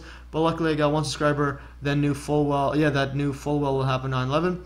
But I don't think he knows quite the extent of the AI quote disruption bots. that the quite the extent of the AI disruption bots interwebs infestation problem. It's literally a giant problem.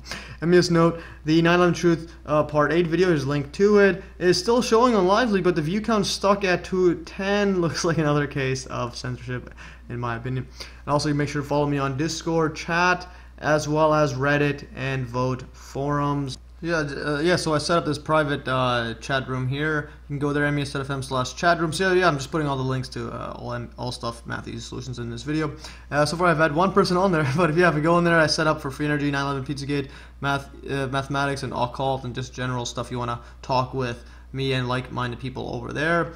So far I just have one person that joined in there, but post there and chat with like-minded people on a variety of Math Easy topics. I also created Reddit and Vote forums titled Amazing Math Stuff to post any cool math or science related stuff without some of the strict rules and restrictions on many of the other math forums. So yeah, go check it out. 4 readers right now. I believe it's a bit more than that now. And then on Vote is 18. Because yeah, I tried posting my videos and stuff on science threads and whatnot. They just wouldn't allow me to either delete my post or ban me. Because they have some weird rules on even on the mathematics pages. It's just weird. So get on and post any cool math or science related stuff you find, and also follow my other long-standing social media accounts. As some of you may know, I've been on Facebook, Google+, Pinterest, and Twitter, and you can find me there by searching Math Easy Solutions or going to my website mes.fm and clicking on the above social media icons. I have some old ones over there. So, so go and click those. And while you're there, check out some of our calculators and online tools. And BMI, grade, and especially the percentage calculator, very, very useful.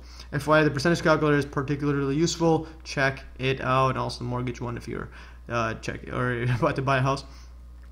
And also the tools, speed reader and timers, very, very useful as well. The speed reader will look at putting some audio options in there as well, and then the timer, very interesting. Yeah, it puts it puts a time in the browser tab, so you can always know what time you need for whatever countdown timer, stopwatch, so on, or alarm. So these are actually some useful tools, especially the timer.mes.fm, which shows time in your browser tab. Also check out the mobile apps for some of those websites we had if you wanna.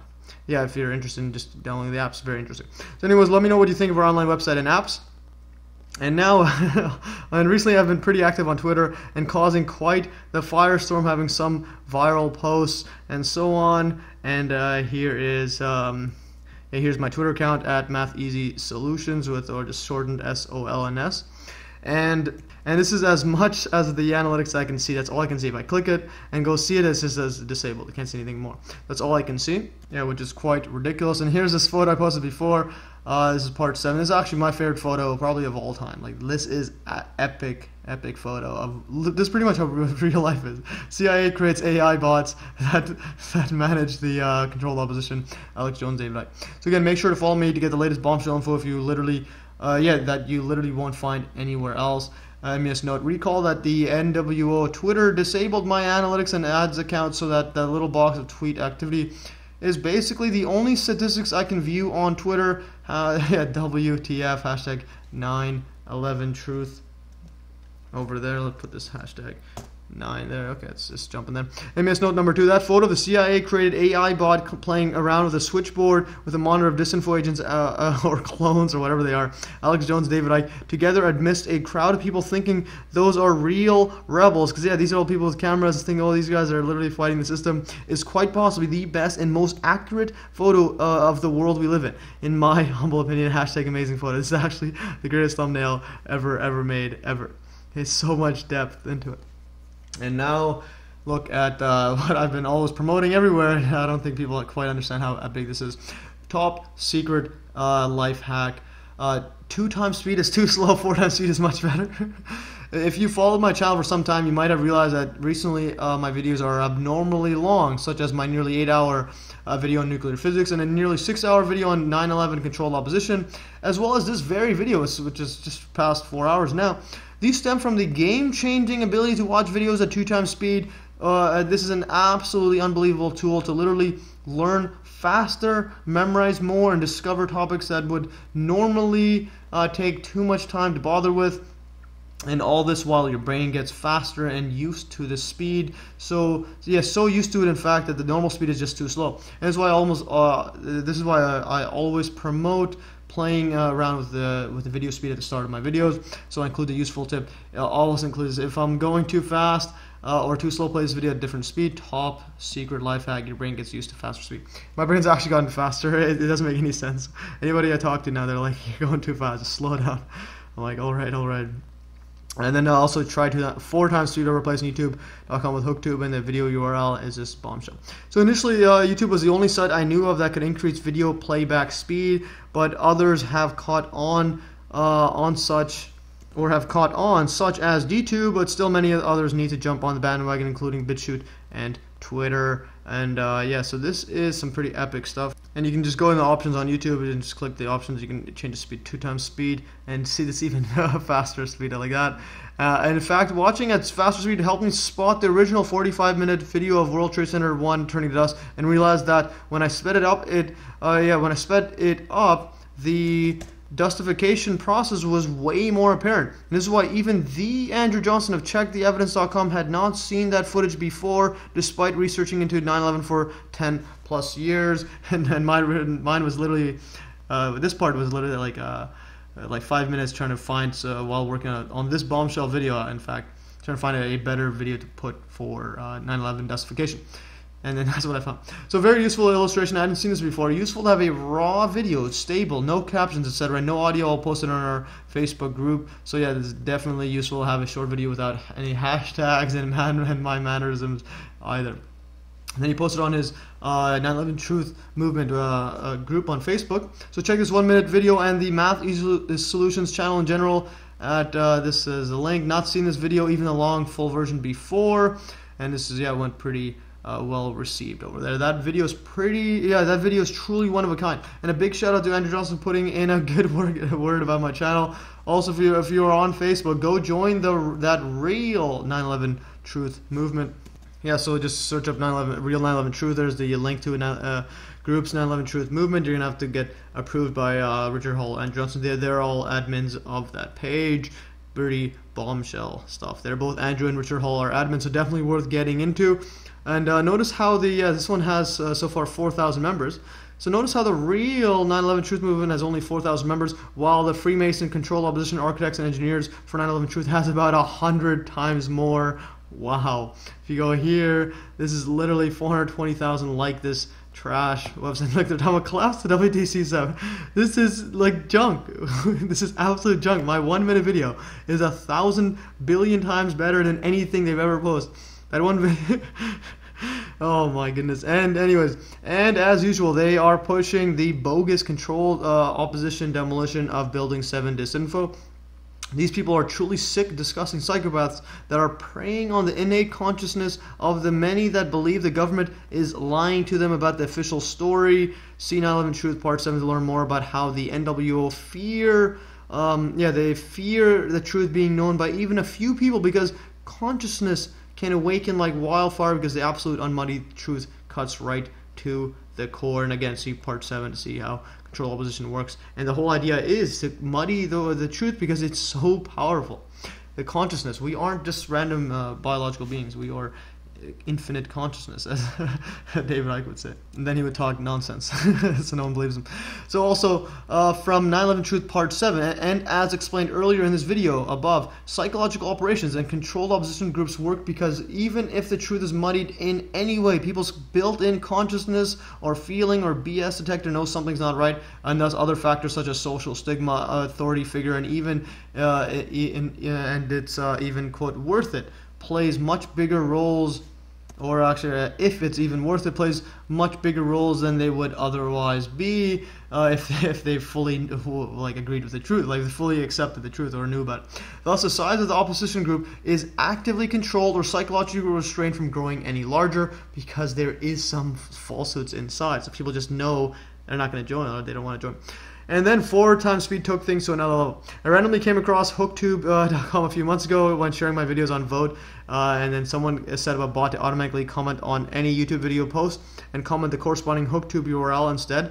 HookTube literally is just a website that someone geniusly made. This is, I believe, a word that I'm just going to add to the dictionary. Geniusly wrote that simply loads just a specific relevant YouTube code without the ads and play and with other options. With other options and such as being able to download the video, see video tags, and more playback speed options, but it's missing some features such as transcript or closed captions, but nonetheless 4x speed.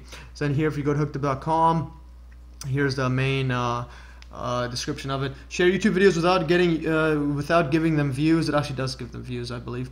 This is just embedding. Bypass country blocks, age restrictions. Download YouTube videos and music. View quarantine videos as they appeared before YouTube heroes got to them. Keep your data private from the G or the Google or the Freemason Google. How just replace, or the data from the government. I think this is this person's a bit overzealous. They'll find ways. How just replace the domain in any YouTube link with hooktube.com and get a lightweight page. It is very lightweight actually. That loads YouTube media file MP4, WebM, etc. directly into a browser's native player. And for example, YouTube over there becomes hooktube like that, etc. Supported parameters: start, end, loop, one for on, and you have speed ranges from 0.01 to 0.4. So yeah, you could change the speed in much finer increments, autoplay, and so on. It's actually pretty fast. Essentially, it is a lightweight YouTube that is location censorship resistant with some cool features such as 4x speed. So if you're blocked in some areas, you can put it in there and you can play it. It's actually very, very cool. So believe it or not, I listen to some videos at 4x speed because 2x is not always fast enough. I literally have no idea how I do it, but I feel it's quite rigged being able to listen to an hour-long video or podcast in 15 minutes understanding most of it. I'm not even joking. This is rigged. I don't know how it's done. For some topics such as news, commentary, podcasts, or even when I quickly need to research a specific topic or how-to video, I usually watch at 4x speed. But for other topics or channels in which every word, this is spelled wrong, every word has bombshell info, such as Richard Hall's or Andrew Johnson's videos, or even Jay Meyer's documentaries are in that category now. I usually just watch at 2x speed because I don't want to miss anything. And now let's, just to show you now. Yeah, so basically long call podcasts or stuff like that where people are just talking. I usually put on 4x speed. A good one is The Outer Light. I like listening to his news commentary because he talks a bit slow. So I make it 4x speed. It's pretty epic. I can actually understand. Anyways, now let's compress the 45 times 911 speed by another 4x. Thus 45 times 4. Also, here's another cool thing I found out on here on my OneNote. If I just times 45 times 4 equals, and then it automatically puts a 180. Holy cow, it automatically does a calculation. Anyways, so that's 45 times 4 equals 180 times speed, and the video finishes in just under 15 seconds. What kind of sorcery is this? Let's go and play. So I've replaced my YouTube video, the part 8 of this, and then I made it 4x speed in the options. Click the options, make it. You can also download the video, and so on. Let's go to HookTube and see what we see. Alright, let's play it and see the speed. It's absolutely fascinating. Just look at that. It's just blowing up. It's all getting out of there, just being sucked out. Wow. Is that not a magic trick? Like, what is happening here? Anyways, let's go back here. So yeah, so just an example. 4x speed, you can make it slower and faster. And when I said blowing up, I meant the video's blowing up. There's no actual blowing up going on in that dustification. Besides the occasional just matter just being compressed and just exploding because it's so much stuff happening. Anyways. Truly amazing stuff. That video alone not only shows the towers turning dust, but also turns to dust the limits of our perception of reality, our perception of what's possible, and our perception of our own consciousness and power. Hashtag what are we? I'm not making an understatement when stating that the combination of 2x and 4x speed allows for the ability to learn pretty much anything and everything at incredible rates, which in fact gives you the ability to be among the smartest humans who have ever lived. and by far the best benefit is the very thought of knowing that any topic can be learned quickly and at a quicker rate than 99.999% of the entire population is currently learning at. Hashtag genius made easy. It's absolutely fascinating. So yeah, check it out. I listened to it. I have no idea how I do it. And yeah, now time for the summary and conclusions. Yeah, so yeah, this was another epic long video, another illustration that when you watch one of my videos, you aren't watching any ordinary video, but one that is made by a madman that somehow listens to videos at 4 times speed. Haha. Anyways, let's do a summary of some of the key points I would like to highlight. My channel statistics. I finally reached 10,000 subscribers after 6 long years. Big thank you to everybody that subscribed. I created my channel on October 25th, 2011. I have just over 4 million total views and over 1,000 total videos actually. My first video was actually on December 16, 2011 and was on the definition of derivative. My current highest viewed video is on Athlete's Foot and have about 400,000 views. Hashtag math feet solutions. Yeah, my subscriber count doubled in just this past year. Hashtag yes. My videos have been watched for a total of 184,000 hours plus or more than that, or 21 years. Calculate it out. Worth of watch time. Hashtag amazing. I've been I've made a total of about 8,000 on YouTube over 6 years. Hashtag need more money. Revenue has dropped while my views and subscribers have increased. Hashtag adpocalypse. So you're going to see a lot of hashtags. Why I chose to name Math Easy Solutions. I chose to name Math Easy Solutions to be essential. Essentially just providing easy solutions for topics that I, Matthew, was interested in. Not necessarily mathematics, it's Matthew. I mainly provide easy math solutions because I consider mathematics to be of utmost importance, and essentially I post what I want. So my years in engineering, I have a Bachelor of Applied Science in Civil Engineering, a Master's in Applied Science in Mining Engineering, and a almost minor in Information Technology. Yeah, and a PhD in YouTube mathematics. In high school, I really liked mathematics. So YouTube mathematics, I just realized that. It is actually a pretty good PhD. In high school, I really liked mathematics because it was an ordered pattern of deriving concepts and applying these concepts to more complicated problems, essentially like learning the basic building blocks of a language. I chose to take engineering because I considered it to be a practical way of making money while applying mathematics to real-world problems.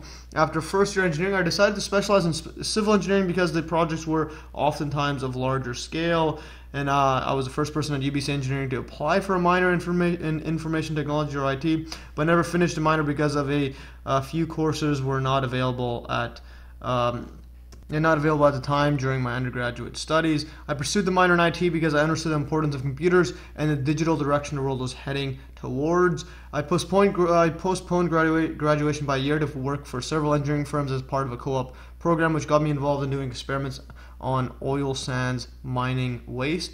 My work in researching oil sands waste got me interested in pursuing a master's in mining engineering because the scale of the mining world and amount of waste was enormous. I was fortunate enough to obtain a contract with a mining company that paid me for the 2 years of my research. I developed an experiment that used an unconventional method for better characterizing properties of oil sands slurry waste. And to develop the experiment, I had to get up to speed on electronics, programming, soil and slurry science, AutoCAD, shop drawings, and automated machine construction, to name a few of the stuff I had to go through. And with very little help from technicians or experts, I literally have no idea how I survived or created that. It was just something else. And yeah, when I look back at it, I have no idea. But even with all this work, my recent realization of the free energy suppression makes all of my research a waste of time. All the mining conferences work a waste of time, or conferences a waste of time. All the years of research into the mining industry by brilliant and dedicated professors a waste of time, and an unbridled anger and motivation to now develop and make public suppress free energy technology. The process of developing my oil sands waste experiment may very well have been a prelude to my upcoming development of free energy technology. Hashtag stay tuned.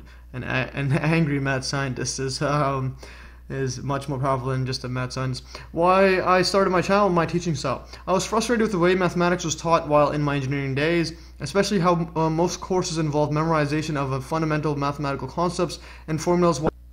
Yeah, while little emphasis was placed on the formulas themselves, thus after having some time in my hands since my master's degree was paid for, I decided to create my own YouTube channel to self-learn many mathematical and engineering related topics by the best way I know how, by teaching others. And my YouTube channel also serves as a place where I can place all the concepts, arguments, and facts into an ordered orderly styled methodology, so that I can reference myself in the future and build upon my work, something which is quite evident if you watch pretty much any of my videos. I follow mainly the book, the calculus book, Early Transcendentals, 5th edition by James Stewart, which I find very informative. I read most of the calculus book during my first year engineering.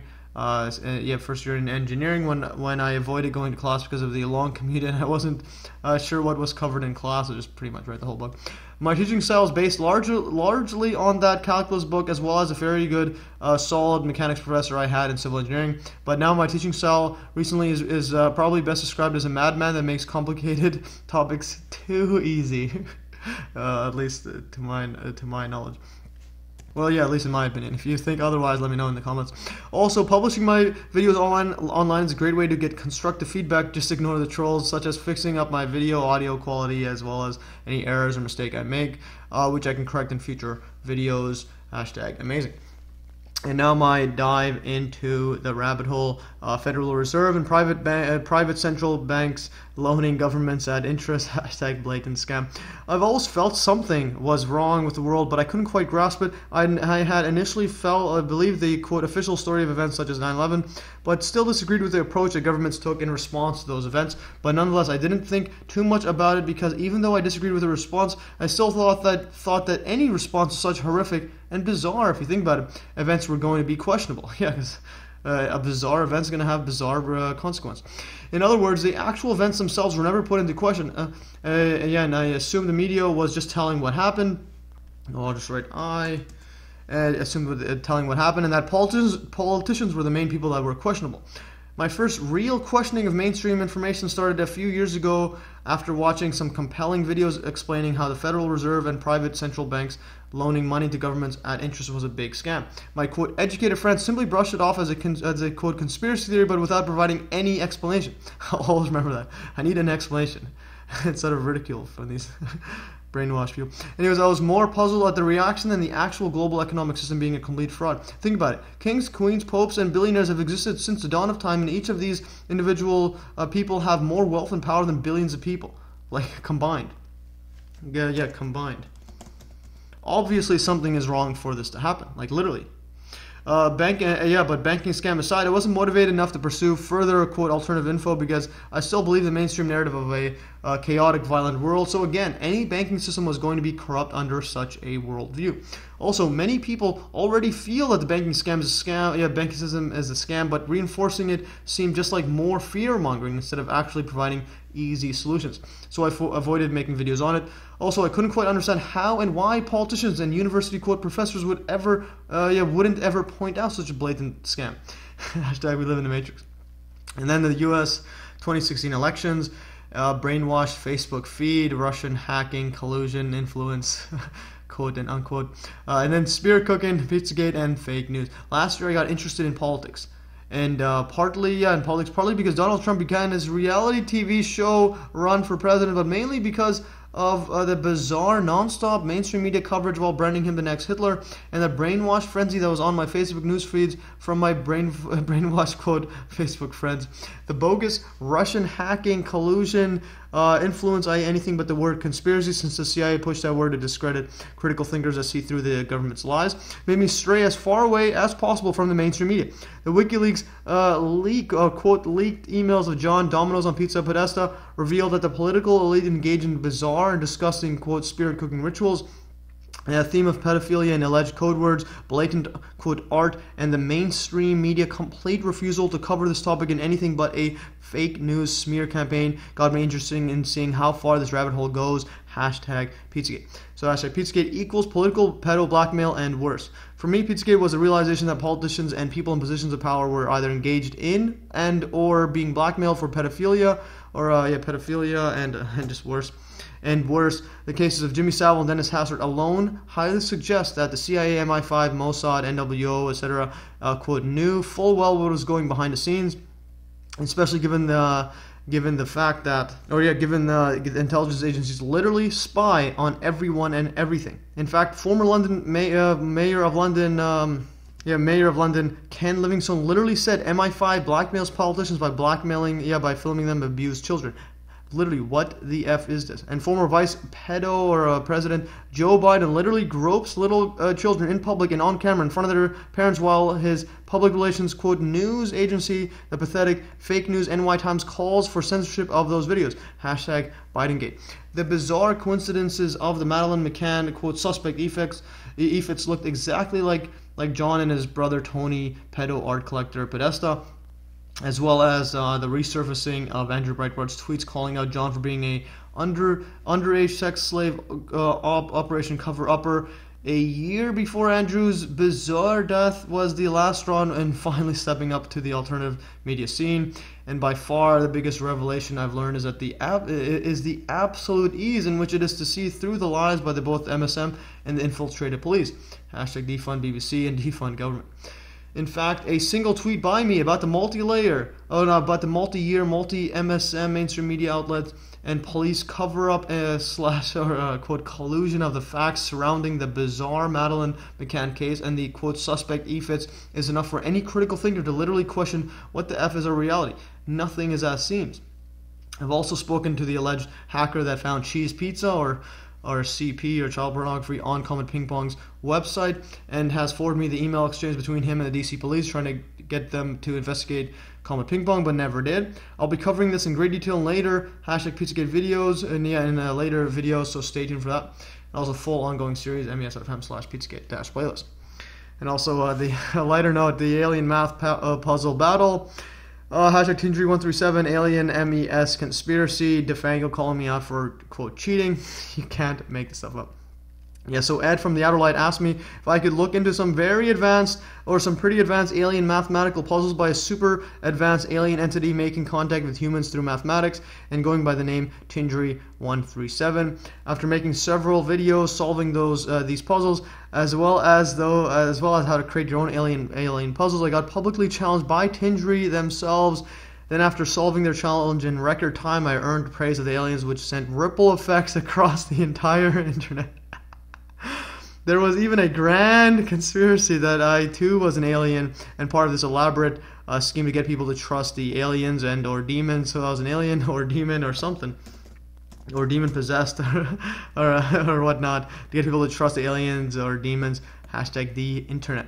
In the part 7 video, I solved their seemingly impossible calculation of their name, of the Tindry's name, which may have hit a bit too close to home for the aliens and their spokesman, DeFango. DeFango accused me of cheating on the alien math exam, and Tindry called me a narcissist, which was quickly added to our social justice warrior keyboard at sjw.mes.fm.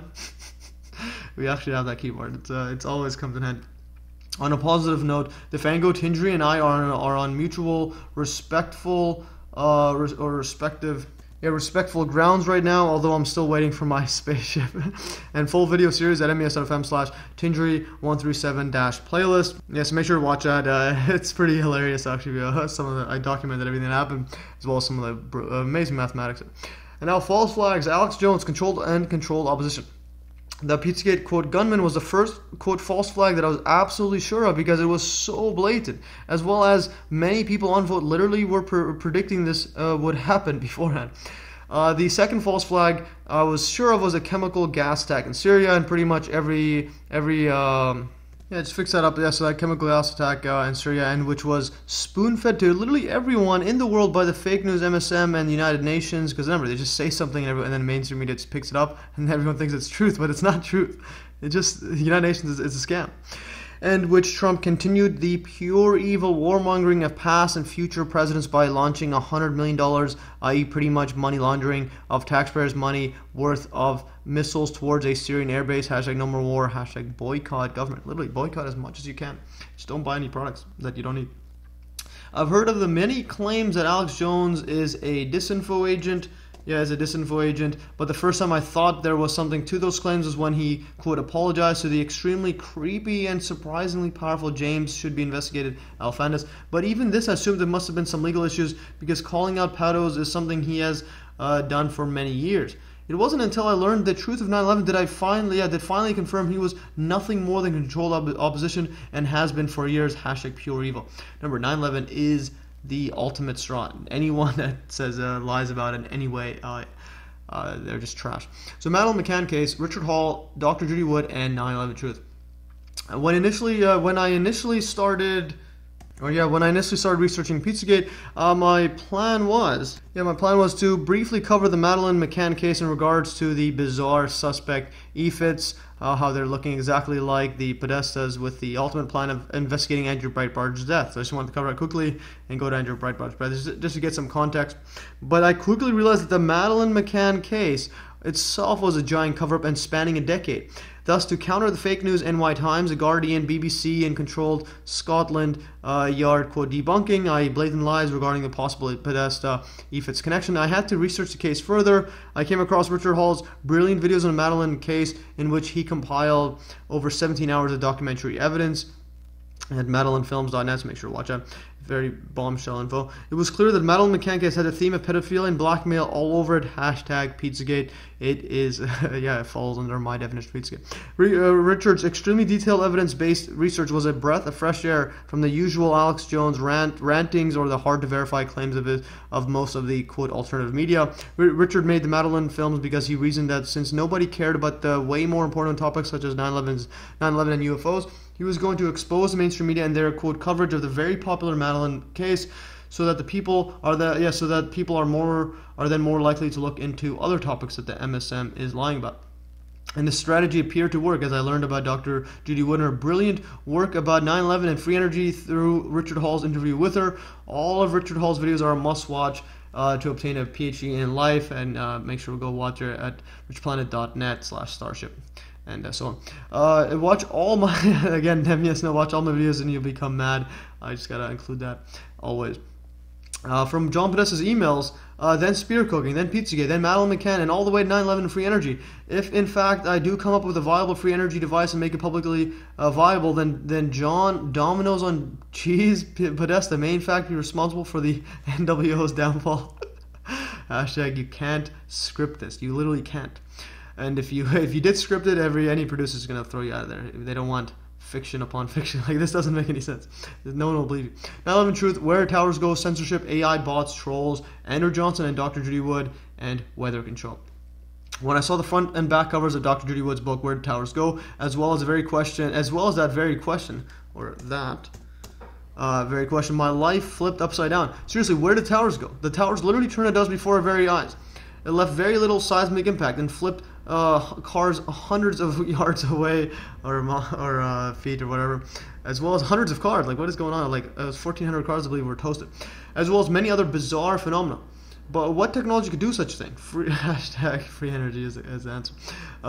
The first person to see this, Dr. Judy Wood, has been censored by every mainstream media and science outlet, as well as mainstream, quote, alternative outlets such as Pure Evil, Alex Jones, David Icke, and Sean from STD Report. See 9/11 Truth Part 6 for that breakdown of it. It's like 6 hours long. After promoting the actual truth of 9/11, I've been bombarded on a daily basis.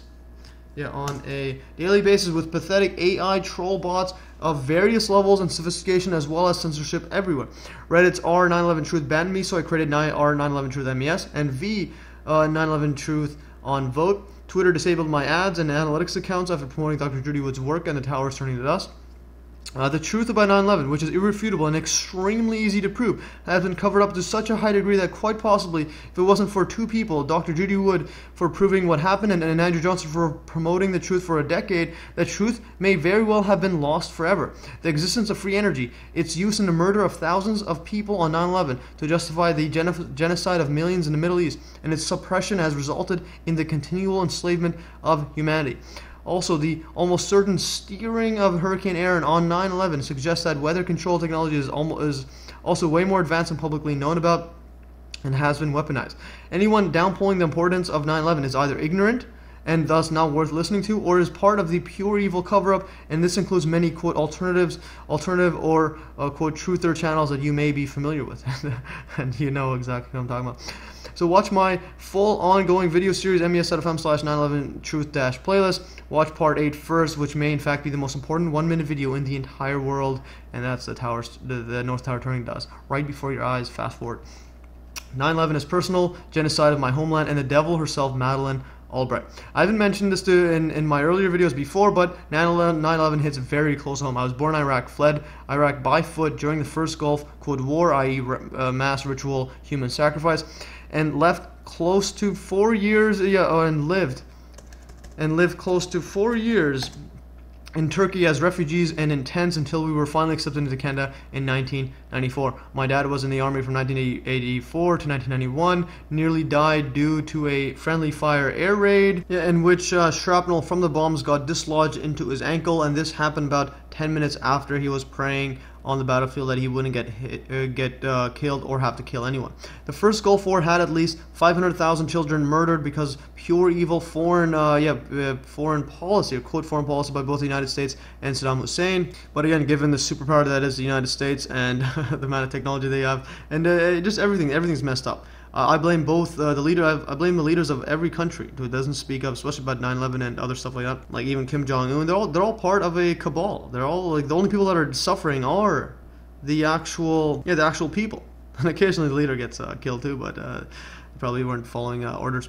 Anyways.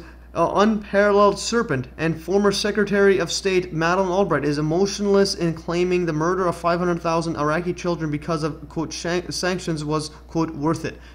War criminal Madeleine Albright received the Medal of Honor from war criminal and Nobel, quote, Peace Prize recipient Barack Obama. Saddam Hussein and/or the Iraqi press called Madeleine an unparalleled serpent, to which Madeleine responded by wearing a pin of a snake biting an apple. I think we have found the pure evil entity that the devil sold his soul to, Madeleine, unparalleled serpent Albright. Hashtag lock her up. Yeah, so basically I was lucky to survive the genocide, and pretty much all my life it's almost like fate to go into this free energy stuff. I've always wanted to get bigger and bigger stuff that would affect more and more people, and looks like I found it. So anyways, Free Energy Whistleblower is the most important video series in the world. The silver lining of the horrific events of 9/11 is that free energy exists. This flips everything upside down. Free energy not only means that our dependence on oil is being artificially created in an overall, quote, politics of scarcity, but also nearly every news outlet, government institutions, science institutions, religious institutions, and even most countries are controlled either knowingly or unknowingly, and including most so-called alternative media. Free energy literally means that our very reality, our origins, our consciousness, and our purpose in life are actively being suppressed.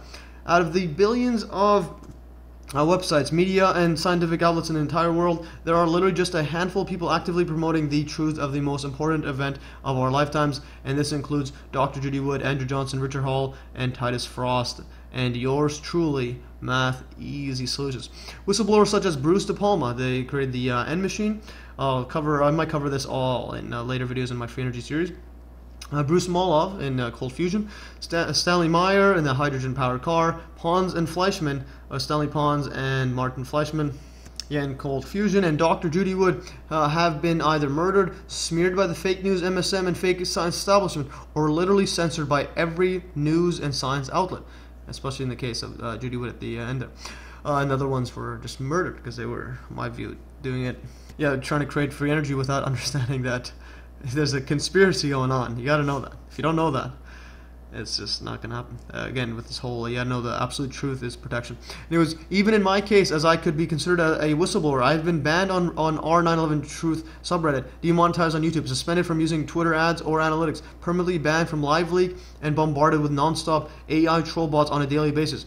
My goal is to uncover the hidden science necessary to develop #free energy, teach others what I learned, and make it a detailed breakdown of the steps to take and parts required to develop a simple, practical free energy device to power a device such as a smartphone is easily reproducible. The continual genocide of my Iraqi homeland and the unnecessary years studying civil and mining engineering serve as further motivation to research into free energy and other suppressed science and technology as much as possible.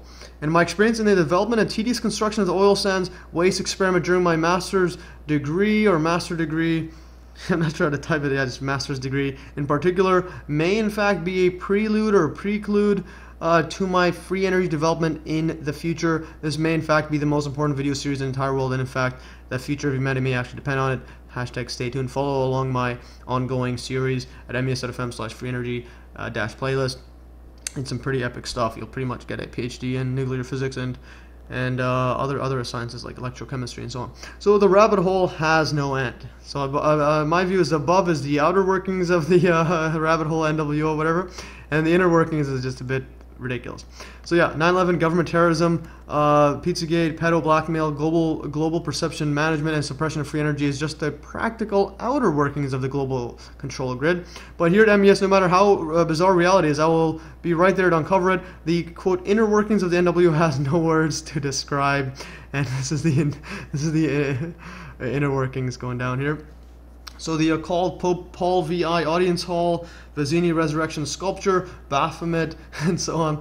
I've heard about the occult, esoteric, quote, Illuminati, quote, reptilians, Freemasonry, and so on, but I needed something to convince people that I wasn't crazy.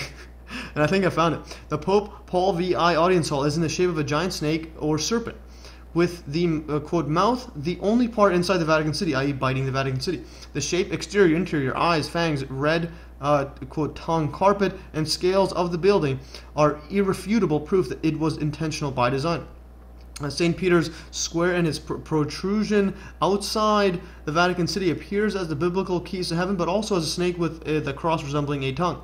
At the mouth of the snake is a giant sculpture by Percol Fazzini entitled The Resurrection or La Resurrezione, which supposedly depicts Jesus rising out of a crater of a nuclear apocalypse. The Fazzini sculpture also looks like the final boss in a video game. Mirroring the sculpture has some absolutely shocking results, including what looks like a Baphomet beast animal head with a man that looks like the Pope protruding out of it. This is not random.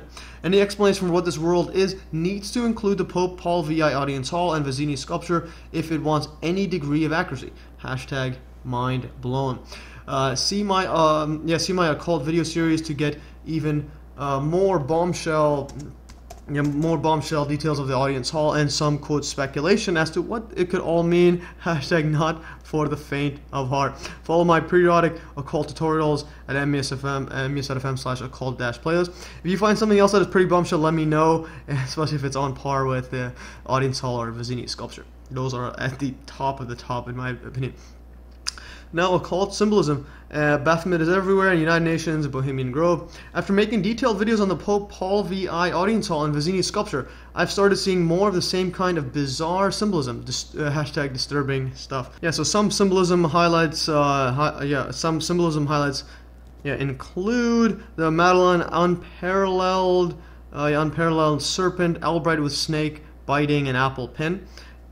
Yeah, George Washington and Zeus in Baphomet poses. Real-life transgender Baphomet getting too close to children. That is literally real-life Baphomet, and that should not exist. Baphomet's pants has two snakes around a rod and is similar to the U.S. Public Health Service, United Nations or UN World Health Organization WHO logos.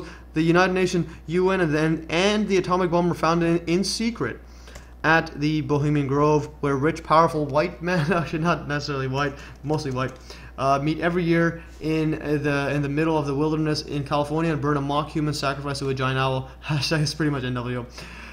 George Washington has a statue listing Freemason higher than the first president. Hashtag priorities. Controlled opposition groups. Controlled opposition group architects and engineers of 9/11.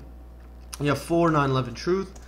9/11 quote truth uses Freemason square and compass symbolism. Apple App Store logo uses Freemason square and compass symbolism. Apple's original logo had a tree with an apple above Isaac Newton, and newer logos include a bite out of an apple, both of which symbolize biting or obtaining hidden or forbidden knowledge.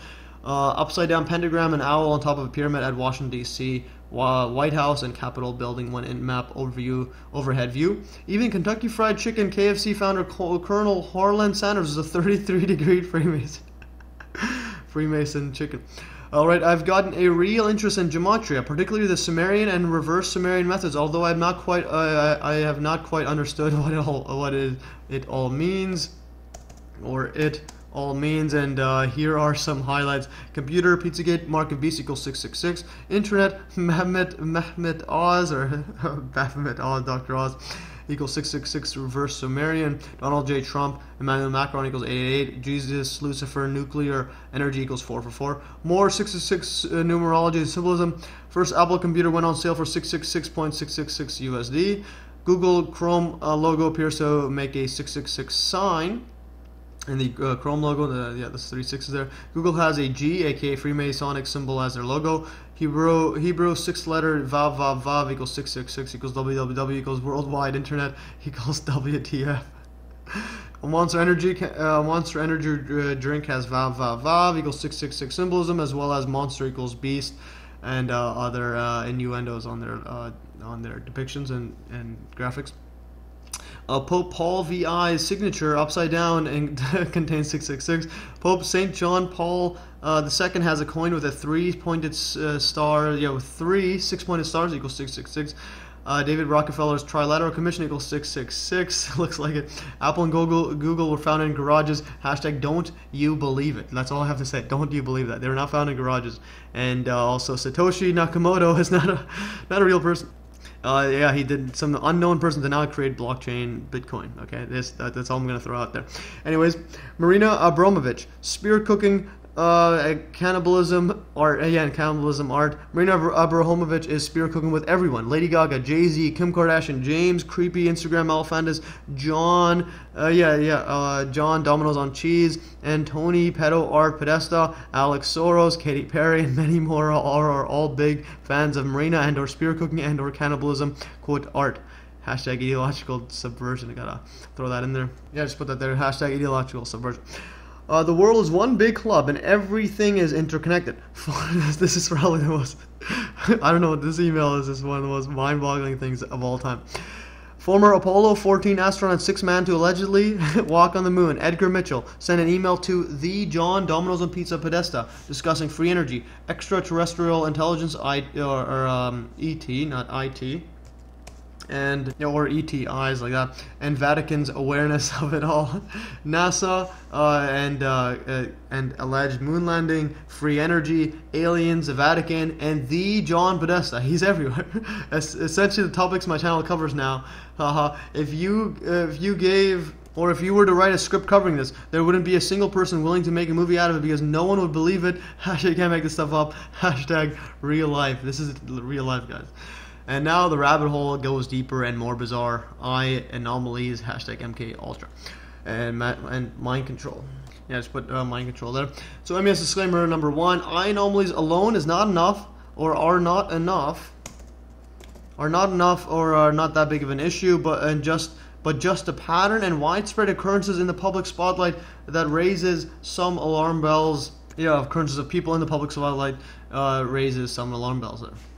And I just want to get that out. MES disclaimer number 2. 9/11 free energy proves that anyone with a significant platform or influence can easily flip the world upside down by simply asking the question, where did the towers go? But since I don't expect Katy Perry, Bill Nye, Elon Musk, or Neil deGrasse Tyson to blow the lid off 9/11 anytime soon, those in the public spotlight are almost certainly controlled in some way and or part of those being those controlling. So before we can determine the control mechanism, let's try to find some patterns. So one such pattern appears to be the high rate of eye or face anomalies, or quote injuries, with many in the public spotlight. And here's a list of some of these people: Harvey Weinstein, Matt Damon, Russell Crowe, Lee Harvey Oswald, Tony Blair, Jeff Bezos, Robin Williams, George W. Bush, random eye gouger, quote random, Woody Allen, Bill Cosby, the Pope, John McCain, John Kerry, Babe Ruth, Simon Cowell, Iron Man actor, I forgot his name. Justin Bieber, Prince Philip, Kelly Osbourne, Dr. Mehmet, aka Baphomet, Oz, aka Wizard of Oz, federal prosecutor, quote, suicide, and basically everyone when you image search actors or other variants, you're just going to see them everywhere. And I apologize for this. And also just want to add here, Madeline McCann, George Soros, Lee Harvey Oswald, and a baby on Jimmy Comment's Instagram have strange eye anomalies inside one of their eyes. It's just getting ridiculous. So now have a look for yourself and comment below any other eyes you see. Typical eye anomalies should be around 3% of the general population. So yeah, you see them all everywhere. It's probably something else. Possible explanations could be byproducts of MK Ultra, MK Monarch, and or other variants of trauma-based and or microwave technology-based mind control, or something even worse, more bizarre. Hashtag world is a strange place, and I'm not going to guess what it is. For cool mind control and other occult documentaries, I recommend Jay Meyer's documentaries on YouTube. Fascinating stuff. And now the absolute bottom of the rabbit hole that is this is absolute bottom. There's nothing less than it. Bill Nye's sex junk rap video on his Netflix show Bill Nye Saves the World. I'm just gonna leave it over there. I just want to hide this. It's literally, you can't make this stuff up. Like, I can't explain how that exists. Anyways, further thoughts, MES level objectivity on quote conspiracies and forecasting the future. I wasn't satisfied with how mathematics or engineering was taught while in school, so I created my own channel to self-learn by teaching others. Same goes for the quote alternative or quote conspiracy research online. I did not like the many speculation and loose dot connecting videos I had seen, so I decided to apply the same mathematical analytic skills that I've developed over the years, but this time towards quote controversial topics. But ever since I started researching into the alternative / real information, I haven't stopped, because it is not only fascinating the amount of lies we've been told by both the mainstream and mainstream alternative media and science, but it has helped in my understanding of reality as well as in forecasting the future.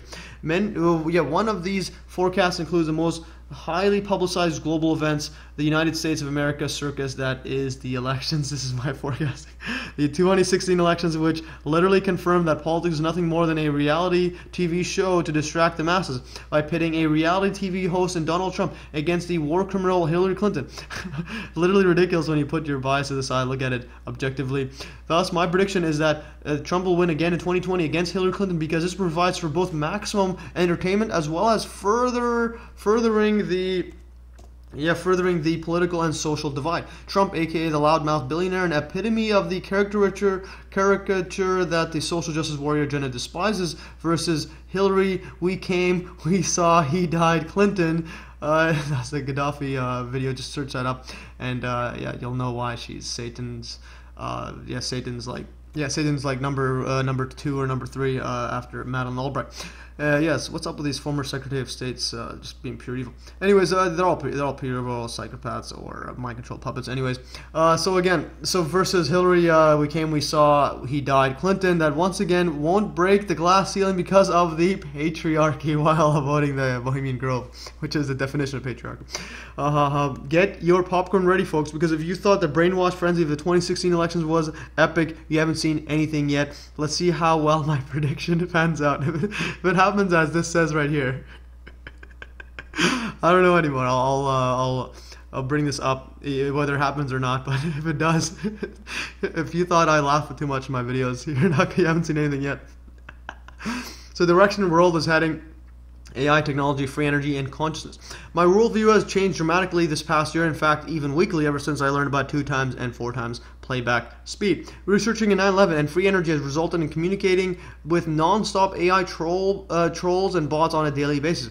I have learned much about their behavior and disruption strategy, and have occasionally caused them to state nonsensical statements to the quote, to the average quote human viewer. Since 9/11 and free energy is the most important, or are the most important topic, or actually considered one and the same, is the most important topic actively being covered up in the world. My experience with these AI troll bots has led me to believe that the current state of AI technology is not that advanced. The constant fear-mongering of an AI takeover by, quote, advanced bots like, quote, Sophia is more tilted towards just fear-mongering and predictive programming than actual state-of-the-art technology.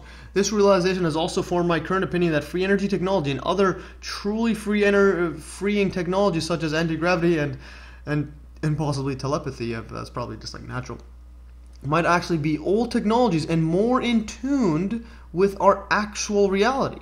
Remember, reality is being suppressed, and what's the name of that? Free energy, anti-gravity, stuff that just defy our reality. The suppression of such technology is pushing the world to create unwittingly a very efficient machine-like electronic AI blockchain control grid through the politics of scarcity. Because people have the viewpoint that everything is scarce, oil is scarce, food is scarce, and whatnot, and time is scarce and all this, they start pushing forward this kind of AI blockchain, just super efficient, very inhumane kind of forms of technology. But if they knew that everything's abundant, free energy exists and everything, you're not going to do any of this. You're just going to avoid the government. You don't need these giant centralized governments and corporations and ecosystems and all that. You don't need any of this. You could just start living on your own anywhere and travel amongst the stars. The suppression of free energy is, in fact, the suppression of our consciousness. You have to keep that in mind. It's not suppressing technology. It's suppressing our consciousness. The fact that Dr. Judy Wood, Andrew Johnson, and even yours truly is allowed to continue living while being bombarded with censorship and AI troll bots suggests that those in power don't actually have absolute power, and I am of the opinion that the closer you get to the truth and the closer to what it means to be conscious, the more the universe will tilt in your favor. Essentially, the biblical quote from Ephesians 6:12 comes to mind, the famous one. For we do not wrestle against flesh and blood, but against the rulers, against the authorities, against the cosmic powers over this present darkness, against the spiritual forces of evil in the heavenly places. That's pretty much it. It's a spiritual battle. Whether you're religious or not, it doesn't matter. This is a spiritual battle. Anyways, yeah, that's pretty epic quote there. Anyways, going further. Avoiding censorship tips, free to make, avoiding censorship tips, and free to make, remake, and monetize my videos. If you haven't been hiding inside a rock or under a rock, or have been brainwashed by the MSM and want, quote, hate speech, i.e. words outlawed, then you already know about the ridiculous levels of censorship implemented at all levels of society. Some ways of avoiding censorship includes bookmarking websites and checking for updates periodically, and subscribe via email for my new uploads at mes.fm/subscribe. And also feel free to re-upload, remake, and or remonetize, or just monetize my videos. Just please include a link to my original video. I recommend remaking my videos if you are good at video editing to make them shorter and more presentable while referencing the original video for all the references and sources. And now support my work. Please support my work by donating at mes.fm/donate, either on Patreon, PayPal, and or cryptocurrencies. I put a lot of time and effort into researching my videos, and it would help greatly if I can do this full time, as well as hire a team of researchers, and also going to need technicians later to create devices like free energy and so on. The most time consuming, besides putting this channel reviewed video together, is in my ongoing research into free energy science and technology, which may require I obtain several PhD level background knowledge on nuclear physics and electrochemistry, but so be it, and 4 times speed is going to help big time. Free energy is not free, and every dollar you donate counts. Follow me on my new social media accounts, Discord, chat room, Reddit, and vote forum. So YouTube censorship has forced me to start getting on other social media accounts, and follow me on Steemit, YouTube, BitChute, Gab, Minds, Patreon, and whatever one you like using, especially in case something happens to YouTube or whatnot. So VidMe is also shutting down, and I'm permanently banned on LiveLeak, likely because of my 9/11 Truth Part 8 video. This is getting interesting, for the LiveLeak one. Possibly, I think so. Especially because all the trolls that came up. So yeah, join my Discord channel. There's links there. Follow my forums on Reddit, and vote on the R Amazing Stuff, V Amazing Stuff, and R 9/11 Truth, and V 9/11 Truth MES. And also, I still post on my older social media accounts and causing quite the storm on Twitter if you follow there. It's pretty epic. So follow me there as well. Twitter, Facebook, Google, Pinterest, Instagram, YouTube, LinkedIn as well. I don't post on LinkedIn much, but just for business stuff there. If you have some business stuff, just message there, or just message me anywhere. I'll reply. Also, check out our free online calculators, tools, and apps at mes.fm over there, and it has a bunch of stuff there. So check it out. And now, top secret life hack. This is actually the most important part of the video, in my opinion, just because you can learn so much about anything else. Top secret life hack: video playback speed equals genius made easy. As you should know by now, I have been promoting an absolute amazing life hack, which I came across earlier this year: playback speed. After listening to 2x speed or 2x for several months now, or several things, like almost a year now, I've realized that my brain speed and memory storage has increased tremendously. I literally can't read books anymore. I actually can't, because it's too slow and strenuous on my eyes, especially compared to listening to 2x speed. I can't stress enough how important this hack is. Every video sharing service needs to include this, otherwise I literally can't watch. 4x speed is also possible when replacing YouTube with HookTube on the video URL, which, amazing enough, I can actually keep up with some of the videos and podcasts. I literally have no idea how. MES note: certain channels such as Richard Hall's and Andrew Johnson are limited watching at 2x speed because nearly every word they present has bombshell info. 2x and 4x speed, one suitable playback speed, allows for not just faster learning, but learning more and on topics which otherwise wouldn't have had the time to bother with. It is not an understatement when I say that this little life hack gives you the ability to become among the smartest people to have ever existed. And now you know why my videos have become much longer, and why I have to put warnings in the start of my videos in case people didn't want their entire perception of life flipped upside down. It's just too ridiculous. This was, again, this was quite the epic, detailed, and long video, but I just wanted to document how my channel and I have personally and dramatically changed since I started this channel in 2011. I also wanted to show how much I value you, the audience that have subscribed, made my channel reach 10,000 subscribers. Thank you. Also, if I haven't made it clear enough, I consider each word that I publish in my videos to be of utmost importance, so make sure to be as accurate, as well sourced as possible. Any mistake or error I make will be corrected as soon as I realize it. Each video is built upon the work of all previous videos, something that everyone should focus on to avoid contradictory statements and just flat out misinformation. Where this channel is heading depends on where the most important truths are present, and thus I'll be using my mathematical analytical skills in that direction. If I reach 100,000 subscribers, I'll make another review video to see how much has changed since now, or since then. Yeah, since then. So hashtag stay tuned. So I have big plans coming up, so make sure to follow along for the ride. And yes, I'm always alluding to it. Hashtag free energy. So yes, this is another epic video. Just reached 5 hours long, and it's crazy. It's like 5 hours long, and it just doesn't feel like anything. With, again, it's a 2x playback speed for 4x speed, and I know I'm becoming more of a madman. Anyways, hopefully you enjoyed. There's some pretty epic stuff. I just wanted to go over how it's changed, and how and even who I listen to has changed as well. But yeah, please help support by donating. I put a lot of effort into these videos. I don't post that much because I got to make sure every word is epic and sourced and free energy. There it is. Anyways, let me know what you think and how my channels, and also check out the the ones I listen to now and the ones I don't listen to anymore. Yeah, especially if it's CBC News and Tomo News. Oh my goodness, mainstream to the fake, to the max. And that Sophia is not as advanced as the troll bots I talk with, but they are getting more advanced because we're pushing it to be more advanced. And there's a rabbit hole of rabbit holes of and this is like, you can't make this stuff up. The thing with MSM, they give you all the info. Like, this was all on mainstream media, but on this ABC is a Mail Online, but nobody connects the dots.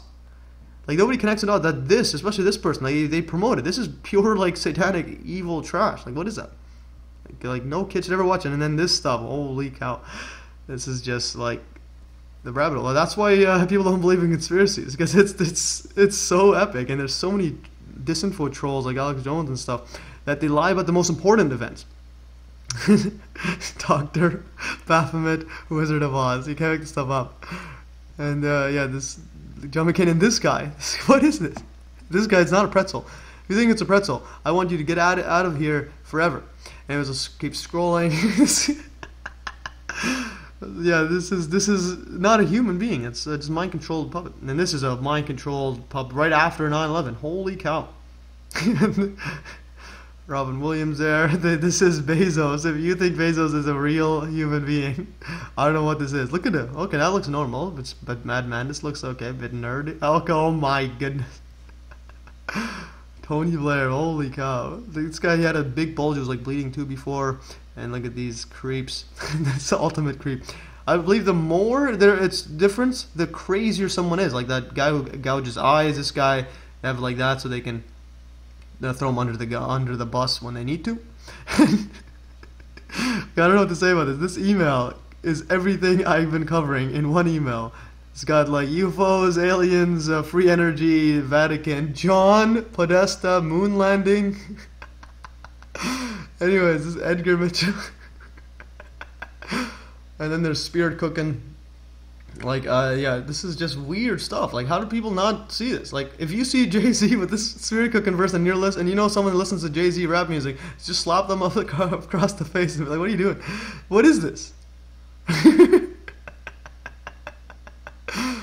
Oh, man, and they're pushing this nonsense. Like, like, you can't make this stuff up.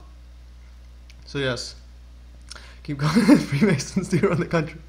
KFC, everybody's got these secret society handshakes and all this stuff, and the 666s everywhere. Very fascinating stuff, and some gematria and monster energy. And again, always keep in mind the symbolism. They always use a lot of sexual innuendo because they know it affects the subliminal consciousness a lot. So always keep that in mind. Your consciousness and your subconsciousness always there. There's some sort of control mechanism going on in the Apple computer, 666 and all this, and the Freemason stuff. These guys know, they use these symbols. Now, a lot of these symbols aren't that bad, but they use it because they know it affects your consciousness. Like this, like compass square could feel like, okay, that seems pretty cool, but then they apply it to like control opposition groups, and it's like just affecting people's minds and wrecking it. And the Bohemian Grove. This is the patriarchy. Why is there no protest? This is all white men, or mostly white men. I believe it's like, yeah, pretty much like they have like Colin Powell or whatnot. And they sacrifice a quote mock human sacrifice to a giant owl. Like, what is going on here? Like, why didn't the school teach this? Why doesn't poli-sci teach you that politics is a complete and utter joke and this person is Baphomet? I don't know. This is a top secret hack. If you want to know what life is, you have to explain this. If you don't, you can't explain it. There's the devil herself, or the person the devil sold his soul to, Madeleine Albright. Let's go further. I don't even need to do anything, and it just looks pretty epic there. Pretty final boss. Literally, who's the designer of this? But yeah, make sure to watch my earlier video on it, on the Fazzini one, and the Pope Audience Hall structure. What's happened over here? Yeah, alright, I just fixed that up there. But yeah, some epic stuff going back up here. I don't know what this is. It's literally a final boss. And then you got the snake-like architecture. Holy cow, this is a picture. This picture is worth 1,000 million rabbit holes. Can't make this stuff up, especially how it's literally the mouth is inside the Vatican City. And this is the thing, I think I'm the only one that found it in the entire internet. You can check the timestamps. I'm the only one that even talks about it. It's literally a mouth biting the Vatican. Can't make this stuff up. And then Google Maps lies about it. Bing Maps is it right. This one doesn't have it right. And it's clearly on purpose. Like, they make it so that you don't think, oh, wow, it's a mouth cutting it. This is literally a mouth cutting it. Like, because remember, a random YouTuber like me should not be able to go and correct, like, the one most important cities or city-states in the entire world, in the Vatican City. Like, correct the map from Google. Because there's people there, they check it every time, oh, this is wrong. They want to tell anybody. They know it's wrong, in my opinion. And yeah, this free energy video series, when I do another video of this, takes a lot of energy out. Look at these epic videos. A lot of research into it. Pretty epic stuff. So make sure, yeah, let's erase this, but make sure to watch that series, and again, help support me so I can do this full time. And there's the devil herself once again. And again, serpent around the rod of the apple, it's always there. And this person is absolutely psychopathic, or again, mind control. I think mind control, because I don't think anyone's that evil. I don't think people, and there's me, there's an Iraq surviving genocide, there's my dad, looks like Saddam. Scroll up, and AI robots banning me from R911 quote truth. It's just ridiculous. After like 2 videos, and this is the most epic screenshot of all time. We're just like, yeah, thumbnail. This is irrefutable. Like, what is this? I had no idea about this before. All I knew was like, oh, inside job or not inside job. And this is, it's like, these photos are proof. These photos are irrefutable. And it's so obvious. Holy cowses. So where did towers go? Most feared person, Dr. Judy Wood. And I think I'm taking that mantle after the part 8 video. This video is epic. You just send anyone that, no talking, no conspiracy talking. You just send them this and tell them what is going on. And if they think there's nothing to see there, just slap them across the face. And again, yeah. So So yeah, slap whoever whoever you want. But yeah, Richard Hall videos, epic videos, and then I learned a lot from him as well. Yeah, so I have 3 people I follow their video styles. Richard Hall, that textbook that the calculus book that I've been following, as well as that professor in civil engineering on solid mechanics, and then I just took it to another level. 4 times he just makes anything. And then there's the alien one. So yes, I'm an alien apparently. James Alefantis. Creepy stuff. So I have some bombshell info coming up there. I'll try to get some more info from the alleged hacker. These look just like him. I just can't unsee this. It's like, what is it? My view is the people that made the EFITs, it was like, let's just pick John and Tony Podesta because they know them. If you see Pizzagate Part 30, they know the people, and they were allegedly a rival lobbying group. Yes, they want to probably put in there like, hey, we have control of you, okay? And yeah, some epic stuff there, because those EFITs were fabricated, in my opinion, or pretty almost certain opinion. Yeah, Jimmy Savile is Pizzagate. Alex Jones is this info. Reddit being banned on Reddit banning Pizzagate, deleting it. That is giant news. Censorship. When I see censorship, I have to do something about it. It doesn't matter how ridiculous the mainstream media tries to spin it. So yeah, epic video series. Make sure to watch this one again. If you want your worldview to stay intact, just don't watch it. And 9/11. I mean, yeah, conspiracy push to discredit JFK and other critical thinkers, doubters, and stuff. Anyways, scroll back up. There's the channel statistics. There's the book. Yeah, some pretty epic stuff. And there's my visiting scholar. And this is the prelude to my free energy device. I still don't know how I made this. It's like the device that Colorado prof made. Literally had like a whole team, people just making it for him. And and yeah, there's some epic stuff. There's me in my jumpsuit. Anyways, let's scroll up. Epic stuff. So yes, I need to do more feet videos. That's like 10% of my 10% of my views comes from this video. I got to make more of these. Epic stuff. Anyways, that is all for today, and yeah, hopefully you enjoy this epic video, and thanks again for subscribing. And now let's get to the 100,000 and 100 million billion thousand subscribers. It was all for today. Thanks for watching. Like always, you can download the exact notes in the link in the description below, as well as viewing all of these in article format on Steam at all these notes there, and you can see all the links. Everything will be there. Also, make sure to check out my chat room on Discord, as well as my post any cool math or science related stuff on my Reddit and Vote threads, as well as the 9/11 Truth ones. I forgot to put them on this link, but those are just 9/11 Truth MES. Anyways, that's all for today. Thanks for watching, and stay tuned for another math easy solution.